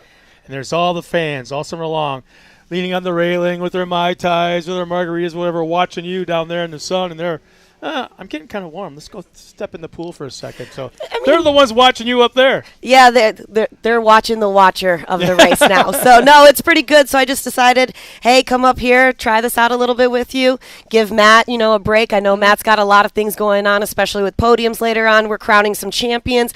I mean, it's going to be a great day. Hopefully the rain holds off. We want to be able to go trick-or-treating and see all those great costumes. Yeah, I like your one main question I have for everybody. You dressing up? Yeah. I mean, here at Mid-America, it's not just about racing. It's about the entire resort. It's about, like you said, in the summer, the pool, it's amazing. But now we get to do some great things. I mean, the Robinettes have done a wonderful thing, especially with Disney Langley yesterday. Brought in Casey Donahue. That was great. Aces Wild. That was another great band. And it was really, really cool to see all the fans out there, everybody that was coming out, dressing up, and all the drivers all had candy to give out to all the little kids. So it was really, really cool. And adults, of course. Were you able to check out? We had a chance to talk to Pam earlier. Yeah. I didn't know if it worked or not. Yep, but it did. Sounds like they got a great event going up there with the Ultra 4 USA race. It did, and I got a chance to watch a little bit of it. And I must say a big shout out to Waylon Campbell. Waylon, he was leading the race, got a right rear flat. For some reason, decided not to pit. I don't know why. Jim Marsden, Miles Hasquist, we don't know why he didn't pit. And he ended up running it, and everybody just kept saying, hey, he's running like Shannon. So yeah, I can see that. Well, you know what? Stick around. Please join us. Yeah, of course. You're part of the crew. You're one of us. I'm going to let you do this. This is your thing over here. Let's go through our rundown of our lineup. What's really interesting is they're lining up according to how they finished in the heat race. We had a couple of Heisens running in first or starting first. Like a normal qualifying order. Yeah. Slade Dowden starts in the pole. Tucker Burza will start second. Code St. Peter had a few issues early on, one of the front runners in this class, no doubt about it, in the 63. Tanner Thompson, one of our ambassadors here at MAO, will start 4th in the 21. We got Easton Helms in the 111. Starting 6th will be Luke Anderson in the 11. Starting 7th will be 85 of Stefano Kelligrew. Bentley Fagan will start alongside him in the 135. Maggie Flores in the 47Y will start 9th. 10th, Hudson Wilson. And Blaine Singleton will start 11th in another Heisen in the number 98. And what's really interesting, if you remember or noticed, Heisens were coming into the scene at the beginning of the season. Not real strong, but they got them figured out. And they've been fast today, really fast. Seems like it. Green flag is out. And talk about a hole shot. Wow. I want to say that's Tucker Berza into turn 1 first. And he's already got a 6, 7, 8 car length lead over second. We'll see if we can figure out. This is the hard part, though, is trying to pick out numbers. And I rely on timing and scoring, but that's not always accurate. It's been kind of hard, especially with the rain. It does seem like the track's coming out just a little bit. Earlier today, they were talking about not taking any tear-offs, and it looks a little bit slick out here, but, with these younger drivers, we're doing a little bit modified course like we've done the entire season, and you seeing these, and then sometimes you don't even look, and they're just like, hey, these are some great drivers. This is the future of the sport. It's really cool to be able to see all of this come together, and especially here at Mid-America. And now it looks like it might be Slade Dowden running up front. I'm looking for some graphics. And it looks like number 8 is out front right now. Yeah, Dowden. Tucker Berza falls back to second. Code St. Peter still winning that 3rd spot. And when we're talking about code right now, each round they're be able to race, but they're able to drop one as well, where if you didn't drop a race, you get 10 extra points. Looking at it right now, Code St. Peter, he's at 240 points. So he's got a substantial lead. I mean, I guess that's kind of the benefit of racing in 2 different classes. A little bit extra seat time. You can kind of see what's happening out there right now. And this is a class, I think of all the races he's been in, whether it be heat races or main events, Code St. Peter is only DNF'd twice all season long. When he doesn't DNF, he wins. He's never finished off the podium, never finished off that top spot. So it's kind of a wreckers or checkers type of thing for Code? The kid, and the thing is, you see his driving style now, and then when he gets into the modified, totally different driver, totally different car, obviously. The sound is completely different. And that kid is so fast in that car. He needs to keep in that car and move up to the next class, I think, because that thing is so fast. It's awesome. I mean, I like to tell everybody seat time is everything, and then that's exactly what you're seeing out here. It seems like these kids out here are great drivers. They're really reading the track. It's coming out. Each one is kind of being a little bit different. Lap after lap, you're starting to see that there's new marks out there. You're starting to see that they're taking different lines. And what do you think that really is a strategy? It's kind of like, hey, track conditions are a little bit different than what I've seen before, so what do we have to do? We have to change some things up. Yeah, and the thing is, it's especially in the kids' classes, you can tell when a spotter tells them to do something. You can tell. Because all of a sudden they might be doing one line and boom, just like that, like flipping a switch, he changes lines, or something like that. But it was. I'll go back to when my stepson was racing Junior 2s and mod karts. It's the only time he ever in his life, listened to me. Well, I mean, it's on the racetrack, not in the backyard. Don't pick up the dog poop. None of he never would listen to me doing that. But, yeah, when it comes to racing on the track, he was all about listening then. Well, and it looks like our first 2 drivers, in the 1 and 2 with Slade and Tucker right now are really listening to drivers. They're super, super close. They're at, Slade's doing a lap time of 1:15.171, and Tucker's doing a 1:15.298. So that's where they're going to really rely on some of their spotters. Obviously, they can see what's right out in front of them, but they need to keep that momentum. They got to keep it going, and I think this is really showcasing it. And then Code St. Peter right after that in the 3rd spot is running a 1:19.322. Yeah. The white flag just comes out now. And about Code St. Peter, we're not used to seeing him not running this close to the front. That is a backup motor, I guess, and it doesn't nearly have the horsepower that the primary had. So this might be a really, really good training tool for him. It's called patience. You know what? I mean, he's so used to running up front, so used to being the top dog, and now he's like he can barely see where the top spot is that far back. But no, this might be a good training tool for him, and I kind of like that. But then wait for him in the mod karts when they come out. Oh, boy. It's going to be an awesome. And I'm wondering about these little guys and girls right now. You know, how many tear-offs are they using? What are they getting? And obviously you can see there's right there on screen. It's a little wet right there. Some are taking the outside. Some are taking the inside. Some are going straight down it. So I think it's all based on your drive style, what your spotter is telling you, how used you are to the car. But I think this is a really good setup to showcase what these vehicles can actually do in different types of conditions. Yeah, and these drivers come from all over the country. Some live in where the ground is usually sandy, some with red clay, some, black dirt, perfect farmer field stuff. And to run here as the checkered flag comes out, there we have it. Slade Down will take the win. Second will be Tucker Berza. I don't want to say this was rather uneventful for the last race of the year, but you know what? Nobody wrecked their equipment. Nobody got hurt. Nobody wrecked. I mean, it's a solid run. Now we'll go back to the pit area, change into our costumes, and bring out trick-or-treating. I know. I heard Matt was going to eat a bunch of candy, so I don't know if it's going to be me or Matt eating that. Joey's in here too, Trip, Skinny. We're all here trying to eat some candy. So a solid run, a great season for these guys and girls in the 170 limited class, 6 through 8-year-olds. Yeah. I mean, overall, they've had a great season. We've had, 8 great rounds here, had a wonderful time, and this is just the beginning. Lots of things are happening in 2023 that you guys were mentioning earlier. Oh, boy. What are you looking forward to, Scott? I just kind of be a fly on the wall as it's happening during the off season, whatever's taking place. I just want to be a fly on the wall. What am I anticipating the most? Well,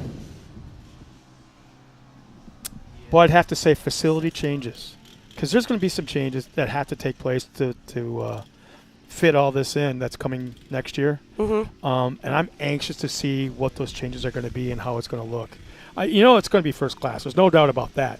But how are they going to change it? Dirt's going to be moved here and there, and this is going to be built up, and that's going to be probably tore down and, moved over there. And that's what I can't wait to see here. Because right now, to drive around this facility, you know how it is. The first time you got here, your eyes were this big. Then you drove over there. Your eyes got a little bit bigger, the size of a quarter. By the time you were under the tour, you had like silver dollars size eyeballs. And are you kidding me? No, I think it's great. And just in the few short, 9 months that I've been here, less than 9 months, so much has happened. And, normally Visions is in July. We move that back to June now. And I think it's just going to be a great thing. And obviously, guys, we're talking about Travis Pastrana and Nitro and all the cool, crazy things that he's going to do over here. And, I've had the pleasure of talking to Travis and interviewing a lot when I was with Dirtfish and with American Rally Association. And that guy is just all about giving back and wanting everybody to have fun. He is the first person in line for autographs. He's the last person there. He makes sure that everybody has it. So if you guys have never got a chance to meet Travis Pastrana. Are you going to try a backflip next year? I don't know. I do have that new CRF 110, but Brad Snyder says I'm not allowed to hurt myself. So I don't know about that. Oh, well. Like he said in the announcement, he's if you want to try a backflip, we'll have bags here. You can try a backflip. And I'm seriously thinking about it. I want to be the oldest guy to ever try a backflip for the first time. I'm not going to say it's going to accomplish anything, but I want to be known as the oldest guy to ever try one. Oh, Scott. I don't need you to hurt yourself. All right, you go with the rundown. You're very good at all this. Again with our lineup. Again, this is 170 stock, and there are a lot of cars in this lineup. Listen to this. 20 cars. They'll start 8 wide. So guess, it's going to be 3 deep. That's going to be a lot of cars coming out here. Here's our lineup as we speak. Starting that top spot on the pole, Carson Hill in a Razor in the 126.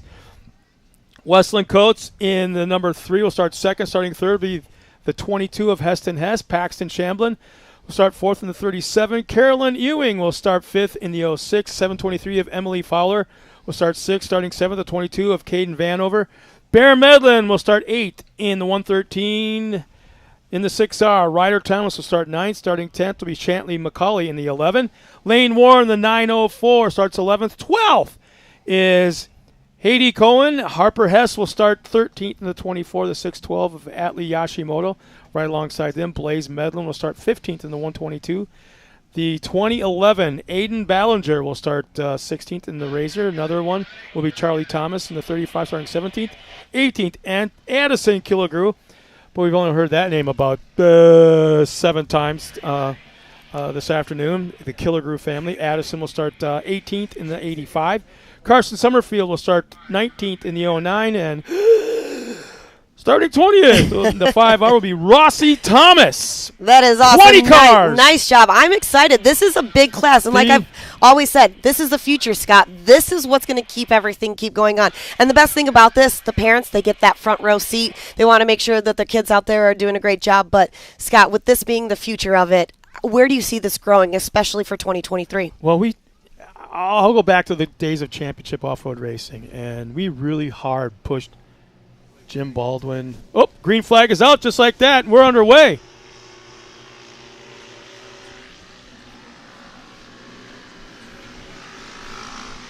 Well, as we get underway with our 170 stocks, we're just told that the Ultra 4 USA Championship race is now completed. We weren't told who won. I think it's Brent Harrell.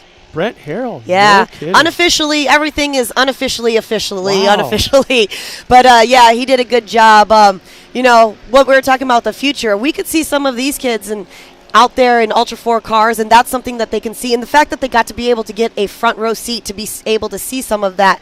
But the big thing that I heard about the Ultra 4 race, tires. Mm-hmm. A lot of flats out there, a lot of suspension. We saw Vaughn being able to not make it up the waterfall. He had to winch, and the best thing about that is sportsmanship. People are getting out. People are helping them. They were all coming together to make sure that they finish, and I think that's a good example to show this class right here, especially the 170 stock class. Well, you see all that in the desert when there's issues.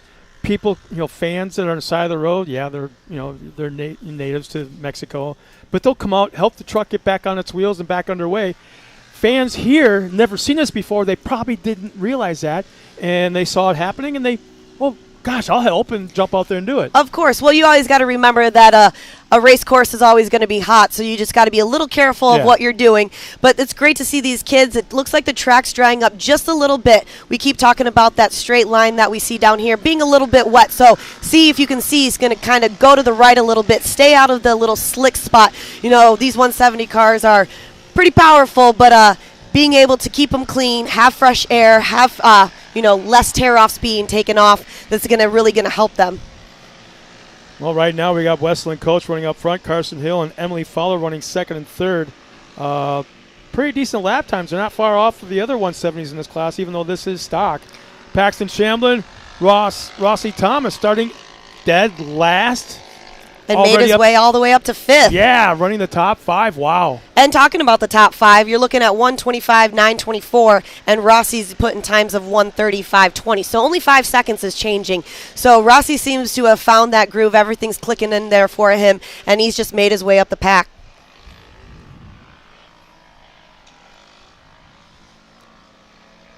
I feel bad for the moms this weekend. Why is that? Well, when they get home, yeah, they're the ones that got to wash the fire suits. How do you know it's not the dads? Because dad's got to wash the car. That is true. You never know. I'm just going on a limb here because I know how it was in my household. Yeah. But there's something about this dirt today. It doesn't appear that it's sticking. A lot of racetracks have that kind of mud that just clings to the race cars, and they'll start the race weighing whatever the minimum weight needs to be, and then they'll finish it probably like 300, 400, 500 pounds heavier. You see it all the time. 100%. At Crandon specifically with that clay. Yeah. It's ridiculous how the ride height in these pro trucks just shrink. But the great thing about this place, 6 different wash bays. Yeah. You can be able to clean them off. But it does, you're absolutely correct. We're looking at the screen right now, and we see this great battle that's happening between 1 and 2, and both of their cars look pretty clean. I think it's like we've been talking about. They're kind of staying out of the wet spots, going a little bit around it, trying to figure it out. But it looks right now like Carson, I don't know if he's necessarily following the same lines as Westland. He's making a little bit of adjustment, but you can still see there. Now they took a little bit more inside. They're staying inside. They don't want to get to that outside because I feel like if you get a little bit to that outside, you may get stuck. Well, and they're staying away from where it's shiny. Correct. That's the whole key. Well, as soon as I say that, they go right through it. It goes right down the middle, yeah. So. Well, and the crazy thing is, and you've experienced this, what we're not going to experience in this rate, especially right now, is blue groove. There's a lot of moisture out there. The water trucks haven't had to come out. We see the white. We've got one more lap, and now it just looks like Carson is just gaining a little bit more time. seems very methodical, like a kid that I know named CJ Greaves. Yeah, in fact, he checked in a little while ago whether, he was supposed to tell me where he's watching this from. He hasn't answered back yet. Well, CJ, we both know, is very methodical. He sets it up. He figures out what corners he's going to pass. He figures out where those lines are going to be, and it looks like Carson's kind of doing the same thing. He's fallen back just a little bit right now, but other than that, still on the tail of Westland. They're putting in the same time. I mean, they're 0.03 seconds a difference from each other at 127.223 and 127.220. Yeah, 3 1,000ths of a second. Holy smokes! And that's the thing about CJ. I used to love watching him race. During his race, he wouldn't plan a pass a lap and a half ahead before he got there. Exactly. Not like 2-3 corners. It was like a lap and a half. And sure enough, the kid pulled it off just about every single time. As it be inside, outside, meanwhile, the guy is in front of him in the mirror, his spotters tell him, okay, here comes CJ to the inside, outside. And he just snakes him, makes the move for the pass. Easily one of the winningest, if not the winningest, short course off-road driver in recent history is CJ. That is true. And obviously they're coming into the last turn. Like I said, the parents right there have a wonderful shot all the way down, still neck and neck. And now we've got that third place in there with Rossi Thomas. And that was an awesome race. Yeah, very good clean, race. Very Wesley Coates will take the win. Carson Hill second. And Rossi Thomas makes his way up onto the podium. And look at this, a little bit further back. All for position. There were no lap cars. Man, what were you doing when you were 6 or 7 or 8 years old? Do you really want to know the truth?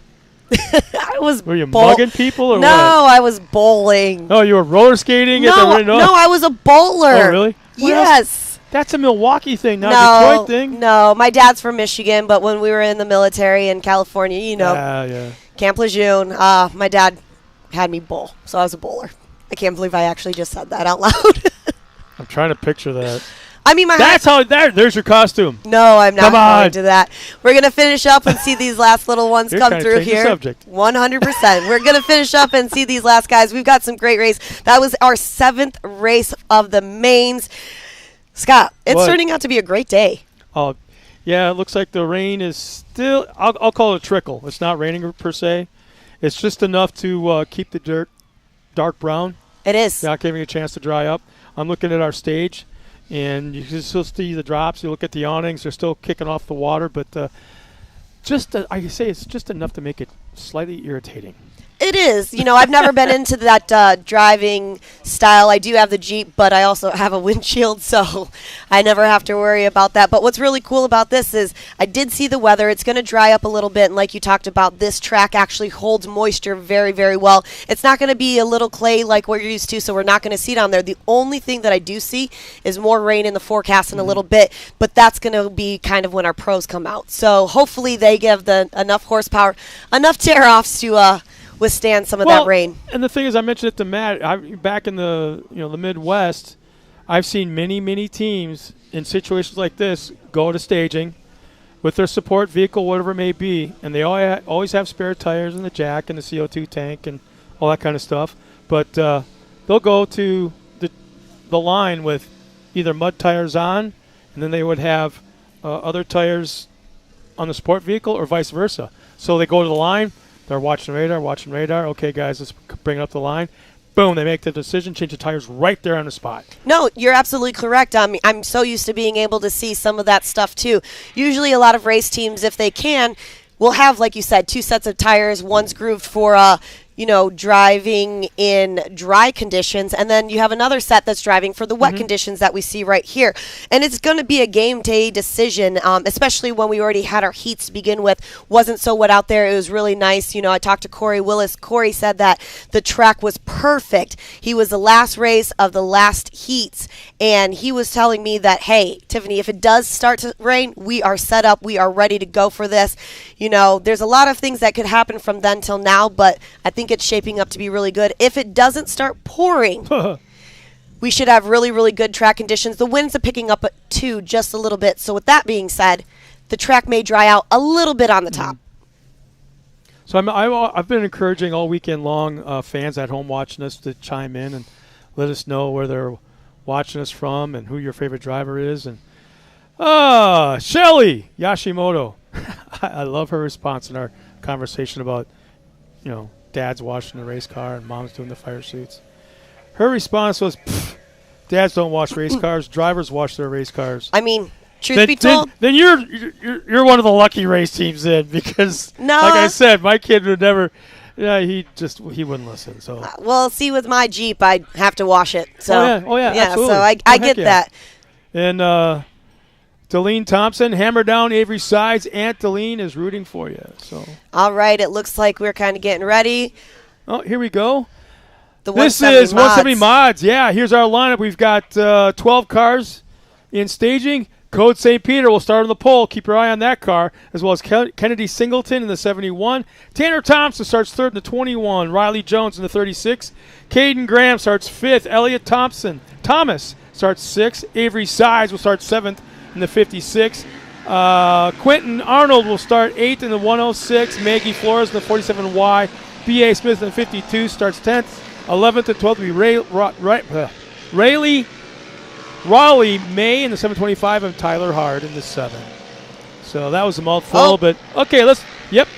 It looks like it's coming out great. No, Kaylee Singleton's right there in the third. Yeah, she did exceptional in the heat race. Exactly, and when we're talking about this, like I mentioned before, you always get to drop one race. However, if you don't drop that one race, you're going to get 10 extra points. Looking at it right now, not minus any drops or extra points, Code St. Peter is at 226. Tanner Thompson's at 195 points, and Kennedy Singleton is at 194 points. So this is going to be great. They had some great heat races, but I think right now everything's out there, Scott. Last race of the season, last time you're in this car for 2022. We got some Halloween parties going on. I think they are just going to drive as fast as they can, and then that's exactly what we're seeing right there with Code, like you were talking about. Yeah, Code. This is normal. This is what we're used to seeing out of him. His third place finish in his last race was not conducive to what he's been doing all season long. I think I told you there's 2 races he didn't finish in the podium. They were both DNFs. Otherwise, he won everything in sight. So this kid's got the equipment, he's got the support, he's got the skill, and it's just so fun to watch because specifically in this class, you have to be a driver. You can't just go out there and drive around like you're in a Briggs & Stratton go-kart. These things are fast. So you have to drive specifically. You're driving a race car. That's all there is to it. Well, and he's actually reading kind of what's going on with the terrain. He's reading and seeing how the track's going to be set up. We've talked to Code plenty of times. I've had the pleasure of interviewing him numerous times throughout the season. He is just a wonderful, humble man, pretty much. It's really cool to see that. I asked him, hey, take this car. Would you race it against your dad? He goes, oh, heck yeah. Yeah. You always want to beat your dad. Yeah, that'd be cool as heck. So now obviously we're seeing Code's putting down times of 1:10, 9:30. Second and third and fourth, they're really pretty close right here. Even in the top 5, what we're looking at it, only about 10 seconds separate the top 5. And then you've got that little bunch right there in the middle that's still battling. Those are some great drivers as well. Well, in these lower classes, you could say that, I guess. There's kids out there that have never been here before, that this is like their second or third race is all it is. How many years has Code St. Peter been out there? I personally don't know, but you're talking about, I'm sure, a veteran of this class. So you got to consider that too. And don't be discouraged by any means. And the thing about motorsports, and I think you've seen this happen and are aware of it, is the fact don't be afraid to ask questions. No, the best thing is to always ask questions. Hang out with the fast guys. Yeah. Just like when you're growing up, you want to hang out with the rich guys. So it's like, you want to be fast? Hang out with the fast guys. So Code, how can I make my lawnmower faster?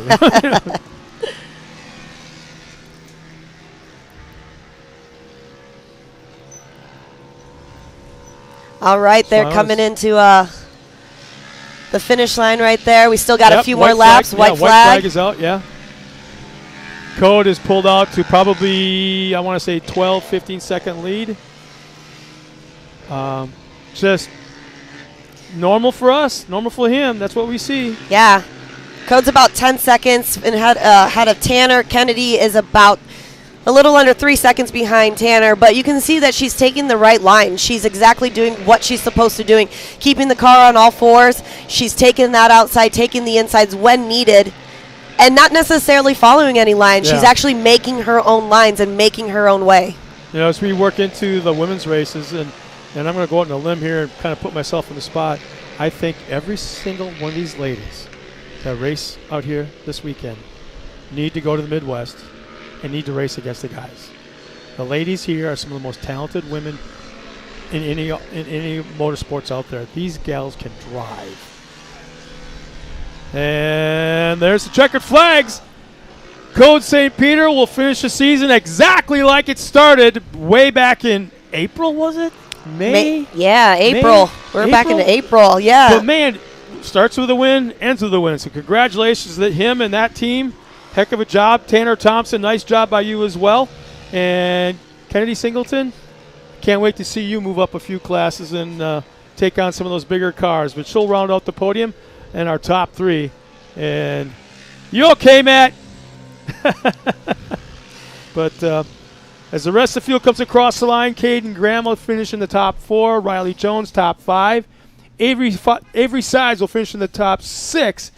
Quentin Arnold, 7th. B.A. Smith will finish at 8th spot. Maggie Flores, Elliot Thomas, Rayleigh May will 11th, and Tyler Hard will finish in that 12th spot. But now I look back out on the racetrack, and there's always that one car that's about half a lap behind everybody. That was me when I used to race dirt track late models. It's awesome. I thought I was cool as hell, but boy, they were already parked in the pits and ready to load up their cars, and I'm just. But it shows you to always continue everything, Scott. You know, once you start something, you got to continue no matter what. I sold a lot of buttons to fans. I sold a lot of buttons. I don't want to talk to him. Come on. Oh, man. Lee, I'm not used to seeing you alone. I know. Where's your sidekick? He's getting ready for the vet class. Not the vet class, but the expert turbo. Oh, okay. You're not spotting for him? Yeah. Oh, you are? Yeah, oh, okay. I will. First off, what's the track like out there in this mess? It is awesome. Yeah? It is awesome. It looks slick in a lot of spots, but I'm watching these guys, and you're driving right through it. Yeah. The car was sticking well. Oh, really? Yeah. Now, when I went out, the rain hadn't really started, just kind of sprinkled a little bit, but it had a lot of bite in the track, a lot of bite, to where it felt like the car was going to bicycle over. I saw a lot of cars are actually picking up that left front or right front in some of these turns, the real sharp ones. Yeah. And that's like, I love seeing that because that reminds me of a sprint car. Uh-huh. Well, you used to carry the left front all the time. Yeah, exactly. Well, that's right. Your background. What am I talking about? Yeah, exactly. Sprint car life. So how do you summarize your season, man? It's number over one. With. Yeah. Number one. Congratulations. For the amateur class, yes. Yeah. How cool is that? I got my work cut out for me for the expert class Yeah. next year. I'll be moving up next year. Oh, you are? Yeah, I'll move up next year. Is it one of those deals where you win in the amateur that you're forced to move up via rule, or? I don't think so, but I've been racing long enough. I need to go ahead and move on up. You know, this is my first year on the turbo platform. I raced NA for quite a while, so moving to the turbo class, I didn't know what I was getting into, so I went ahead and jumped. Well, to the I amateur. just wanted to make sure you're staying in off road though. Oh, absolutely. I'm not going nowhere. You're not going to sprint cars or drag racing or. MAO is my life right now. Yeah. Oh wow, that's kind of neat to hear. Yeah. But you know, it's fun. You're one of the guys. I ain't gonna mention this other guy. But you're one of the guys that when fans come here, hopefully the exposure you're getting via the social media. The social medias and some of those pictures you guys have fun with doing. Yeah. And the live stream, that the fans realize you're one of the race teams, the drivers that they need to come see, need to come meet and get an autograph and things like that. Our pits are always open. We're always cooking or hanging out or doing something. So we always have an open pit. So what is it about MAO that keeps you coming back? Really? You got to ask me that question. Look at this place. Look at this place. There is Yeah. nothing out there like this. And Billy and his crew are phenomenal and have done a great job on the track. I can't wait for next year. Well, I got to tell you that Tiffany put me on the spot with the question, so I guess I'll do the same thing with you. What is it about next year, 2023, that you're looking forward to most with, I'd say, probably a third of the announcements out so far? What are you looking forward to the most? I can't wait to see the new track. Yeah. The new track design and Travis Pastrano being involved with it. It just, I can't fathom it. I can't wait either. And then Champ Off-Road coming in. Yeah, that's going to be. Your boys, yeah. That's going to be crazy. I can't wait for that as well. Yeah. But and the Wheatland, Missouri track for next year to race. Yeah. I don't know if you've ever been there, have you? Once. The very first race. Talk about a fast track. Scary. Yeah. Watching some of these Pro 2s and Pro 4s hit that big jump. Yeah. Then you get out your watch and time it, how long they're in the air. Right. It's ridiculous. Exactly. But yeah, and a beautiful area. How far is Wheatland from here? It'll be 8 hours. Oh, it is that far? Yeah, it's 7 hours for us to get here, and then just another hour to get. Yep. Oh, gotcha. But this man right here, this is Lee Knowles. Or actually, this hand. Take a look at his face. If you're a fan watching this and haven't been here yet, never been to one of these races, this is the guy I'm talking about that you need to come meet and hang out. Get out of the king face. You showed me the wrong way. There we go. But yeah, you're one of the most. Dare I say you're one of the characters of the series? Can I say that? Yeah, we cut up a lot. A lot. Yeah. Our pits are. Just go to his Facebook page. You'll see what I'm talking about, man. It's like one of the most awesome things out there. But I got to thank you for coming up here and hanging out. I appreciate the opportunity. And every single time you do so, I learn something more and more and more. Any secrets maybe you can give us for next year as far as whether it be equipment, maybe a new sponsor? Always looking for sponsors. Yeah. And we're going to do some equipment changes and try to get a little bit more HP out of the car, you know. The expert class is a whole new level, and I think I can hang with the guys, but I'm gonna have to find that little edge and see if I can. Going to PRI? PRI? Nah, I don't know. I mean, I put my feelers out and really haven't got anything back yet. But don't bother with SEMA. SEMA? Go to PRI. PRI, okay. That's a little bit closer home too. Besides, all right, right there in Indy. That's like the racers SEMA. That's where the racers go. And besides, how cool is it when you walk into PRI and you look up and there's just race cars hanging from the ceiling and the walls. That's crazy. Right there at the football stadium as well. Yeah, that's pretty neat. I have a 22 chassis Can-Am this year, and they are having problems breaking the computer, cracking the code to where we can put a map in there that will work. So hopefully by 23 we'll have something ready to go and a little extra horsepower. Let's put it this way, you've been fun to watch this whole season, especially the more I get to know you a little bit more every I struggled weekend. A little bit today. I had a right rear flat, and then the start, I got beat up like a pinball. Yeah. Up there. Watching you go up the hill. Yep. Yep. So I was kind of laying back and trying to pick my battles and not try to tear the car up, just so I could finish with a good piece for next year. I want to thank you again for coming up here. Thank you. Congratulations, a great season. Best of luck later on this afternoon. See you up there at the podium this weekend. You for sure. Yep. Thank you, sir. All right. Lee Knowles once again, driving in 2 different classes. I'm telling you, he may be up there in the vet age bracket, but definitely has the skill and the drive of a younger driver. So thank you for coming up here and hanging out. And so let's get ready for our next class. Let's see. I got to update all my stuff here real quick. I apologize for that. As we get ready for our next race, which is the Youth 1000. And this Tiffany is really scary for me, or would be, I think, if I was one of the kids, because you go from a 170. What's the next step? 1000. Yeah. Are you kidding me? No. That's a big step. That's awesome. That's a huge step. Yeah, but the 170 mods add just a little bit extra on there, and then obviously we can see them out. The last time that we had a heat, RJ took that whole shot. So let's see if he's got that again up there. Let's see.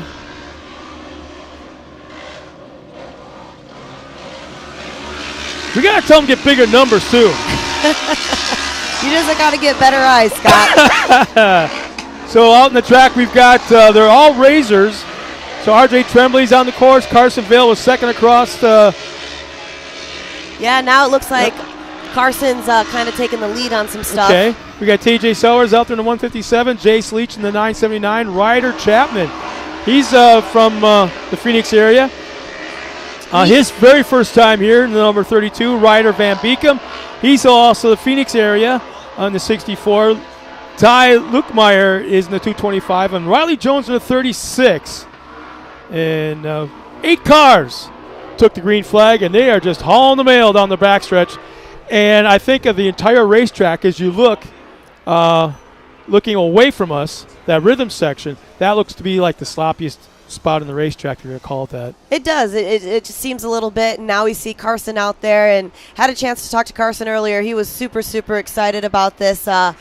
He's, racing in 2 different classes, and in the other class that he's racing in, he has a kind of chance to kind of do some stuff with Aliana, and he was mentioning all of that, and it seems like Carson's really kind of found the groove of this, figured out what tires he should be using, where he should be hitting it, and we've kind of stopped a little bit of the rain. It's still coming down, so there's still moisture coming out on the track, but not anywhere near what we used to have. I have yet to talk at length to Carson, but I think one of the questions I have for him is what size helmet is yours? Because he's got such a big, huge head of hair. How does he fit it all in that helmet? You got a helmet sock. Come on. Well, hair's got to go somewhere. I know, but you kind of put that underneath that. I think that just gives him a little extra power to go through everything. You can see him going right through that finish line. We've got a few more laps to go. But as soon as he's coming out of that turn and going up that hill right there, you're kind of seeing a little more traction happen, especially right over here. Some ruts are starting to come through. My scariest thing that I always see is coming down this hill and making that quick right. You never want to get out too far. Yeah. You never want to get too far inside, because if you kind of go a little further out, you could possibly get that rut. And then it seems like Carson's got it all figured out, though. Really, yeah. And then as soon as you get turned right, you got hung it to the left. It's really, really fast. It is. And I commend these guys and girls for being out there and kind of doing all this stuff, because I could never be able to do something like that. Please. Drive out here, take a razor, take Whoa! I'm sorry, I didn't mean to interrupt. No. Seawers is up on 2 wheels, and that exact corner you're talking about, bike's up on 2 wheels. That tells me there's some good traction out there. There is some good traction. That means you got to hit it, right, and not necessarily take the same line. Just because Carson took one line doesn't necessarily mean you should take that line, especially if you drive a little bit different or your setup is a little different on your car. Find out where your car works the best. Correct. That's why these drivers are just moving all over the place. And what's interesting, how about this? Ryder Chapman right now in that 4th spot started, I want to say 8th, 7th, and now running in that 4th spot. So he's never, ever been here before. And relation to Mia? Yeah, that's Mia's little brother. Yeah, exactly. Well, if you look at Mia Chapman, she's a great driver. She's also a Red Bull athlete, and she's no stranger to short course. She's no stranger to anything pretty much in short course and or desert. She needs to get rid of the desert and come short course and stay in short course. She needs to get rid of the desert. Come on. Yeah, there's Mia, some talks. I know you're watching. Sell your stuff or convert it over to short course and get your butt out here. Well, the Chapman family, Mia, Joe, they're great people, so it's always good. She's a teammate in the Vision Wheel world with me, so it's awesome to see the Chapmans out here. It looks like Carson is just kind of ticking away. He has some great lap times right now. On that last lap, it looked like RJ was about 2 seconds behind him, but he's really found out what he needs to do. If you're looking, he's still staying on the inside as he comes out of that finish line, up the hill. Coming down a little bit, it's going to be a different story, like we keep saying. You can't push too far out when you're trying to make that right hand. You don't want to check up and, get stuck in those ruts. And he seems to have found it. You're looking at the track right now. Seems like everybody's taking that same line just to make sure that they get out of there clean. Yeah, you get hung up in certain areas of the racetrack as it sits right now. Like you mentioned, it's a one-line track through some of these corners. Well, if you get hung up out in the fluff and then slide, you're going to slide forever. And just like this last one, looking up, they have to take a little bit higher out there so they can set themselves up so they can take this right here. You're going into a right, back into a left, and you don't necessarily want to follow. And it's looking like RJ not necessarily followed out of there. He was a little bit more inside than Carson, but then going into this rhythm section right now. I really like this shot. Seeing all the cars in line in different spots. And I got to tell you that Carson Vale definitely is one of the more talented drivers in his age bracket. And he seems to be so quiet. Like I say, I've only had a chance to speak with him briefly one time. But he just seems to be so quiet and kind of not, I guess you could say reserved. He's super reserved, but it's kind of cool. He always comes in to Legends for the restaurant and grabs some Mountain Dew, so I respect him on the Mountain Dew. But this is a nice shot right here. He certainly doesn't look his age either. No, and you're looking at it as well in Ryder, like we can always say, you can always spot Ryder. It's good to see some desert guys and some desert girls coming out and doing this entire season and kind of seeing what was going on. The Van Beekums, I know that they've had a rough season throughout, some ups and downs. Father-son team, but it's kind of cool to see them persevere, finish off strong with the 2022 season. Well, they're pretty much gapped out evenly, I'd say first through fourth. Yeah, it looks like RJ's about a little over 4 seconds behind Carson right now. Carson's putting down a fast lap time of 2:11 at 2:55. White's out right now. We got one more lap, Scott. What do you think's going to happen? You know, with first, second, and third so gapped between each other, I'm watching the battle for third and fourth. I mean, that's one to watch. The final podium position, and I think it'd be kind of a cool story if the Chapmans could finish the season on a podium at a track they've never been to before. And what a kudos not only to Ryder, but also to Joe. He's always got his head underneath that car. Always. No, it's awesome. And if we're looking at our standings right now, 5th place, Jace. Jace is actually, before we're able to add extra points and or drop, he's at 207. Carson's at 206. RJ's at 197. So the top 3 right there are actually in the top 5 right now in this race. So that means that they're putting everything out there. I know Carson really wants to be able to get that championship underneath his belt. Unofficially, looks like he's got a good chance at it right now, especially with that big gap that we're talking about. Yeah, he's in his own zip code right now. There's nobody else on camera, and just look at the scenery. Just how it's changed. The colors have changed in the last 3-4 days with this rain. Everything is gold and yellow and browns, and beautiful fall weather here in northeast Oklahoma. Exactly, and what we haven't really talked about is the cooler temps making cars run a little bit better. Cooler temps will always do that. So, you know, I used to work for NHRA, and whenever we would go to Golden, Colorado, those dragsters ran quick. Higher elevation, cooler temps, and that's kind of the same thought process down here as well. The wind's picking up, drying the track out a little bit. It seems really nice, and it seems like Carson has everything dialed. Yeah, I mean, they found the right combination. I'd like to see what the tires were on his car, because he wasn't getting too sideways. Okay, it's a nice shot of him coming through one last time, and it looks like the top finisher is going to be Carson Vale. No, watch him pull off, expecting you to be there. Yeah. I think we should just note that you're up here because of the rain and the camera equipment. Yeah. And wanted to be able to come join you for one last round here at don't make me cry. Outdoors. Don't cry, Scott. So Carson Vale will take the win. RJ Tremblay will take second. RJ and TJ. And then I got my stepson PJ. And then watching us on the live stream is CJ. Yeah? How you like that? Keep going, Scott. So, anyways, TJ Sellers will take third. Ryder Chapman, 1 spot off the podium, will finish 4th. Jace Leach, top 5. Ryder Van Beekum, 6th. And Ty Luckemeyer and Riley Jones will round out our field. There's a great shot of where you and I are at. Our backs to the camera right now. We're inside that summit. Bring that. Okay, if you're any kind of a... There we go. Come on, I dare you to get closer. Come on.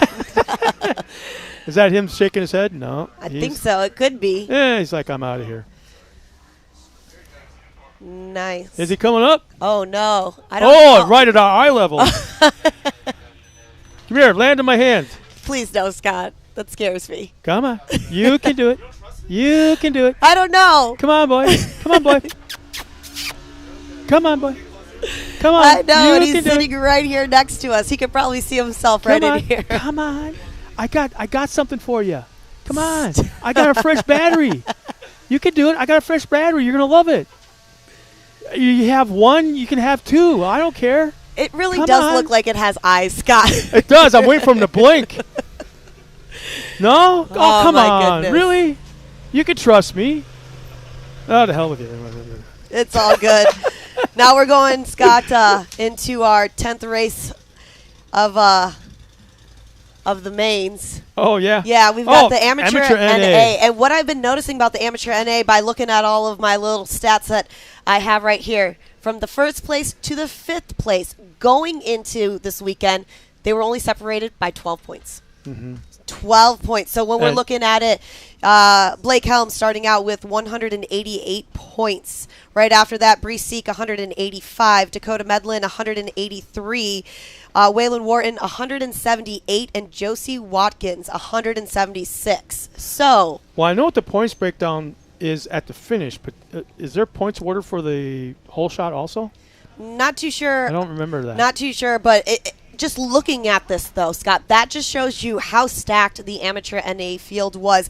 And, you know, you've got women and men in this class, and it's really cool to see that. And when we're looking at this, Josie Watkins as well, Josie, her spotter, Travis Pointer. Yeah. And so it's really cool because you and I have seen Travis race. We've seen him win a championship back in the day, and it's really cool. He's on the track this weekend. He is. I saw him. Yeah. Actually, I said, Travis, what are you doing? Why are you in a race suit right now? And he's like, it's Halloween. I want to go as a driver. Well, that's what I keep telling everybody. If they didn't bring a costume, at least they could go as a driver. So that's kind of cool to be able to see some of that. So, you know, I really, really enjoy all of that. And it's been great to be up here with you. So in this, what do we have? How many we got in this one? Oh, we got pretty good sized field. I want to say, was it 15 or 16? 15. And it looks like we got some familiar names in there, too. I'm not sure. Ryder was just out there, Van Beekum, and then also Ryder Chapman was out there again. So I'm not sure how that's working. It might take, if they are truly going to be coming out, I'm sure they're going to give them a couple extra minutes or two. Yep. To refuel, to check things out, and to come back on the track. So it might be a little bit of a time gap before we start. But here's our lineup, anyways, of our amateur NA. Blake Helms is out there starting the pole in the 111. We got Bree Seek. Gosh, I'm really pulling for her. In the 431, she starts second. Josie Watkins. Now, keep in mind, all these are gate picks according to how they finished in the heat race earlier this morning. Correct. So it's not done by points. It's not done by anything except for how they finished in the heat race this morning. Ashley Rowden is out there starting the fifth spot. Chris Adelot. Is that right? Adelot? Yeah. Yep. Starts sixth. TJ Sowers is another driver coming up that was just on the track a moment ago in the 157, starts seventh. Waylon Wharton in a Yamaha starts eighth. Nick Slinkard in the 927 starts ninth. 10th is Rowdy Speaks in the number 10. Well, he'll start 10th in the number 42. Quinn Klenke in the 19 will start 11th. Starting 12th, Dakota Medlin in the 432. Tyler Johnson, Briar Taylor, and Ryder Chapman will start in the back row. Now there's 8 cars wide at the gate, and however deep. It looks like we're gonna have 2 rows right here, yeah, but I think rows, we're gonna take a quick commercial break. Lots of things. We want to thank a bunch of people, so we'll be right back.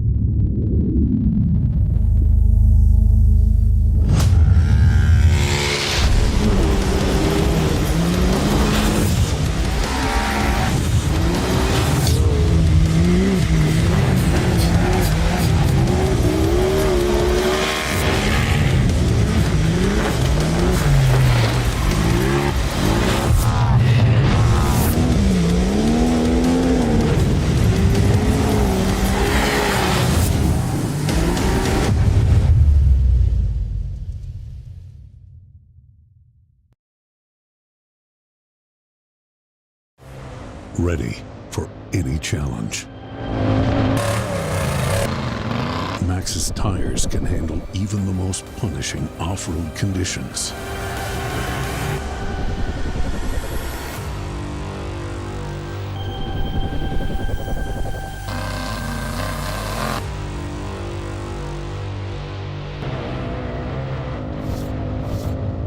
Maxxis tires. Tread victoriously.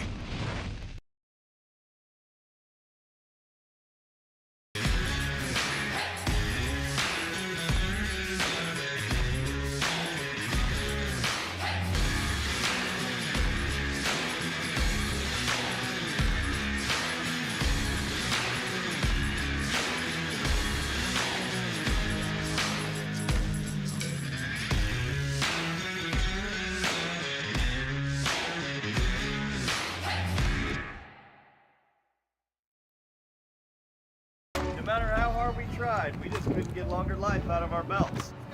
That's why we were so excited when we found these new Gates Redline belts. They have a super simple 3-step process for breaking in your belt the right way. Clean the sheaves with a Scotch-Brite pad. Remove any old belt residue, glazing, oil, or debris on the clutch sheath area with alcohol or acetone, and make sure the breather tubes are free of any old belt material. Step 2, install your new Gates Redline belt. Step 3, perform 2 10 to 15 minute heat cycles, giving it easy throttle on flat ground. Then, you're gonna repeat for the second heat cycle. The best part, the process is so simple and easy, it really helped us with our competitiveness. Yep.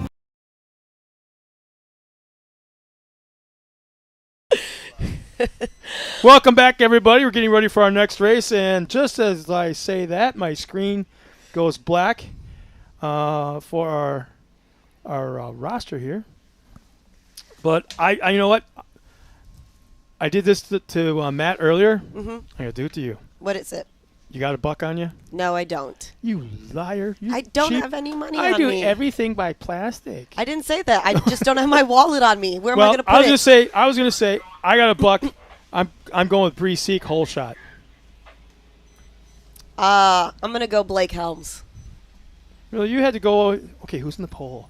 Okay, I'm going to pick the polls. Nope, that has nothing to do with it. I had a chance to talk to Blake during the heats, and he was pretty excited about it. He thought his car was pretty nicely set up, and you know, he's sitting going in the top lead points right now, going in the weekend. I'm looking at the. I love the shot right now. Looking at the line, and I'm wondering which would be probably the best. I'm thinking fourth on the left side of the screen, fourth right alongside the middle pole. Yep. The fourth one to the right. Get that angle. See, and I wish I've had this type of experience. You know, I always get the pleasure of talking to the drivers and finding out from them how they feel about it. I've just never been in this thing. Oh, kind of close. And yeah, it was second to the right. Yeah, second to the right. And just let it drift to the left, and there's your hole shot. There it is. Whoa, pushes hard at the bottom of the hill. Boy, I can't tell if that is Blake Helms or Bree Seek. It's one of the two, I believe.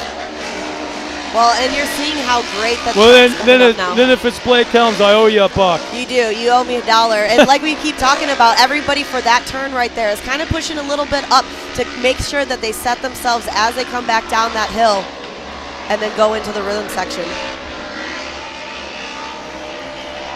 It looks like right there in that spot, it's getting a little bit more slick. I'm wondering if because the more the rain's coming down, it really hasn't. Well, you see, up. I think the ground generally is going to be really moist right there, going down 2-3 feet because you're right alongside the riverbed or little creek bed that's right there. So, yeah, it was Blake that took the whole shot. He said his car earlier was set up the way that he wanted it to be. He felt really good about it going into the last race of the season. And what we've always talked about, having that little bit of confidence really kind of sets you over. It gives you that little extra boost that you want, you know, going in here. And what we keep saying, it's the last race of the season. There's nothing to hold back right now. Well, plus the thing is they've had enough time to look at the track and figure out what kind of tire they want to do. Keep the same tire and put more grooves in it, or change the tire design altogether. And like we talked about before the break, 12 points going into this weekend, separated first from first. So there's first from fifth. So there's a lot of things that are riding on the line, and they kind of want to you got to go. Yeah, I'm kind of surprised that they're gapped out as much as they are before they even complete lap number 1. But as of right now, it looks like it's Blake Helms, obviously out front, Ryder Van Beekem. I'm not sure that's actually him in the second spot. Yeah, it is. Yeah, it is Van Beekem. Bree Seek running in third, so that's our top 3. Josie Watkins fourth, Ashley Rowden in that 5th spot, Waylon Morton, Chris Adelot, and Rowdy Speaks, Nick Schrinkert, and Quinn Klinke, our top 10. But, man, Van Beekem's having a pretty decent run right now. And here we come down, you're seeing that one section that we keep talking about. You really need to set yourself up going into this down to make that quick right.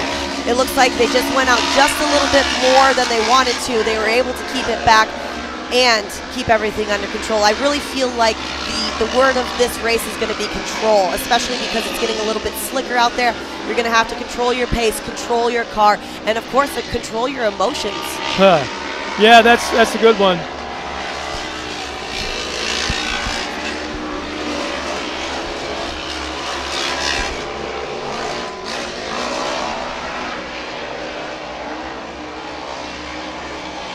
So I'm always encouraging fans to chime in on our live stream. It looks like Bridget Jacobs is hammer down Blake. Hammer down Blake. That's kind of cool to see. Do that, this thing. And what we're looking at right now, it looks like there's two battles. We've got a battle for first and second, and then a battle for third and fourth. Right now with Blake and Ryder out front, it doesn't look like Ryder's taking the same lines. He went a little bit more inside, a little more outside as he came out there. And see, he took a little high up there, pushed that cushion just a little bit more, was able to keep it. And, you know, sometimes the cushion is your friend, sometimes the cushion is not your friend. Well, the thing that I don't know if it's going to work today, but you saw how you went high up there. And usually that will work for you, but you won't find the advantage of that until at the end of the long strip. Oh, somebody our just leader came pulls at off. Blake, Is that Helms? Yeah, Helms just pulled off. And not quickly. Sure. You know what? I think he may have overshot the jump and may have flatlanded. The way he pulled off so fast. Whether he hurt himself or something broke in that car, that's my guess. They're kind of going to look at him. Up, and they're just turning off now. So right now our leader is going to be Ryder Van Beekum. And it only looks like smokes. A second and third now really have that battle. Ryder is out there. He just went through the line one more time, heading up to the top of the hill. And then, that happens so fast. And then there's Bree. Bree is a great driver. Been doing really, really well. Yeah. And like I was talking about, that battle for second and third right now. Blew a belt? Yeah, blew a belt. Wow. Well, and I'm wondering if he blew a belt because mud got compacted on that radiator, and then he, can't transfer from out of there. And that's what you're looking. You got to look at your temps. You need to. This is all speculation, but that's what I hear.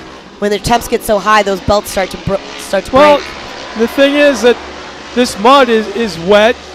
I don't know. I couldn't even begin to speculate on why the belt blew. But it's a lot of mud being compacted now. Tell you, Bree is looking awful strong right now. And Josie's right on her tail. So we really want to hear what those spotters are saying, especially if you got Travis right in Josie's ear. Pushing really hard. This is probably one of the slickest corners in the entire track. Look how they all come down the hill, turn right, and just keep pushing to the outside. And it seemed like they got pushed a little bit farther than the laps before, too, when they were coming down that hill.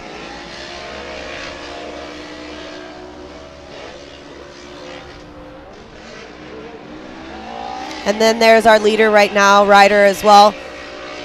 They need a good race in the worst way. Do. Probably, I don't want to say worse than anybody else, but darn near, Well, he pushed up a little bit on that cushion like we had talked about, and he's actually using it to his advantage. He's not going so far high. He doesn't really necessarily have anybody behind him right now. I mean, if we're looking at it, Bree's about 5 seconds behind him. Oh, she's that far back already?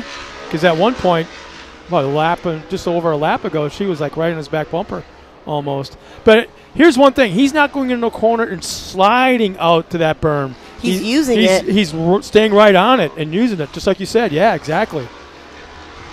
And now he's coming through one more time. We've got the white out, and he seems just to have a great lead. Just like we saw in the race before with Carson, he has this figured out. He's got it dialed in. Looks a little slick right there before he heads up into the top of the hill. That's that wet area we talk about, that drainage. Correct. And then now coming back down here, you've got to set that up correctly to make sure that you don't push yourself out too far, hit those ruts, and then possibly get up on two wheels.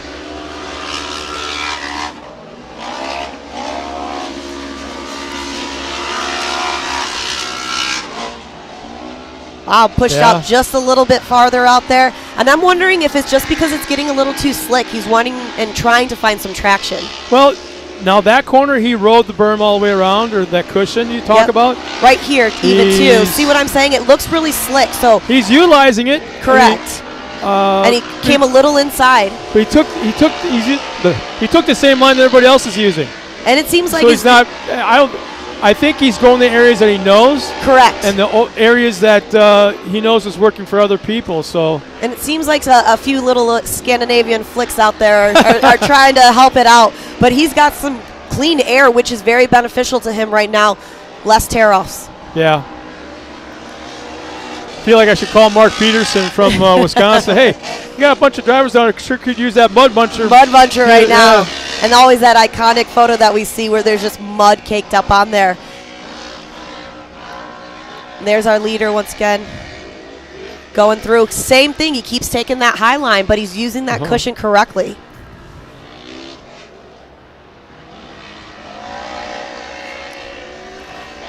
And right now we've also got Bree Seek in second, Josie Watkins in third. And those are some of the top contenders as well. It's really sad to see Blake Helms pull off so quickly. Yeah, that was a big shocker right there. Last thing I expected to see was just, I mean, it appeared to me that something either broke or he may have hurt himself a little bit because it happened right when he cleared the jump. Well, and at least he was able to get out, and taking the checker will be Ryder. Congratulations to the boys from the Phoenix, Arizona area. Congratulations, man. That's the way to end the season. It started real rough for you guys, but nice job at the end there. Nice. And then we've got Bree Seek in second, Josie Watkins in third, taking that checkered. So nice podium right here. And looking at some of our points with Bree at 185 going into the weekend and Josie going into 176, you never know because Blake was at 188. So this might be something unofficially, of course. Bree might have been able to secure some things for her. Yeah, we're pushing some numbers now. I guarantee you that. Especially for this class. Either way, Bree's going to go home with some great hardware, regardless of where she's at. It's been a great season for her. Oh, some cash too. There was a big purse this year. Yeah, remember that? Good. No, I'm pretty excited all about this. I wouldn't want to race against Bree or Josie. A lot of checks are being handed out. It'll be a good day. Big checks. All right, Scott, how else are we rounding out the rest of the field? Well, here we go. Our top three once again, Van Beekum, Seek, and Watkins. Fourth is Rowden. Eight-a-lot is Christopher in that fifth spot. 6th through 10th is Waylon Wharton, Nick Slinkard, Ryder Chapman will finish on that 8th spot. Not a bad job for him for a kid who's never been here before.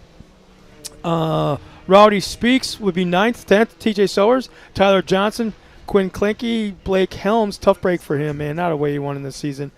Dakota Medlin and Briar Taylor will round out the final 5, back to 15th. Yeah, we're going to get fast after this. It is. 10 races down. Yeah. We've got about 6 more to go. Really? Yeah, and then Scott, don't be sad about our 2022 season. It's been a great season. I know you're going to miss this place. Well, yeah. Well, you know we were going to be Okies pretty soon. Yeah, I've heard about that. About a year and a half from now, but yeah, I'll be living about 45 minutes from here. It's not bad at all. And yes, we'll have horses. Wonderful. No, not. I love all of that. That is so great. No goats. Not even the little ones. None. I bet you we can convince your wife to get some goats. No. Yes. She wants flowers, thank God. That's awesome. I love flowers and too. Plants and well, then you don't want a goat. Oh, that is true. Well, now we're going to be going into our Expert Turbo in just a little bit. It's going to be race number 11 of the main. One guy that I always enjoy talking to. Rusty. He was just 2 thumbs up when I got that chance to talk to him. And it's really cool, you know, just always a happy guy, always positive about everything, loves this facility. And Scott, what is there to not love about this facility? Lots of things happening, including going into 2023 now. You know, I'll be very honest. Take the facility, put it off to the side, the racetrack off to the side, everything about this place off to the side. For me, it's the people. Always. The people, the race teams, the racers, the staff, the Robinettes. Yep. It's from the first time I had a chance to talk to Jason, and then I got a chance to meet Gayla separately. This is how life should be. Yes. The way they treat each other, the way they talk to each other, the love of life. Yes. I don't get all melancholy. No, this is perfect. But it's interesting in that the first time my wife and I came out to this area, Texas and Oklahoma specifically, I'm just kind of watching people at some of these big ceremony things that we were going to, and group of people here, group of people there, and I'm just watching. Every time somebody was introduced to somebody else, they took their hats off and shook their hand. It's the way it should be. Every door was open for every woman. Yes. Every chair was pulled out for every woman. That's and wonderful. That's what, this is And this area is no different. This is no different at all. Well, and we saw that last night with the Robinettes. You know, they were able to have that little block party downtown. You know, I've never parked so many cars in my life last night and helped, you know, with some drivers of parking because they wanted to be able to kind of do something that we do at Crandon, you know, where we bring down all the cars, we line them up, especially for the Labor Day parade. And that's a chance where you can see some of your favorite drivers, see some of your favorite cars, see all the things that you wanted to. Plus, they were handing out candy, which is even better. Yeah. And we had a concert, and I got a chance to talk to Gayla. Gayla said this was what we do, like this vibe is why we do these things. Every kid had a smile. Every parent had a smile. Every adult had a smile. Every driver had a smile. My face hurt so much from laughing so hard, hanging out with the Campbells and with the Gomez brothers yesterday. Oh, jeez. We laughed. You don't need to say anymore. No, it was a great time. But that's what Gayla was talking about. Gayla was saying this is why we do that. Do you see all of these smiles? This is why we do these things. And that's a true testament of the Robinette family, you know, from Jason and Gayla all the way to their daughters and son, you know, to their significant others. It's always that. And every person that works here, the staff, everybody in the store, everybody in the restaurant, everybody that makes this weekend possible, the volunteers, the track crew, the production crew, it all comes together. Lessons can be learned here. 100%. A lot of lessons can be learned here. But, you know, you're saying everything that I feel, that my wife feels. I think we found our, you know, we always wanted to retire back in where we're from, Wisconsin or Michigan. But we got our place now, and I think we found our forever home. Please don't cry with me, Scott. No, I'm not going to. Well, because you know back in the day when sportsmen used to cry, I would have to hug them. And yeah, if you cry, I don't want to hug you today. Stay over there. There's no hug. I don't want to hug you today, Scott. We're all fun, but we've got lots of things going on. But first of all, we need to say a few thank yous and, of course, watch some commercials. So we'll be right back.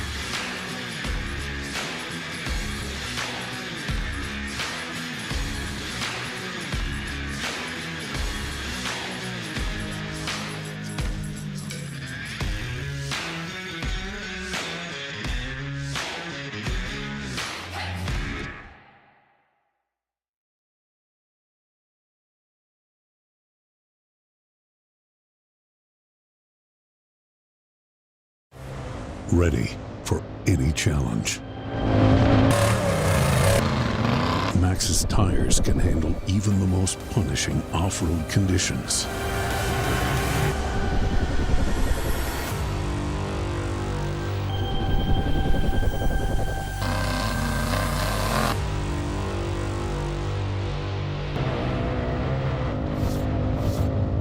Maxxis tires. Tread victoriously. All right, welcome back, everybody. We are heading into our 11th main race of the day. It's going to be Expert Turbo. Yeah. And what we've been talking about. We're getting quicker and quicker, man. We are getting quicker, but the track is getting a little bit more moisture out there. So we are seeing a lot of slick spots that you can see right behind us. And I'm pretty excited for this one. I love this class. Well, it's fun because there's some characters out there on this racetrack. And no doubt after this race in particular, those characters were always the ones that were stopping by to see you when you were over there doing interviews on the side of the track. And dang it, if they didn't say something hilarious or funny or it's very insightful. Yes. But always fun to talk to. And that's that first guy right there. Rusty Pipes. Well, and that's his real name, too. That guys. is true. Yeah, it's not like made up or like his parents have like this great sense of humor. Our last name are Pipes. Let's call him Rusty. It's awesome. And it's not like a nickname. It's the real thing. It's on the birth certificate. It's it. It's almost as good as Rowdy Speaks. Rowdy Speaks. Yeah, it's a really good name. No, but I do want to say another big shout out to Austin Braden and Austin's dad on the last round. In my Jeep, my main battery and my auxiliary battery both went out, and those two gentlemen tried to help me figure some stuff out. Austin kind of drove the Jeep, and he's like, I don't know what is going on. So in the new JLs, you have an auxiliary battery that kind of makes everything turn over once your main battery, and if that main battery goes out and that auxiliary... You're screwed. Yeah, so a big shout out to Austin Braden and his dad for helping me at like 6:30 in the morning. Really? Oh, that's the part you left out. 6:30 in the morning. I had to wake up Laura at 5:30. I had to drive to Grove to get a new battery. So a big shout out, and that's another true testament of how great everybody is here. They all want to help. Laura's awesome. Well, even the drivers and their dads. She takes care of everybody. Like she's like the resident mother hen. She is. If you need something done. Oh boy. No, it's good. Let's go through the lineup real quick. On the pole will be Rusty Pipes. We've talked about him. Aaron Holden second. Grant Stephen will start third. Matt Hecker in the 31 will start fourth. Fifth will be Austin Braden. Donovan Willis will start sixth. Chris Smith will start seventh. Another K&M. In fact, I think there's one Razor. That would be Chris Welch. He starts 11th in the 479. But Chris Smith will start 7th in the 88. Mickey Schroeder will start 8th in the 444s. Justin Barube in the 43. Kendra Hoop is out there in the 917. Boy, she's starting back in the pack. I'm kind of surprised by that. And Austin Warren will start 12th in the field in the number 32. Well, and if we're looking at that lineup, number 5 of Austin Braden and number 8 of Mickey Schroeder, they are first and second going into the points this weekend. Austin's got 228. Mickey's got 209, and so when we talk about that, once again, if they did not drop a race, they do get those 10 extra points. So when I was figuring all that stuff out, I did do the drop, but I've changed some stuff, so that's what it was going to the weekend. Unofficially, of course, those are some of the numbers. You can always make sure you guys check out after every round to be able to see that, and if you do want to go back and see where some of your favorite drivers finished, you can be able to for sure do that. So this is going to be a great race, and like you said, we're only going to get a little bit faster. Well, and I'm looking at the starting line now, and I'm thinking strategies of starting in a different gate from one to the other. And I kind of changed my theory. It used to be that I picked the fourth spot on the left side of the screen, right there in the middle. I'm kind of liking the second spot on the right from the middle. Yep. Right directly in front of us. If you groove your tires right, get the good bite off the line, which that's what this race is all about. If you could get to where it starts to turn first and just let it slide. Yes. To the left a little bit, just let it ride out. Yep. I think that's the best spot. But what the hell do I know? I'm up in a booth. I ain't behind the wheel. And that's what we always talk about. But looking at it, we try to always understand or try to figure out what the drivers are thinking. I've never been in that position, so I haven't. But I've had, like I said, the pleasure of talking to many of them, and they kind of talk about strategy, and I think you're absolutely correct about that. I think if you're looking at the hill, on the inside is where that rain drain, the runoff is happening. As you can see right here, it's a little bit more wet in that area. And, coming back up, we see that especially when they come out of this land rush right here. But with that being said, I think you're right. I think you got to stay a little high because with this type of terrain, with the moisture, you're going to slide a little down to the left, and you need to carry that momentum to go up, and you've got to drift. Well, I'll tell you this. I got started in off-road racing as a tire groover for Goodyear. And I would groove Walker Evans tires. Mm-hmm. And he goes, Scott, I don't care what you do. Get me to turn one first. I'll take it from there. Yes. And some of the stuff that him and I would do would be ridiculous. It would almost look like a tractor tire. All right, and they're not off. Quite the jump I was anticipating. He's going to get rubbed off. but mid-pack. It's kind of like, whoa! We've got two of them. I don't think you can go that way around the tree, but at least everybody got out of there kind of safe. Yeah. Back up. No wreckage. I missed who pulled the whole shot, I'm going to guess. Well, I couldn't even guess who. It was the TMX car is kind of who pulled the whole shot out there. Okay. So, and as they're kind of going up, we're going 3 wide back up into this little hill. It's kind of a little cluster what we're looking at right now. They're kind of, bumping, and then we've got to switch. Yeah, these guys are running pretty rough. Oh, boy, a lot of pushing as far as Donovan Willis now. He kind of got out of that carnage. It's kind of what we talked about. He took the outside, let everybody kind of take that inside, and he was able to sweep back into the rhythm section. So it looks like the number 86 of Donovan Willis is still out front. And now you've got a battle for second, third, fourth, and fifth all right there. Yeah. Nothing is settled in just yet. Nobody can be comfortable, not even the leader at this point. No. When you start getting to the faster classes, you can have a larger lead, but still not be comfortable because you're going at such higher speeds. All right, now we're looking right here at that section before. See, now they kind of stayed a little low. What we saw in the last race, with Ryder kind of taking that up there, but our leader and our second place one took that low. They took it a little but they kind of slowed down in that. They did not carry that momentum going into that cushion.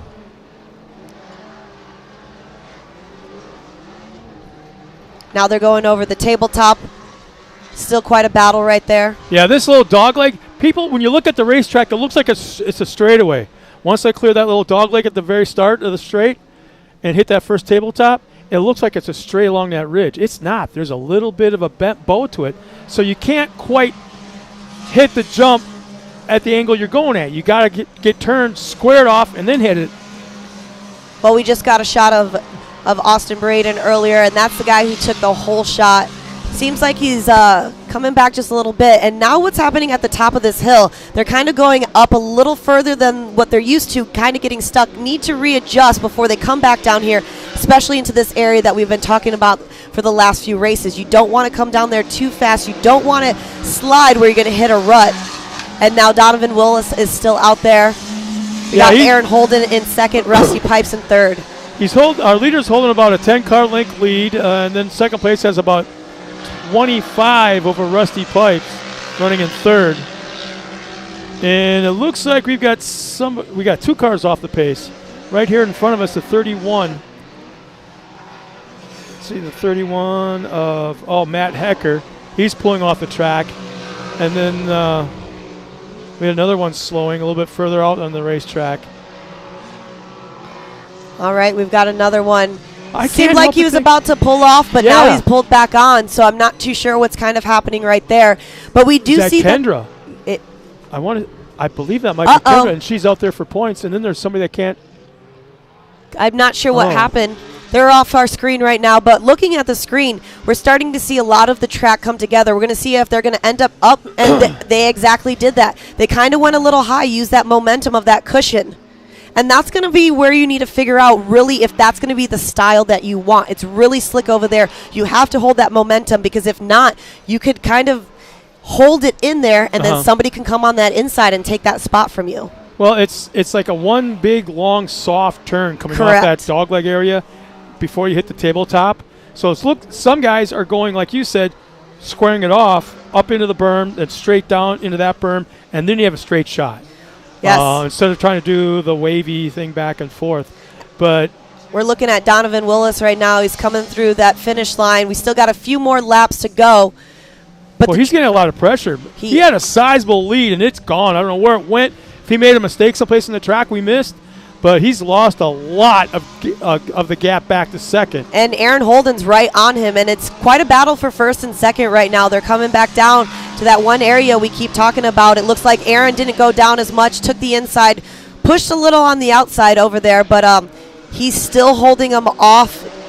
Donovan's holding him off. I would really love to hear what his spotter's saying to him, because that's kind of the key thing that's going to keep you going. Left rear flat. Oh, for number 31. So Matt Hecker. Matt Hecker, that's what the problem was. Okay. And he's still applying pressure right now to Donovan, who's in the first place.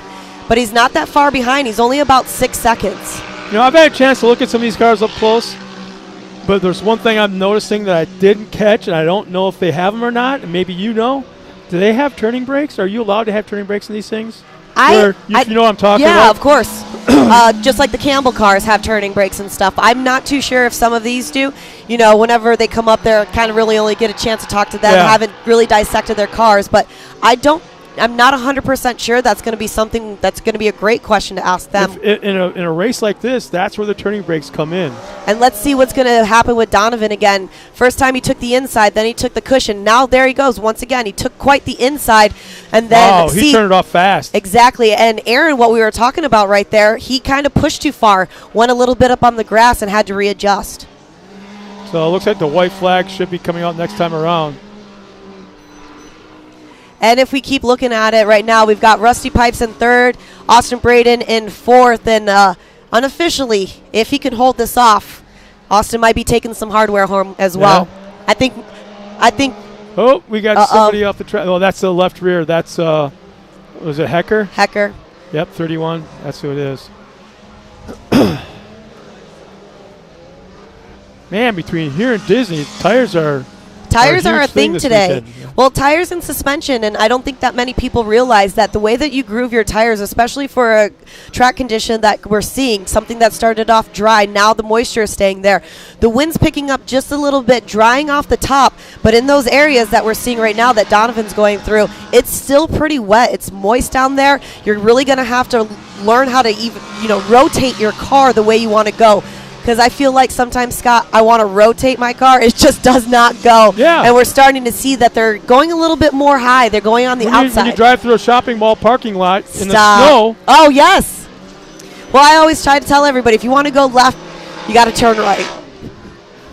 Okay, where'd you get that from? No, I can't tell you. I know exactly where you got it from. Come on, girl, be honest. No, we're good. Now we're going through the rhythm section right now with Donovan. He's got a great lead.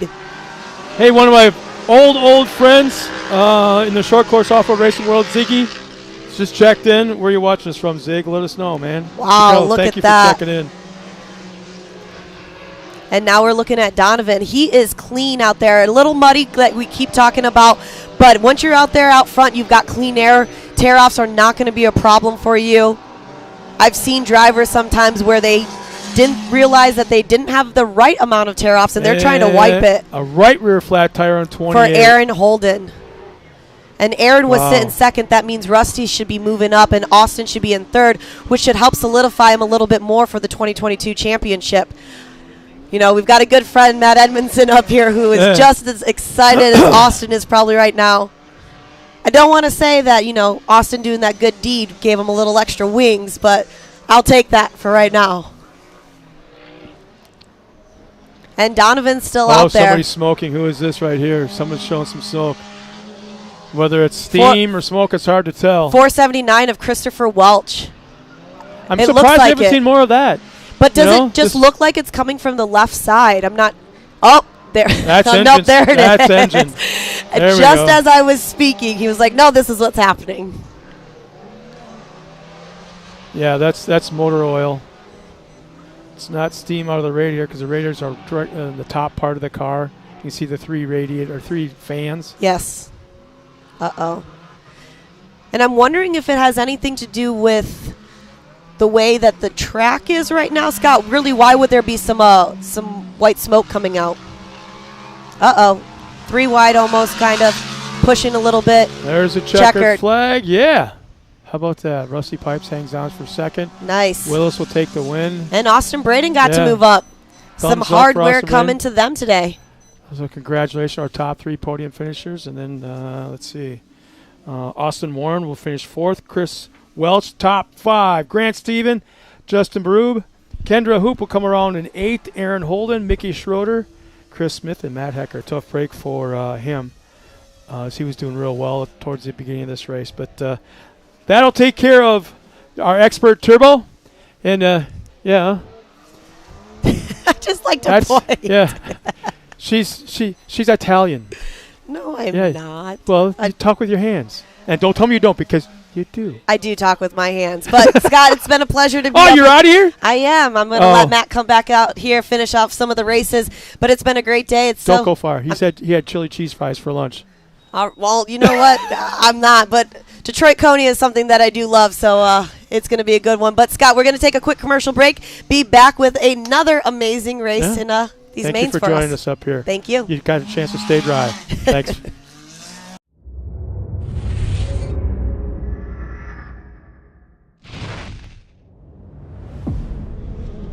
No matter what, it's never an easy event, and it never will be, and that's what makes King of the Hammers King of the Hammers. Tire choice is everything. I mean, to have a tire that's reliable and consistent and drives well out in the desert, but yet when we get to these crazy rock sections, still has grip and performs, and we can hit these sharp, jagged edge rocks and not have a problem, is what we need. And the Rockzillas definitely are second to none when it comes to the UTV tires. And it just speaks traction. It's got big lugs hanging off the side. It's got big lugs down the side of the sidewall of the tire. If you're gonna look for something that makes traction and is gonna grip in rocks and dirt and everything, you look at a Rockzilla and go, man, that thing looks like it's gonna do the job right there.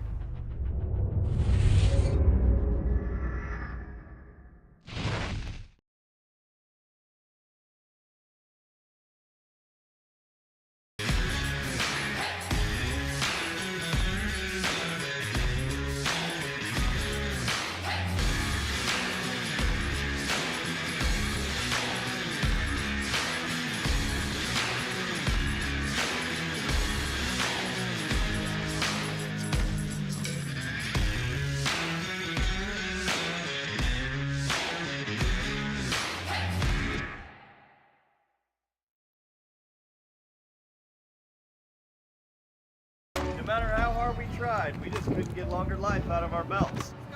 That's why we were so excited when we found these new Gates Redline belts. They have a super simple 3-step process for breaking in your belt the right way. Clean the sheaves with a Scotch-Brite pad. Remove any old belt residue, glazing, oil, or debris on the clutch sheave area with alcohol or acetone, and make sure the breather tubes are free of any old belt material. Step 2, install your new Gates Redline belt. Step 3, perform 2 10 to 15 minute heat cycles, giving it easy throttle on flat ground. Then, you're gonna repeat for the second heat cycle. The best part, the process is so simple and easy, it really helped us with our competitiveness. Yep. We are back. Oh, man. See that? There's ice falling. I don't know where it's coming from, but yeah, now. As you can see, I stepped away, put on a hoodie, got a little bit colder with the rain coming in, and I bet it's pretty cold with the ice flying in at you. It is. It's hailing over here from the hailstorm of Scott, but it's all good. I said I was going to leave, but here I am again. Hey, it's all right. We like having you up here with us. But right now, back out on the track, Vet 40 Plus NA main events are going down right now. In the heat race earlier, we watched Will Harris put on a show, and it's looking like he's doing the same thing again. Right behind him in the 401, that's Chad Mayo, and there's Todd Rimmereed, 1, 2, and 3 on the track. Hailing. It is hailing out here, but not really. But it's good. Yeah, I got a chance to talk to Chad Mayo earlier, and Chad just brought all that emotion. He said, you know, this car was destroyed, and now it's something that he can be coming back and bring it and finish off that 2022 season. Yeah, for sure. Chad's had a rough go this year, but I tell you what, there's nobody that's as hard-working as that guy is going to get that car back on the track, and he's done it several times this year. I was talking to Jen earlier, his wife, and we were talking about the passion in racing and just, you know, how passionate Chad is, and we saw that in the interview earlier, and I know this is a class he's really, really wanting to take home this championship in. Yeah, and he's looking at 235 as he went into the weekend. Yeah, so he's pretty comfortable. As long as he can finish this race and do everything, he's going to take home some hardware back to Texas. Well, and you know, Scott knows all of this. Back in the day when all the drivers would cry, I would hug them. So I'm really hoping, you know, Chad cries today so I could just give him a hug because I think it's well-deserved. You know, we always talk about championships and winning and perseverance. And, you know, when you have everything, you lose it. Yep. And then you rebuild to come back and finish. That says a lot about a person in sportsmanship. Yeah, no doubt. And, you know, it just kind of goes to say that championships they're not always won just on the track. Sometimes they're won in the garage, in the shop, and sponsors play a huge part in that, and these guys are showing up and showing out for all their sponsors here this weekend for Legends of the Fall. And truthfully, it's probably like 90% is not on the track. All the late hours, the timing, everything, the way you got to set up. So we're still looking at this right now. And Will Harris, it's good to see him back out here. I got a chance to talk to him the first time he was here, and he loved this place. And obviously you can see that he's done pretty well here. Yeah, he's got that old lifted car he lowered down and turned into a race car. It's on rails. That thing has been making moves today.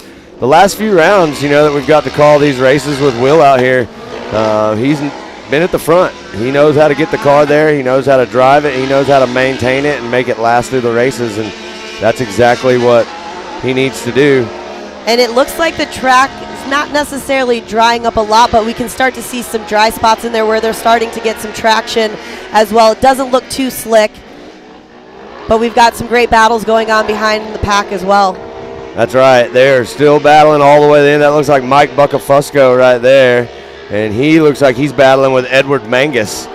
So that's the 901 and the 611 back there, running 6th and 7th. And there he is, our leader once again. We've been talking about the way that this track has been coming up. Obviously you ride a lot of moto. In moto, do you want a dry track? Do you want a wet track? Is this kind of the track that you want? It's totally different. I think there's certain people that excel in different types of conditions, and moto is going to be very, very different on two wheels. If we had something this slick, it would be very, very hard to get around the track. Not to say it's not done. We've seen some crazy dirt races before, or mud races, I should say, but this is not really there. I think that the track is pretty wet. One thing we know about Mid-America is this track out here can hold a lot of water. You hit the nail on the head a minute ago. I can already see where certain areas of the track are starting to dry up, and they're going to push a lot of that loose, loamy, soft stuff out to the outside, and it's going to get back looking the way it was. But, man, it looks like Chad Mayo is absolutely just on cruise control. 2:13 lap time. Will Harris running a 2:09. So Will's out front, and he's still running hard.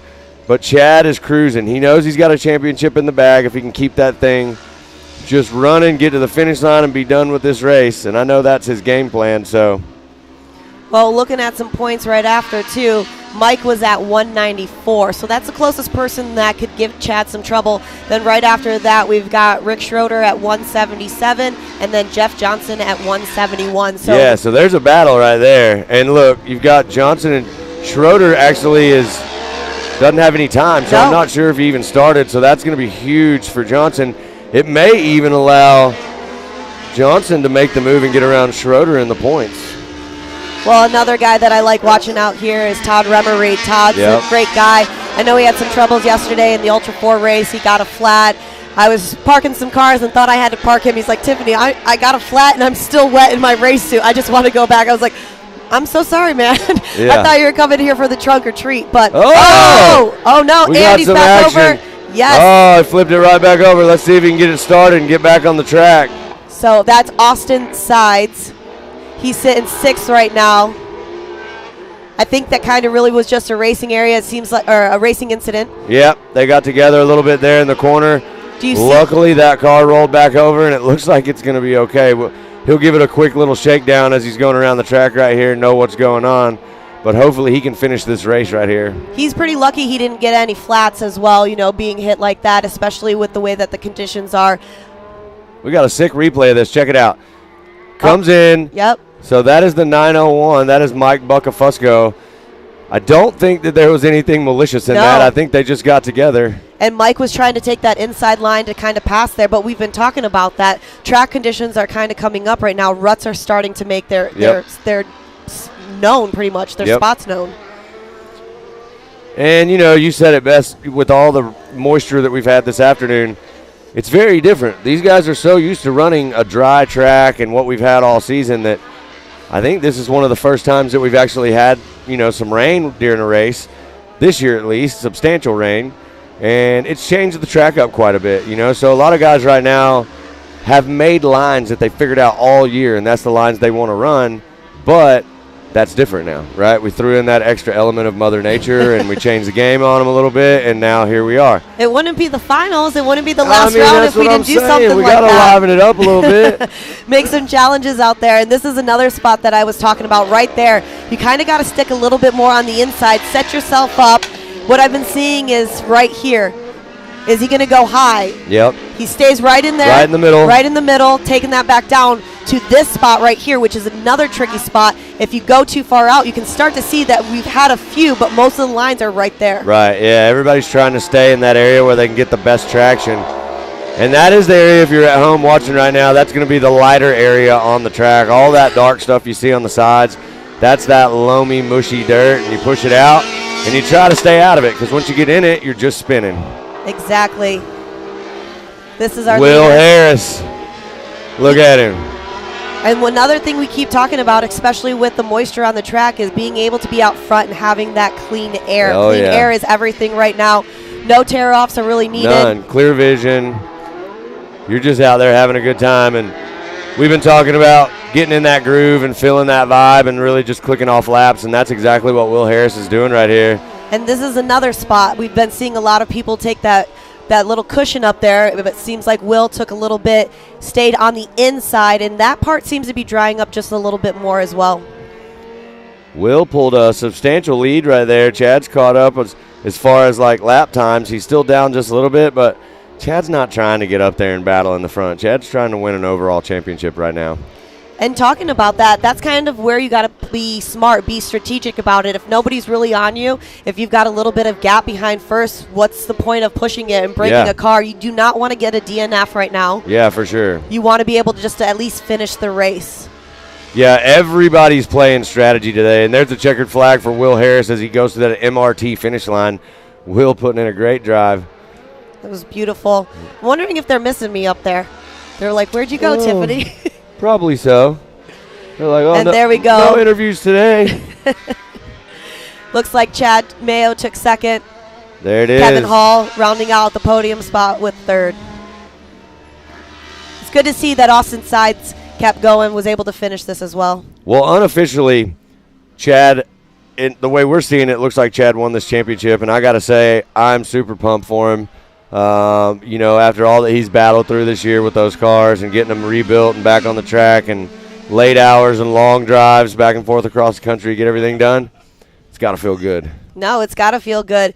And finishing it off, so it's Will Harris 1, Chad Mayo 2, Kevin Hall 3, Todd Remereed 4, Edward Mangus 5, Mike Buccafusco 6, Jeff Johnson 7, Austin Sides 8, and unfortunately Rick Schroeder still doesn't have time, so I don't think he made it out there. Yeah. No. And like we said, he was looking pretty close with Jeff Johnson 171, 177, so that's going to change some stuff up too. Yeah, for sure. We'll let the officials. The officials officially official. Yeah. Because how many times can we say official in one sentence? Everything's unofficially official.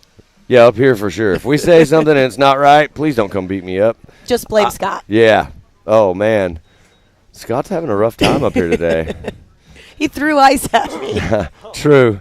Before the land, that didn't hurt you. Austin, right front flat. So maybe he did get hit on that when he got flipped. He was able to get it back on all fours. Yeah, that's good, and he was able to finish. That's Yes. always positive. I think it's, as hard as the racing is out here, it's always a win when you can drive your car into the trailer. That is 100% true. So these guys have raced a long season. They've been through a lot of tires, a lot of parts, a lot of belts, a lot of different things, and I think that everybody's just going to be really happy after this season with where they finish.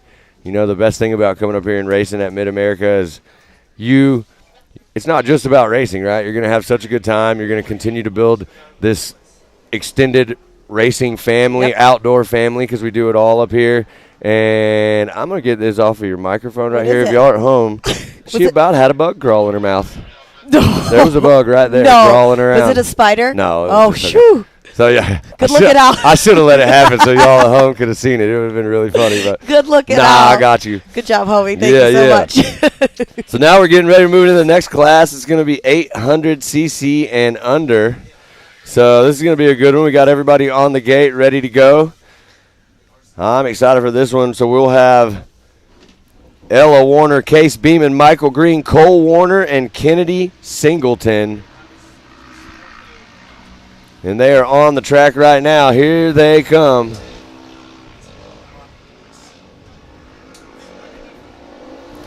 Now we are back up right here. We've got Ella Warner. Cole Warner, check it out. The Warners are ready to go right here.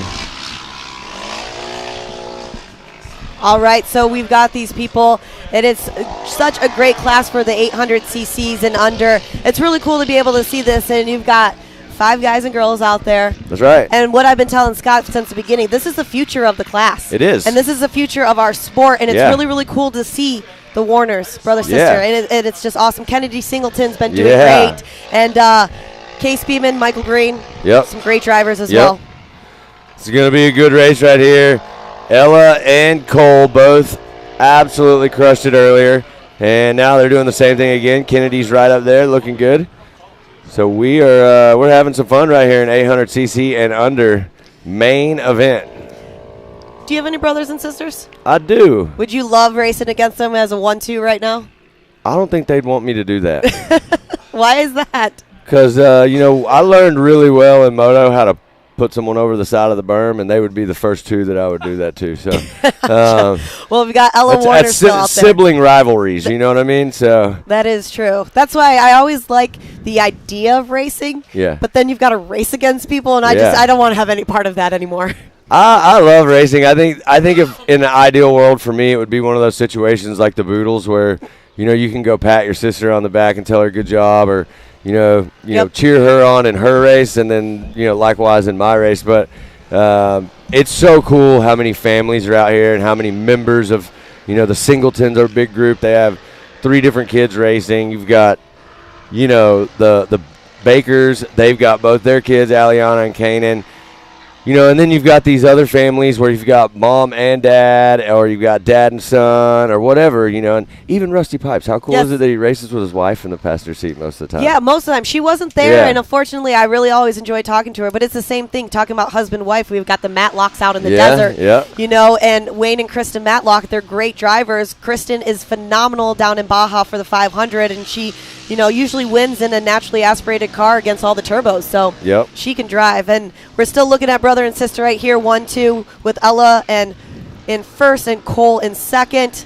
Cole looks like he's only about a little under 4 seconds. Cole looks like he's catching up. Cole took the win in the heat race, so Ella took second. A little bit different here with Ella out in front, but I'm going to tell you right now, if I was Cole, how much mess do you think he's going to catch if his sister beats him? Yeah. A lot. Or maybe she said, hey, Cole, what type of lines did you take? I'm going to try to take those ones next. That would be weird, right? You're both sitting back watching tape of where you were on the track or something, and you're looking, okay, I got it. I got it. I figured it out. Hey, big bro, I'm coming for you now. I would love that. I have a younger sister. She's not into racing, but it would be really cool to have a brother and be into racing. And we're starting to see, before they go into the rhythm section, that it's starting to dry out. Is there a reason this rhythm section's not drying out as quickly? Is it just because it's got those spots? Yeah, the rhythm section's down kind of in a lower section of the back part of the track. It's all lake bed, right? So there's going to be certain areas where water is going to hold a little bit more than others, and that's one of those sections. Typically you can see it just about any race weekend. We throw down quite a bit of water back there. It'll stay in those pockets in between the jumps. What's super cool from my time of being out on the track, though, is when you're absolutely on the gas going through those things, you go over the water. Gotcha. So you'll see a few people that are rolling things that are going through it, but for the most part, that water back there is really kind of a non-issue.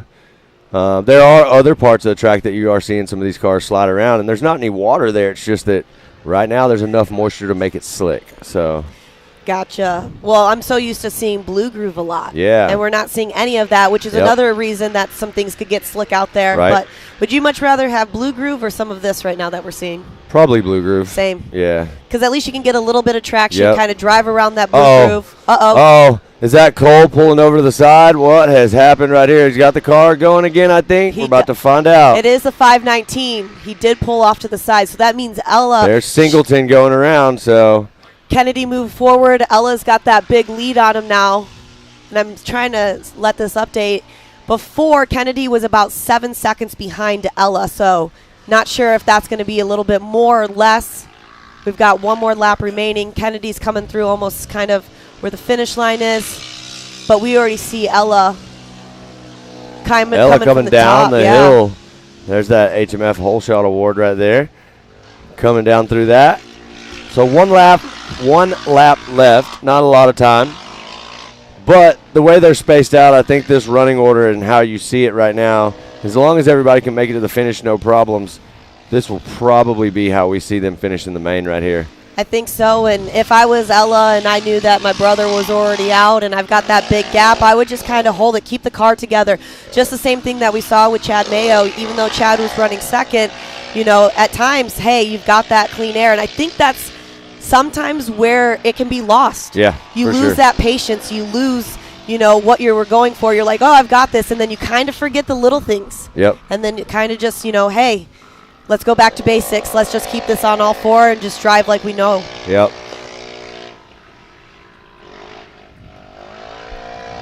Well, right now, Ella is showing us how to get it done in front.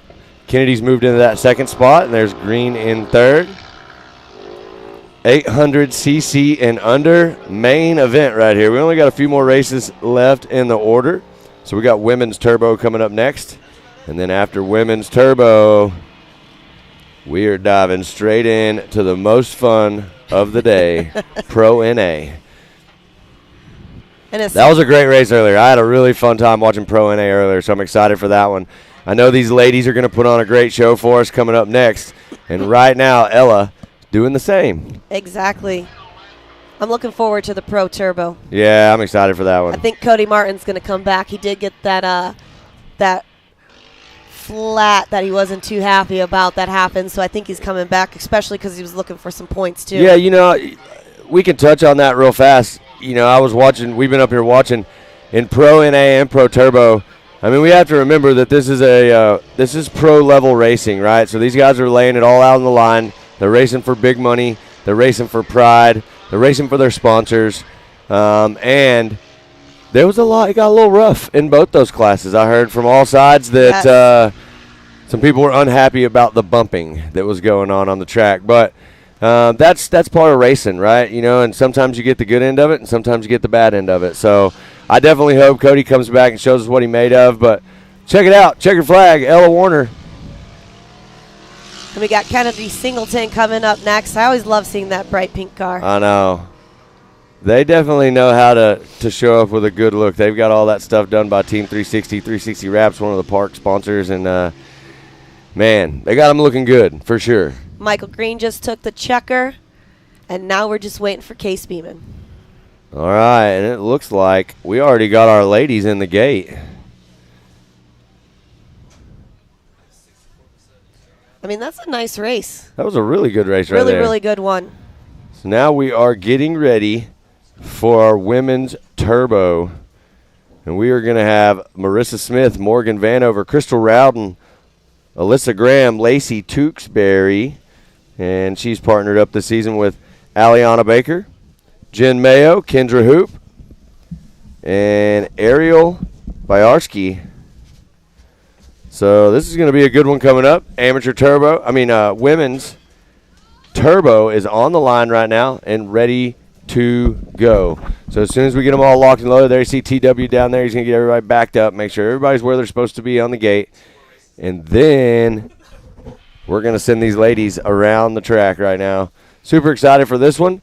Lacey Tewksbury had a great drive earlier. Ariel Borowski was literally flying. So we'll see if you can get back out there and do that again. Alyssa Graham, great race earlier, and Marissa Smith. So we're about to see some action. I wonder who's going to pull the whole shot on this one. Guess what, Scott? I still have $1. Because I owed it to you. Well, I mean, you play with your winnings, right? I lost $1 to her, too. Jeez, dude. Yeah. We'll start calling you $2 bill. Yeah.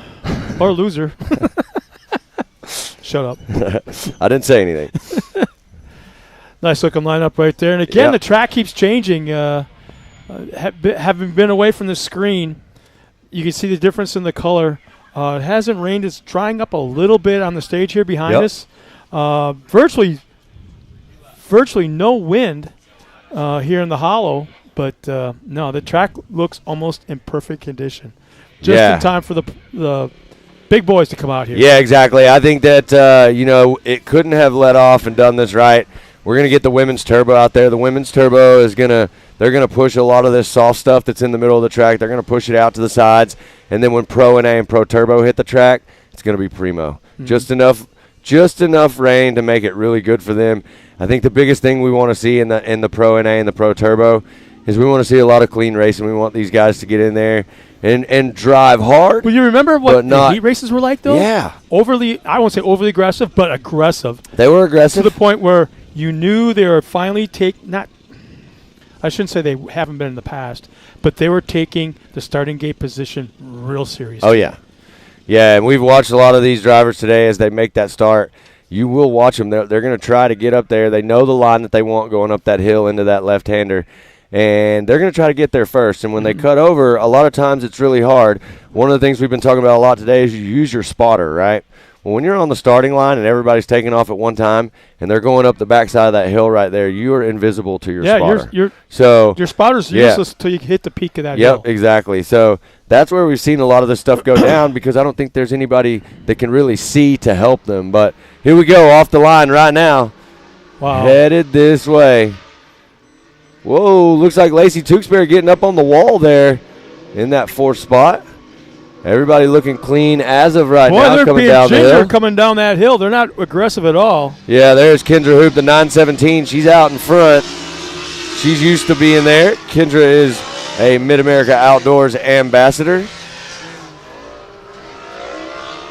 So, right now on the track, Kendra Hoop, Ariel Byarski, and Alyssa Graham, 1, 2, and 3 as we see it. How do you think Lacey Tewksbury is going to run this race? You know, Lacey ran, I believe she got 4th in the heat race. Mm-hmm. Yep. And, last race, Kendra was not up in the front of the mix. Now you've got Kendra up in the front of the mix, so you've got Ariel and Alyssa right there. So I'm thinking she's going to be somewhere right around the area where she is.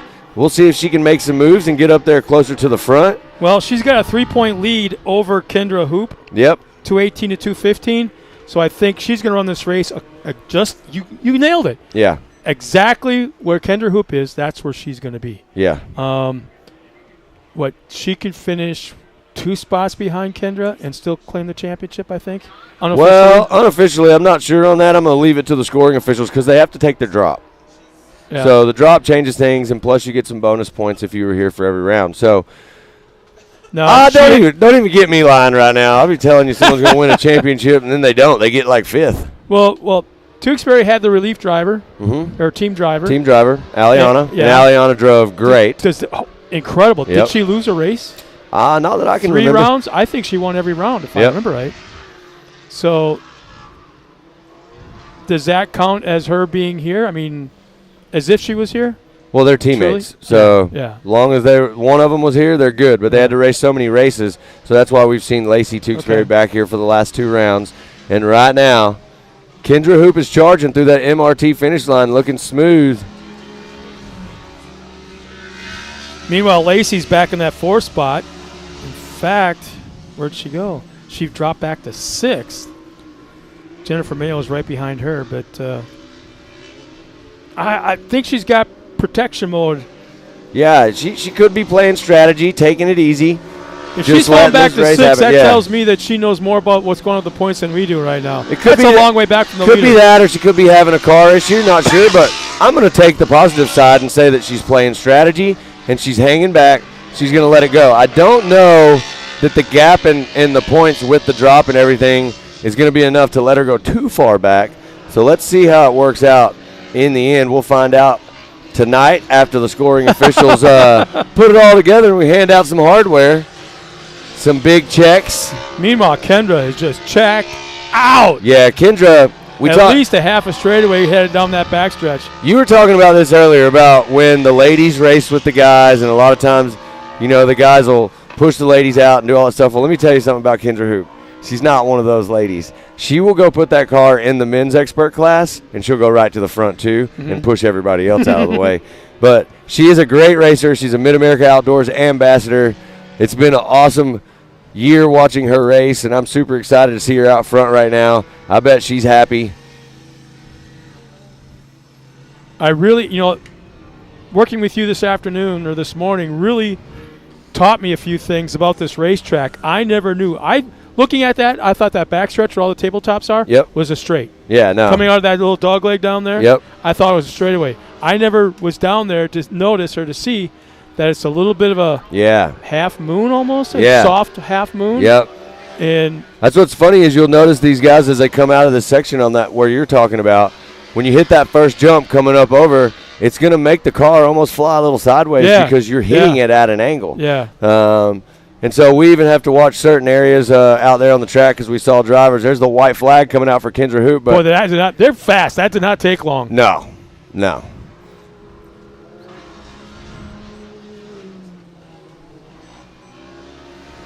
All right, so it sounds like with some of this weather and the conditions we've had, some of the classes have opted to go down at least one lap. It sounds like Pro NA is going to end up doing 4 laps. The ladies went down a lap too, I believe. And you know what? You can get out there and race super hard in 4 laps. So there's a lot of action going to happen in 4. 2.2 mile lap? 2.2 mile lap, yeah. And it is getting kind of, I don't want to say on the dark side, but it's starting to get to a point where it might be hard to recognize if you're at ground level sitting in the car. Yeah. The differences in the racetrack. Yeah, for sure. And I pretty much sat up here on this hill and watched just about everybody before their race has come up here and watched the other races so they can see what is happening on the track, if there's any certain areas to watch for. They're down here talking to other racers too, trying to make sure that they have all the information that they need. But so far, no problems. Kendra Hoop, top spot. Byarsky at second. Marissa Smith in third. Vanover in fourth. There's Alyssa Graham in 5th. Lacey Tewksbury still running that 6th spot. Jen Mayo in 7th. And Crystal Rowden in the 8th position on the track. Looks like we got a car on the back section of the track back there that's pulled off.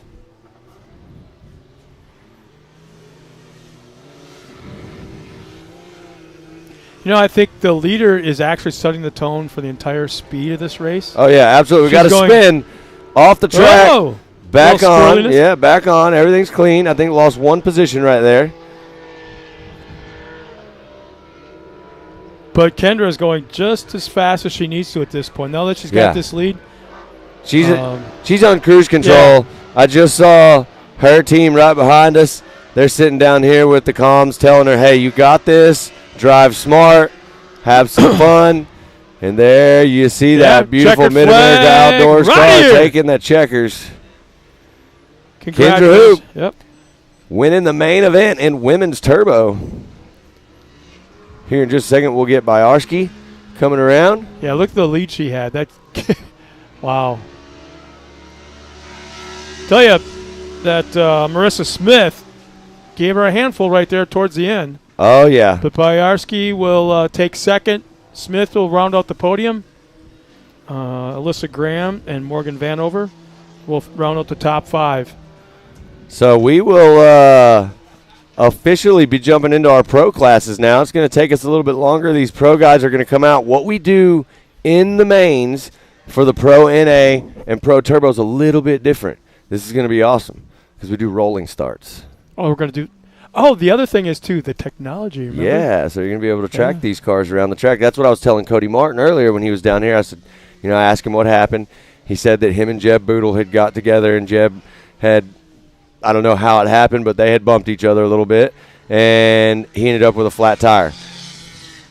I told him, I was like, the way I found you on the track was with our new technology. Mm-hmm. I saw your car number sitting off the side of the track, and that's how I knew where you were. I didn't know what happened, but it happened right here on the other side of this hill. Like we say, this is a blind zone, so your spotter, no one can see on the other side of that hill. So here we are getting ready for Pro NA. We're going to go 4 laps in Pro NA. In fact, if you want, just go ahead and unplug it. If you want to go to the technology that we're talking about at home, here's where you go. MAO.livemotorsports.com/live/. MAO/GPS. That's it. And you'll know exactly what I'm talking about. So once again, it is MAO.livemotorsports.com/live/GPS. That's it. And your favorite driver, whoever you want to keep track of, click on that little bubble like he's talking about, the number. There's a bubble with a number on it. Click on that or tap that, and you'll get all kinds of information of what's going on live at that moment. That's right. That's right. Super cool technology. We're testing it in the pro divisions out here this weekend. They're working on a ton of other things that are going to be really, really cool for everybody at home. Listen, we thank you guys so much for tuning in and watching us today, but I can't stress enough, get out here to Mid-America. Come hang out with us. Check out what this place is all about. Mm-hmm. Tonight we're going to have a lot of fun. We have awards and everything up at the shop, and then, you guys. How do I leave here for the season without having some fun at Coconuts too? Oh God. Uh-oh. Have fun, but not enough fun where you have to stay another full day. No way. Where you would have to leave on Monday. That's never happened before. I got to get home, man. We've got Halloween. My kid's got a tank. Hopefully we can get it out tonight. And I'm gonna literally go looking for people that I can run over in the pit. So if you see a green military tank on a Power Wheel, that's me. All right, so we're hearing right now that Boodle is going to be in car number 10, and we're about to see as they get ready to do this rolling start. This is what I was talking about. They're going to run half of the track following TW as a pace car. Mm-hmm. And then when they come around, they are going to come around and hit the finish line. TW will peel off, and as they make the corner to the finish, that's when they're going to get that green. If they leave before the green, if they do anything, they're going to put them right back in line and do another lap. My hands are together.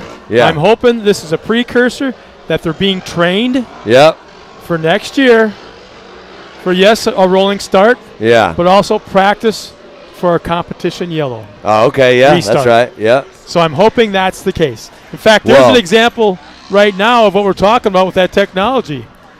If you clicked on number 21, I think it is. I can't see it from here, but that's 21. Yep. Tap on that and on your home device, whatever it is you're using, and all the information right to the live moment, including going 5 miles an hour right now, will come up on your favorite driver. Yeah, you guys at home, check this out. This is where it's going to get really cool. They're going to bunch them together super tight right here when they crest this tabletop. You're going to see TW peel off to the left here. Just a second. There he goes. Now, they can't go yet. But they're going to bunch in as tight as they can because you don't want any gap between yourself or the guy in front of you. This is where you'll see them. There's that green flag. They're going to make some moves right now. Start. Everybody stayed in line. Kanan Baker is out front. He had the pole position, and now you've got K-Man 21 right there charging. It looks like, who do we got in second? Jacob Geisendorf in the PPI car. Nice run right there. So this is your Pro NA. Colin Truitt is in the third position. We watched Kanan Baker literally fly earlier, and I want to see if he can do it again right here. Track conditions are a little different than earlier. So he's beyond his age in ability, beyond his age in smarts. The only thing I'm not sure about is the patience factor. Well, how patient can he be? All season we've watched Kanan, and Kanan is, he wants to win. I'm dare say maybe a little bit hard on cars because he puts them to the test for sure. But Kanan wants to win this championship for Baco Racing. I mean, he has an incredible family. They're all out here. They've worked so hard. And look at how cool that car looks right there. That white and gold. Profiles. Yeah. And you talk about Kanan being this young, skinny, young guy. He is. You look at him in here. He looks like he's driving a lowrider. You can just barely see his head looking over the steering wheel. Yeah. He's got a special steering wheel that he can look through. But Kanan's checking out right now. He's definitely trying to put some distance on himself. So 4 laps right here for your Pro NAs. And right now, absolutely no problems at all for Kanan. Look at how fast he looks as he's charging through that section into the Ultimax spillway. And look how he's checked out already. Yeah. And remember in the heat race this morning, there was so much going. He was in the second wave. Yeah. where so much action going on in front of him, we were paying attention to that. We're not realizing that he was in about mid-pack. Yep. Fast. He had clear track the whole time, but he was in mid-pack, never got towards the front. But his lap time on the last lap gave him gate choice number 1. Yep, and now look at him out front. Whole shot. Clean air, no dirt flying in his face. He's making his own way around the track and making it look fast. But check this out. Now you've got Geisendorf and Colin Truitt right here, 2 and 3, and they're going to battle it out. Colin Truitt is a fierce competitor, very fast also, and he wants to get around Geisendorf for sure. I can only imagine. These guys in that turn that they were just at, they go in tight. They have the ability now to stay tight because the track is giving it to them. Yep. The track is really coming around. It's going to be perfect for Pro Turbo. Yeah, that's what I'm talking about. They're going to be putting some power down. Whoa, there we go. We see Kane and Baker. Look how cool this shot is of this car coming at you. Oh, we just they're playing games with me over here. Way to go, Tyler. But check it out right there. There you see Colin Truitt. He's going to try to find the line. There he tucks right back in behind Geisendorf. He's going to try to go outside, dive under, but they both take the same line. He just wasn't quite close enough as well, yeah. So Colin's going to try to get right on his bumper. These guys know their spots on the track. They know where they want to pass. They know where they feel they're faster. Sometimes you can get right on that guy's rear bumper. You chase him around for a lap, and you find his lines, and then you make your move. There was a left rear flat tire. I missed what the number was, but he's still at speed. Man, I'm just saying. I think it's Robert Van Beekum has that. Somebody put rocket boosters or something on K-Man's car because that guy is flying right now in front. I mean, he is on the gas. He has checked out up there. You know, I can tell you right now, Kanan Baker is trying to leave his mark on this season right now. He's showing us how to get it done. Is he got a legal driver's license? You know, I don't think so. Is he that old? I don't think so, but I know his sister is turning 16 on Monday. Oh, there you go. The answer is no, yeah. For everybody at home, everybody in the pits, listen, if you see Aliana walking around the park, make sure and tell her happy birthday. And check out that sweet new truck she got over there. Look, the funny part is, you know what she's going to be dressed up as today? What? Are you ready for this? Yeah. I think very cute, blonde, blue eyes. Kanan? No. I'm gold digger. A gold digger. Good Lord. Getting creative at Halloween here at Mid-America, but right now, Kanan Baker, he is on the gas, and he wants that money. To him, that payday at the end of this is going to be his gold, and he wants it. Tell you, Colin Truitt still trying to find a way around the second place car. Yeah, Jacob Geisendorf is driving a great race. I don't think he's doing anything to, like, intentionally block. He's just driving the lines that Colin wants to drive right now. With the moisture and the things we've had out here, some of the line choices that you may have had in the heat races are not available now, especially if you want to get out in that fluff and lose some of your drive. No, you're nailing it right on the head because Geisendorf is not blocking. He's not swapping lanes as soon as Truitt does. He stayed right here. We just watched it all the way down that line. He was in the same line. It's just that Truitt isn't quite fast enough to get around him. Yeah, he's on his bumper, giving a little up tap every now and then, but he's just not quite there. Yeah, the PPEI guys, they know how to get these cars dialed in. We saw Corey Willis absolutely kill it in Pro Turbo earlier, and now we're watching Geisendorf do it in Pro NA. So these PPEI cars are no joke, that's for sure. But Baker out front, Geisendorf second, Truitt in third. And I'm keeping my eyes peeled because Truitt's going to surprise us, I feel like. I feel like he's going to find a hole, and he's going to try to get that car in the second before it's over with. Last race of the year. What do you see more than anything else last race of the year? Everybody hanging it all out. I mean, guys, you got to go for it. Yeah. You know what? We'll make up for this later. You can pay me back later, whatever it is. If I see a hole, I'm going for it. You saw a little bit of that.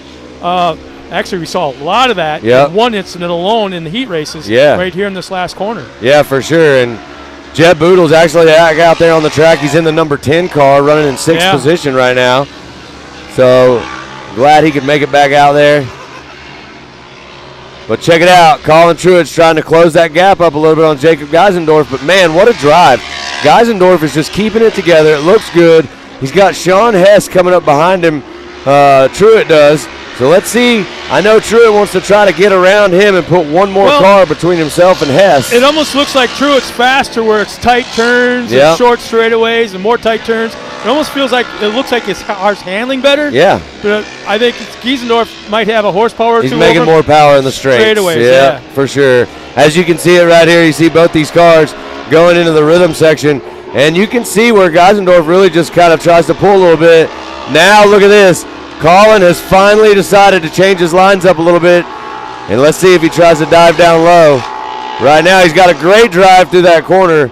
He's going up on the outside. He did his homework, so now it's time to... yeah, you followed a couple laps. You know what he's doing. Now it's time to make a move, right? Now it's time to put the hammer down. Gotta make it work. Kanan Baker is literally... So this is the white flag lap. A quarter of a lap ahead. Yeah, Kanan will be taking the checkers when it comes around right here. Boy, I don't know, man. Truett might have waited just a little bit too long. Yeah, he's going to have to make something happen, but we've seen it all day today. We know that the final section, the last couple of corners in this track, is very, very conducive to some good battles right at the end. And I think that's what we're going to see here in just a minute.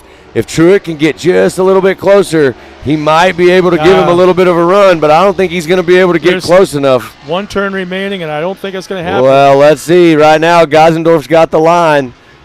He's going to go around, and Truett's charging, but wasn't able to get that drive right there. So Kanan Baker takes the win in your Pro NA class. Giesendorf in second. There's Truett in third. Hess in fourth, and Eddie Ensign in that fifth position. So that is your top five on the track. That is awesome. Great driving from those drivers in Pro NA. Man, I'm excited. Watching that one has really made me excited for Pro Turbo. Well, yeah. None too early. This track is outstanding. Man, look at this guy right here. I just saw Corey Willis ride by on a pit bike. I'm pretty sure your race is up, bud. You might want to kick that pit bike into high gear. Well, he's got a little bit of a luxury in the fact that they're not lined up yet. So yeah, so they'll get them lined up, and then we will do another rolling start just like we did to get these Pro Turbos going. All right, we're gonna throw out opinions right now. Okay. In a perfect world, next year, what would you like to see out here on this track? You know, I think that those are things that we've already kind of announced. Oh, really? Yeah. You know, there's going to be some big changes. There's going to be some new things added out here. As far as this track, you know, I think that the one thing we've continued to work on all year is to bring in some different dirt and to fix some sections up, get rid of some of the rocks and things that are out here on the track, make it a little bit easier on tires for these drivers. It does get pretty expensive out here. But the track, you know, I've been here for 2 years calling races, and the track has come so far from the first time I came here. You know, you're watching the setups on these cars completely change. What was the normal a year ago when I was here, tire setup, rims, things like that, dealing with rocks, getting in certain places in the car, messing the car up. We're not hearing about as much of that. We still hear about a little bit of it, still hardened sections on tires, but for the most part, the track has come a long way. Maybe throwing a little bit more of clay in different areas, things like that, will make it a little bit better. But honestly, I love this track. I think one of the coolest things about this track is the elevation. I'm going to stir the pot a little bit. What are you going to say? I'm going to stir the pot in that I'm a short course traditionalist. Yep. And the series I came from started a few things. Right. I would love to see here. What? A little bit shorter track. Yeah. So more of it's in front of the crowd. Right. More of it's closer to here. A little bit to be a shorter lap, which will make for a little bit longer race. Right. So we go from, say, 5 laps. Let's go to 8 or 9. Okay? Throw in a competition yellow at lap 4. Regroup everybody. Yep.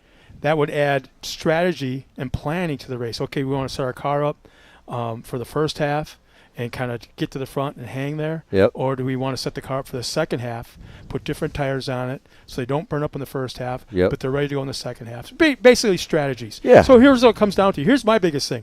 You get a flat tire in lap number 1, now your race is done. Yep. You're pretty much out of it. If you get a flat tire on lap 2 or 3, you can hang on, try to like hell to stay on that lead lap. if you can pull into the hot pits, change that tire, come back out on the lead lap, and you're still in the race for the second half. So, I mean, that's like the two. I'm all about being a fan on the side of the hill, watching the racing. Yep. And I think the competition yellow is a big thing. Yeah. Keeping that the cars all together and lots of racing, lots of tight action, and a shorter racetrack. I mean, I don't mean to stir the pot, but I mean that's. Well, you know what? We've tried it, other areas. Yeah. And there was like teeth to pull. A lot of people didn't like it at first, but then all of a sudden, we might have something here. Well, I know one thing. You know the same people I do. Yeah. And if they didn't hear it just now, they will. So I would say go throw that suggestion in there and see what they come up with. But, as far as new stuff, I think I'm more excited about the new things that we've announced with Travis and them coming out here to the park and, the things we're going to do next year with, just endless new activities out here. I mean, like Travis said, we're going to have a pump track. We're going to have an airbag. I'm a dirt bike guy, so I highly doubt that I'll be trying to learn any backflips. No. I need your help with that. You want to do a backflip? I want to be the oldest guy to at least try one. I'll be 62 by then. You should do it in a rickshaw. How about a big wheel? I mean, even better. No. Hey, the Nitro guys can do it on anything. Well, so, no, but have you seen that guy from Nitro hit that massive ramp in a recliner? Yeah. They do it. No. Yeah. Well, no. That's more my speed. The more pillows in that pit, the better. Yeah. The bigger the bigger the pit, the better. But I want to be. When I turned 50, I jumped out of an airplane. Or actually, you fall. Yeah. I turned 55. I don't remember what I did. But anyways, I want to be the oldest guy at 62 to at least attempt the backflip. Well, we can help make that happen, Scott. I promise. Yeah. And the thing is, I know Travis pretty decent just from what he's done in short course and some other stuff. But here's what makes me nervous about that guy. Like we talked this morning about Dustin.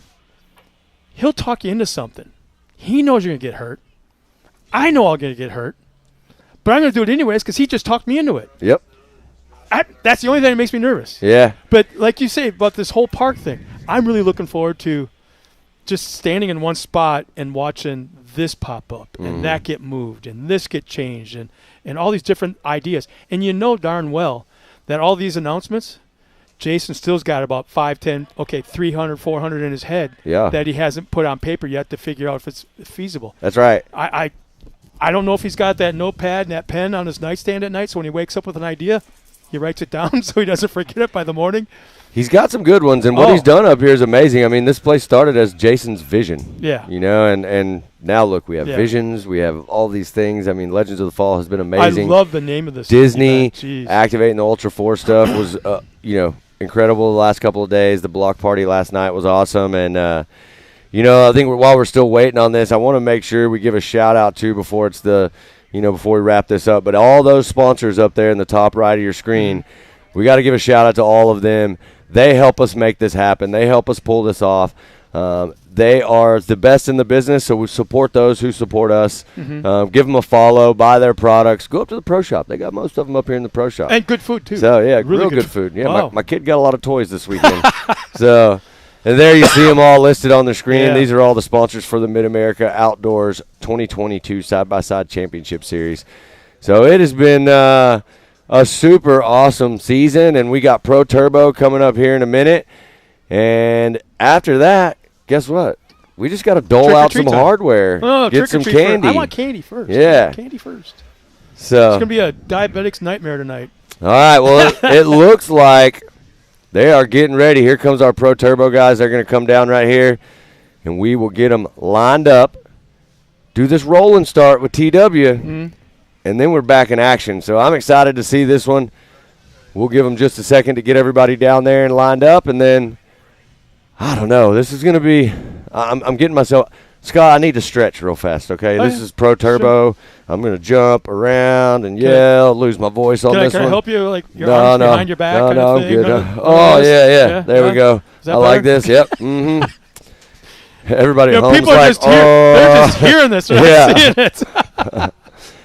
So we're getting them ready to go. Getting down to the end of the day. We've had a good cloud cover today, so it's making it a little bit darker at night. I see some guys with their headlights on their cars up there. But this is going to be the highlight of the day, your Pro Turbo main event. And hopefully we can see these guys get out here on the track. Cody Martin's going to be starting from the back. Really? Yep. Oh, because of this morning. Yeah, because of his heat race. So we're going to see what he can do. Scott Champion's in a really good position to win a championship. So he's playing some strategy. I talked to him, too, before the race, and he told me that he knows exactly where he needs to be. And he's playing that game. And Scott's really good. Scott's a great racer. He drives incredible. And I would be super pumped for Scott to see him win a championship. But at the same time, Cody Martin's an incredible guy, and they're going to battle it out. Well, the thing about Scotty is that he's relatively new to this sport. Yep. And even though he's up for that championship, he's still learning. That's the crazy part. Yeah. As good as he is, even though the championship is right there in the palm of his hand, he's still learning things. Yeah, for sure. And he's still learning his car. And it's way different from your background and his background. You guys on moto. Yeah. But no, the way he's just been like this informational sponge. Yeah. Just soaking up everything so fast. Yeah, he's definitely been taking it all in, and he feels pretty good about this car he's got to run right now. And there you see him lined up on the line. I think we got a couple more that we're going to get stacked in the right spot, and then we will kick off this Pro Turbo main event. I'm pumped for this one. Well, I wanted to let everybody know that's watching us at home. It's not as dark out here behind us right now as it looks on TV. It's not that bad. It's not that dark. No. Turn around. They could race right now without the lights on. Absolutely. Easily. Yeah. So I don't want anybody to be at home getting all worried about the drivers and kind of question, why are they doing this? It's so dark. Well, it's not that bad out there right we now. have done a race this year at nighttime, and it was a lot of fun, I thought. Oh, yeah. I think that there was, some mixed feelings as to visibility. I think that there were some people that were very prepared for it and some people that weren't prepared for the night race. But right now, this is kind of a perfect condition right here. We're at the end of the day, and we're about to stack them up. Look at that. There's Corey Willis in that PPI car. He's going to start right next to Kanan Baker. And then that looks like Zach Beavers is right there. And I'm pretty sure that is...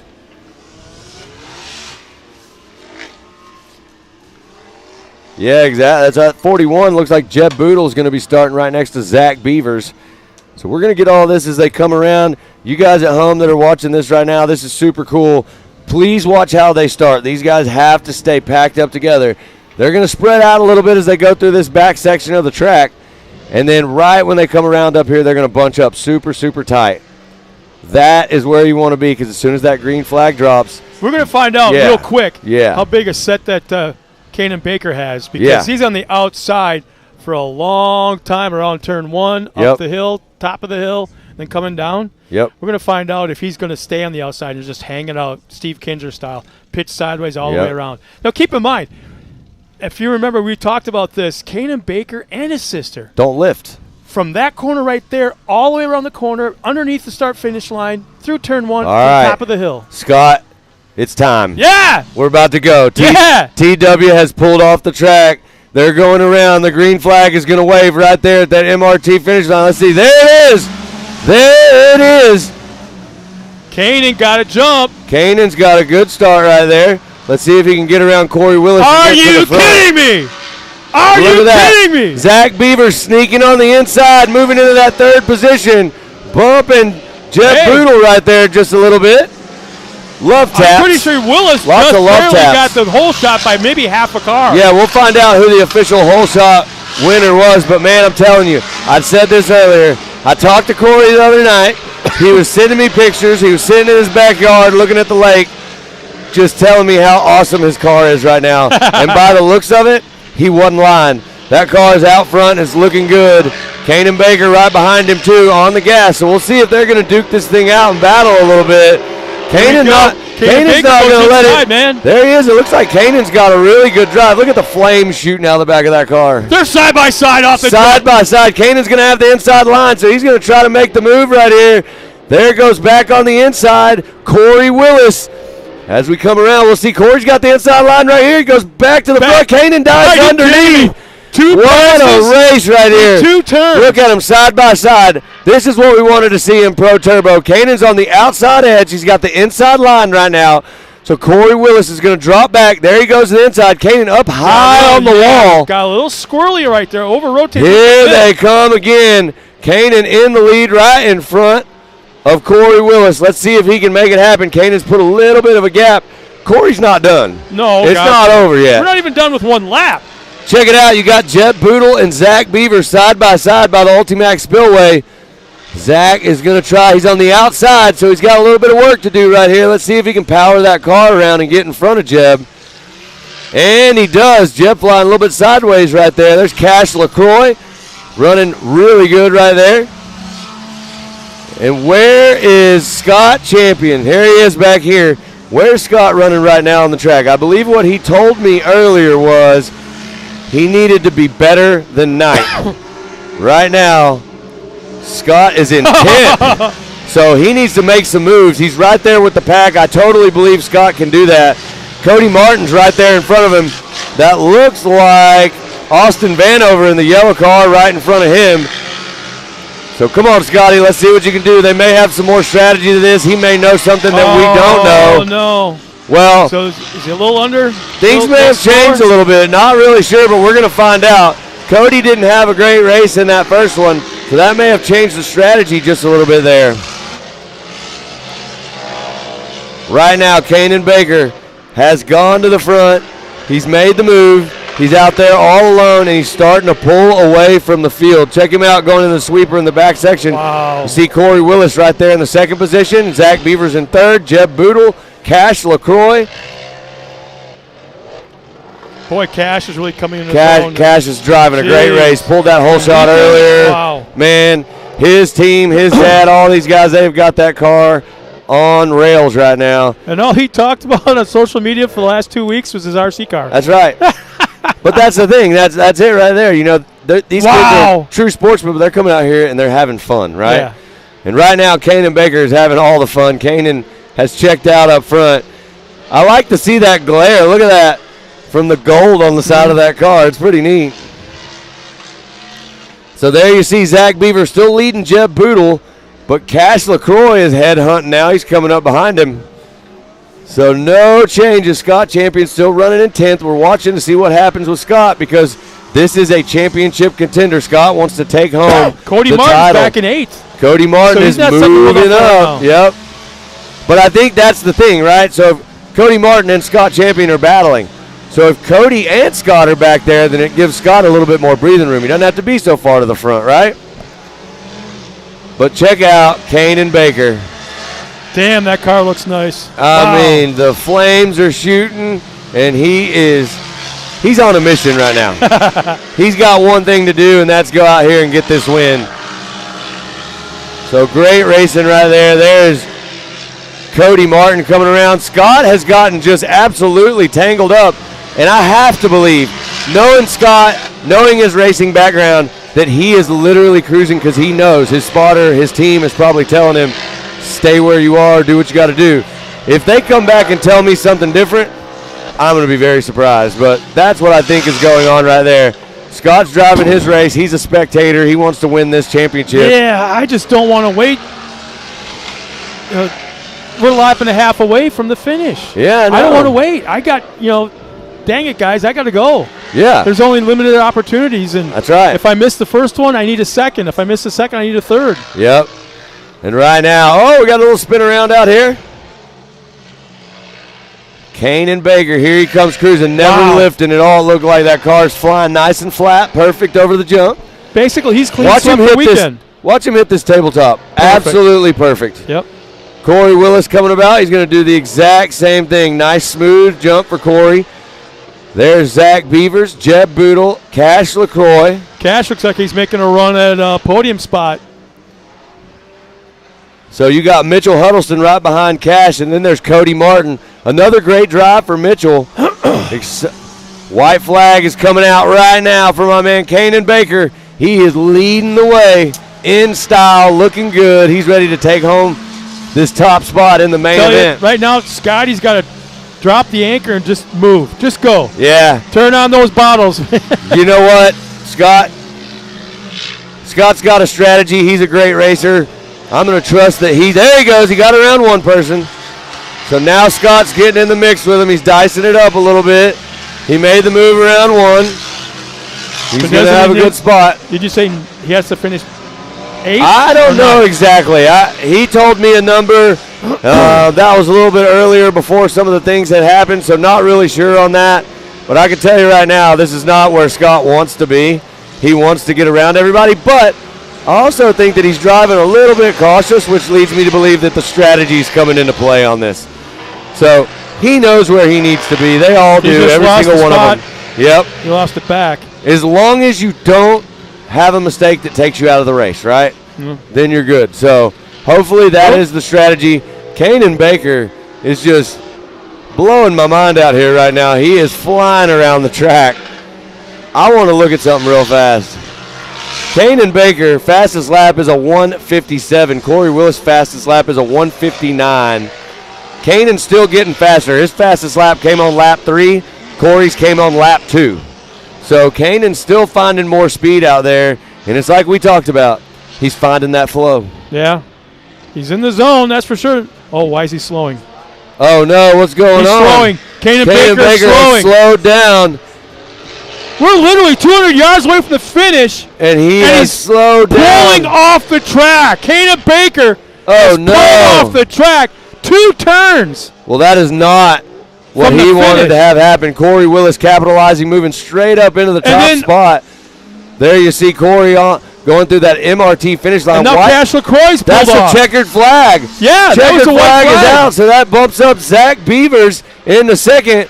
Boodle in the third. Cash LaCroix's pulled off. Cash is off the track too? He's probably about 50 yards behind. Let's see if we can look up here. I know his dad was up here with his radio. See if we can get an update, but I don't see him up there. We'll catch up with him here in just a minute. But right now it looks like Corey Willis, Zach Beavers, Jeb Boodle, Mitchell Huddleston, Cody Martin, and that is Scott Champion. In the 6th spot. In the 6th spot. So, you know, I am not a scoring official. I don't know what to say right now. All I know is we're going to find out here in a little bit at awards, and that was an exciting race also. You know, I will say, down the last race of the season, I think what we saw was everybody laid it out on the line in the heats. In the mains, they came back, they played strategy, they knew where they needed to be, and everybody except for Corey Willis. Corey Willis literally, he opened up the rockets and he was gone, right? So did Kanan, and that's a bummer that Kanan had an issue and Cash. So we'll figure out what happened there. But, folks, on behalf of myself and Scott Rain,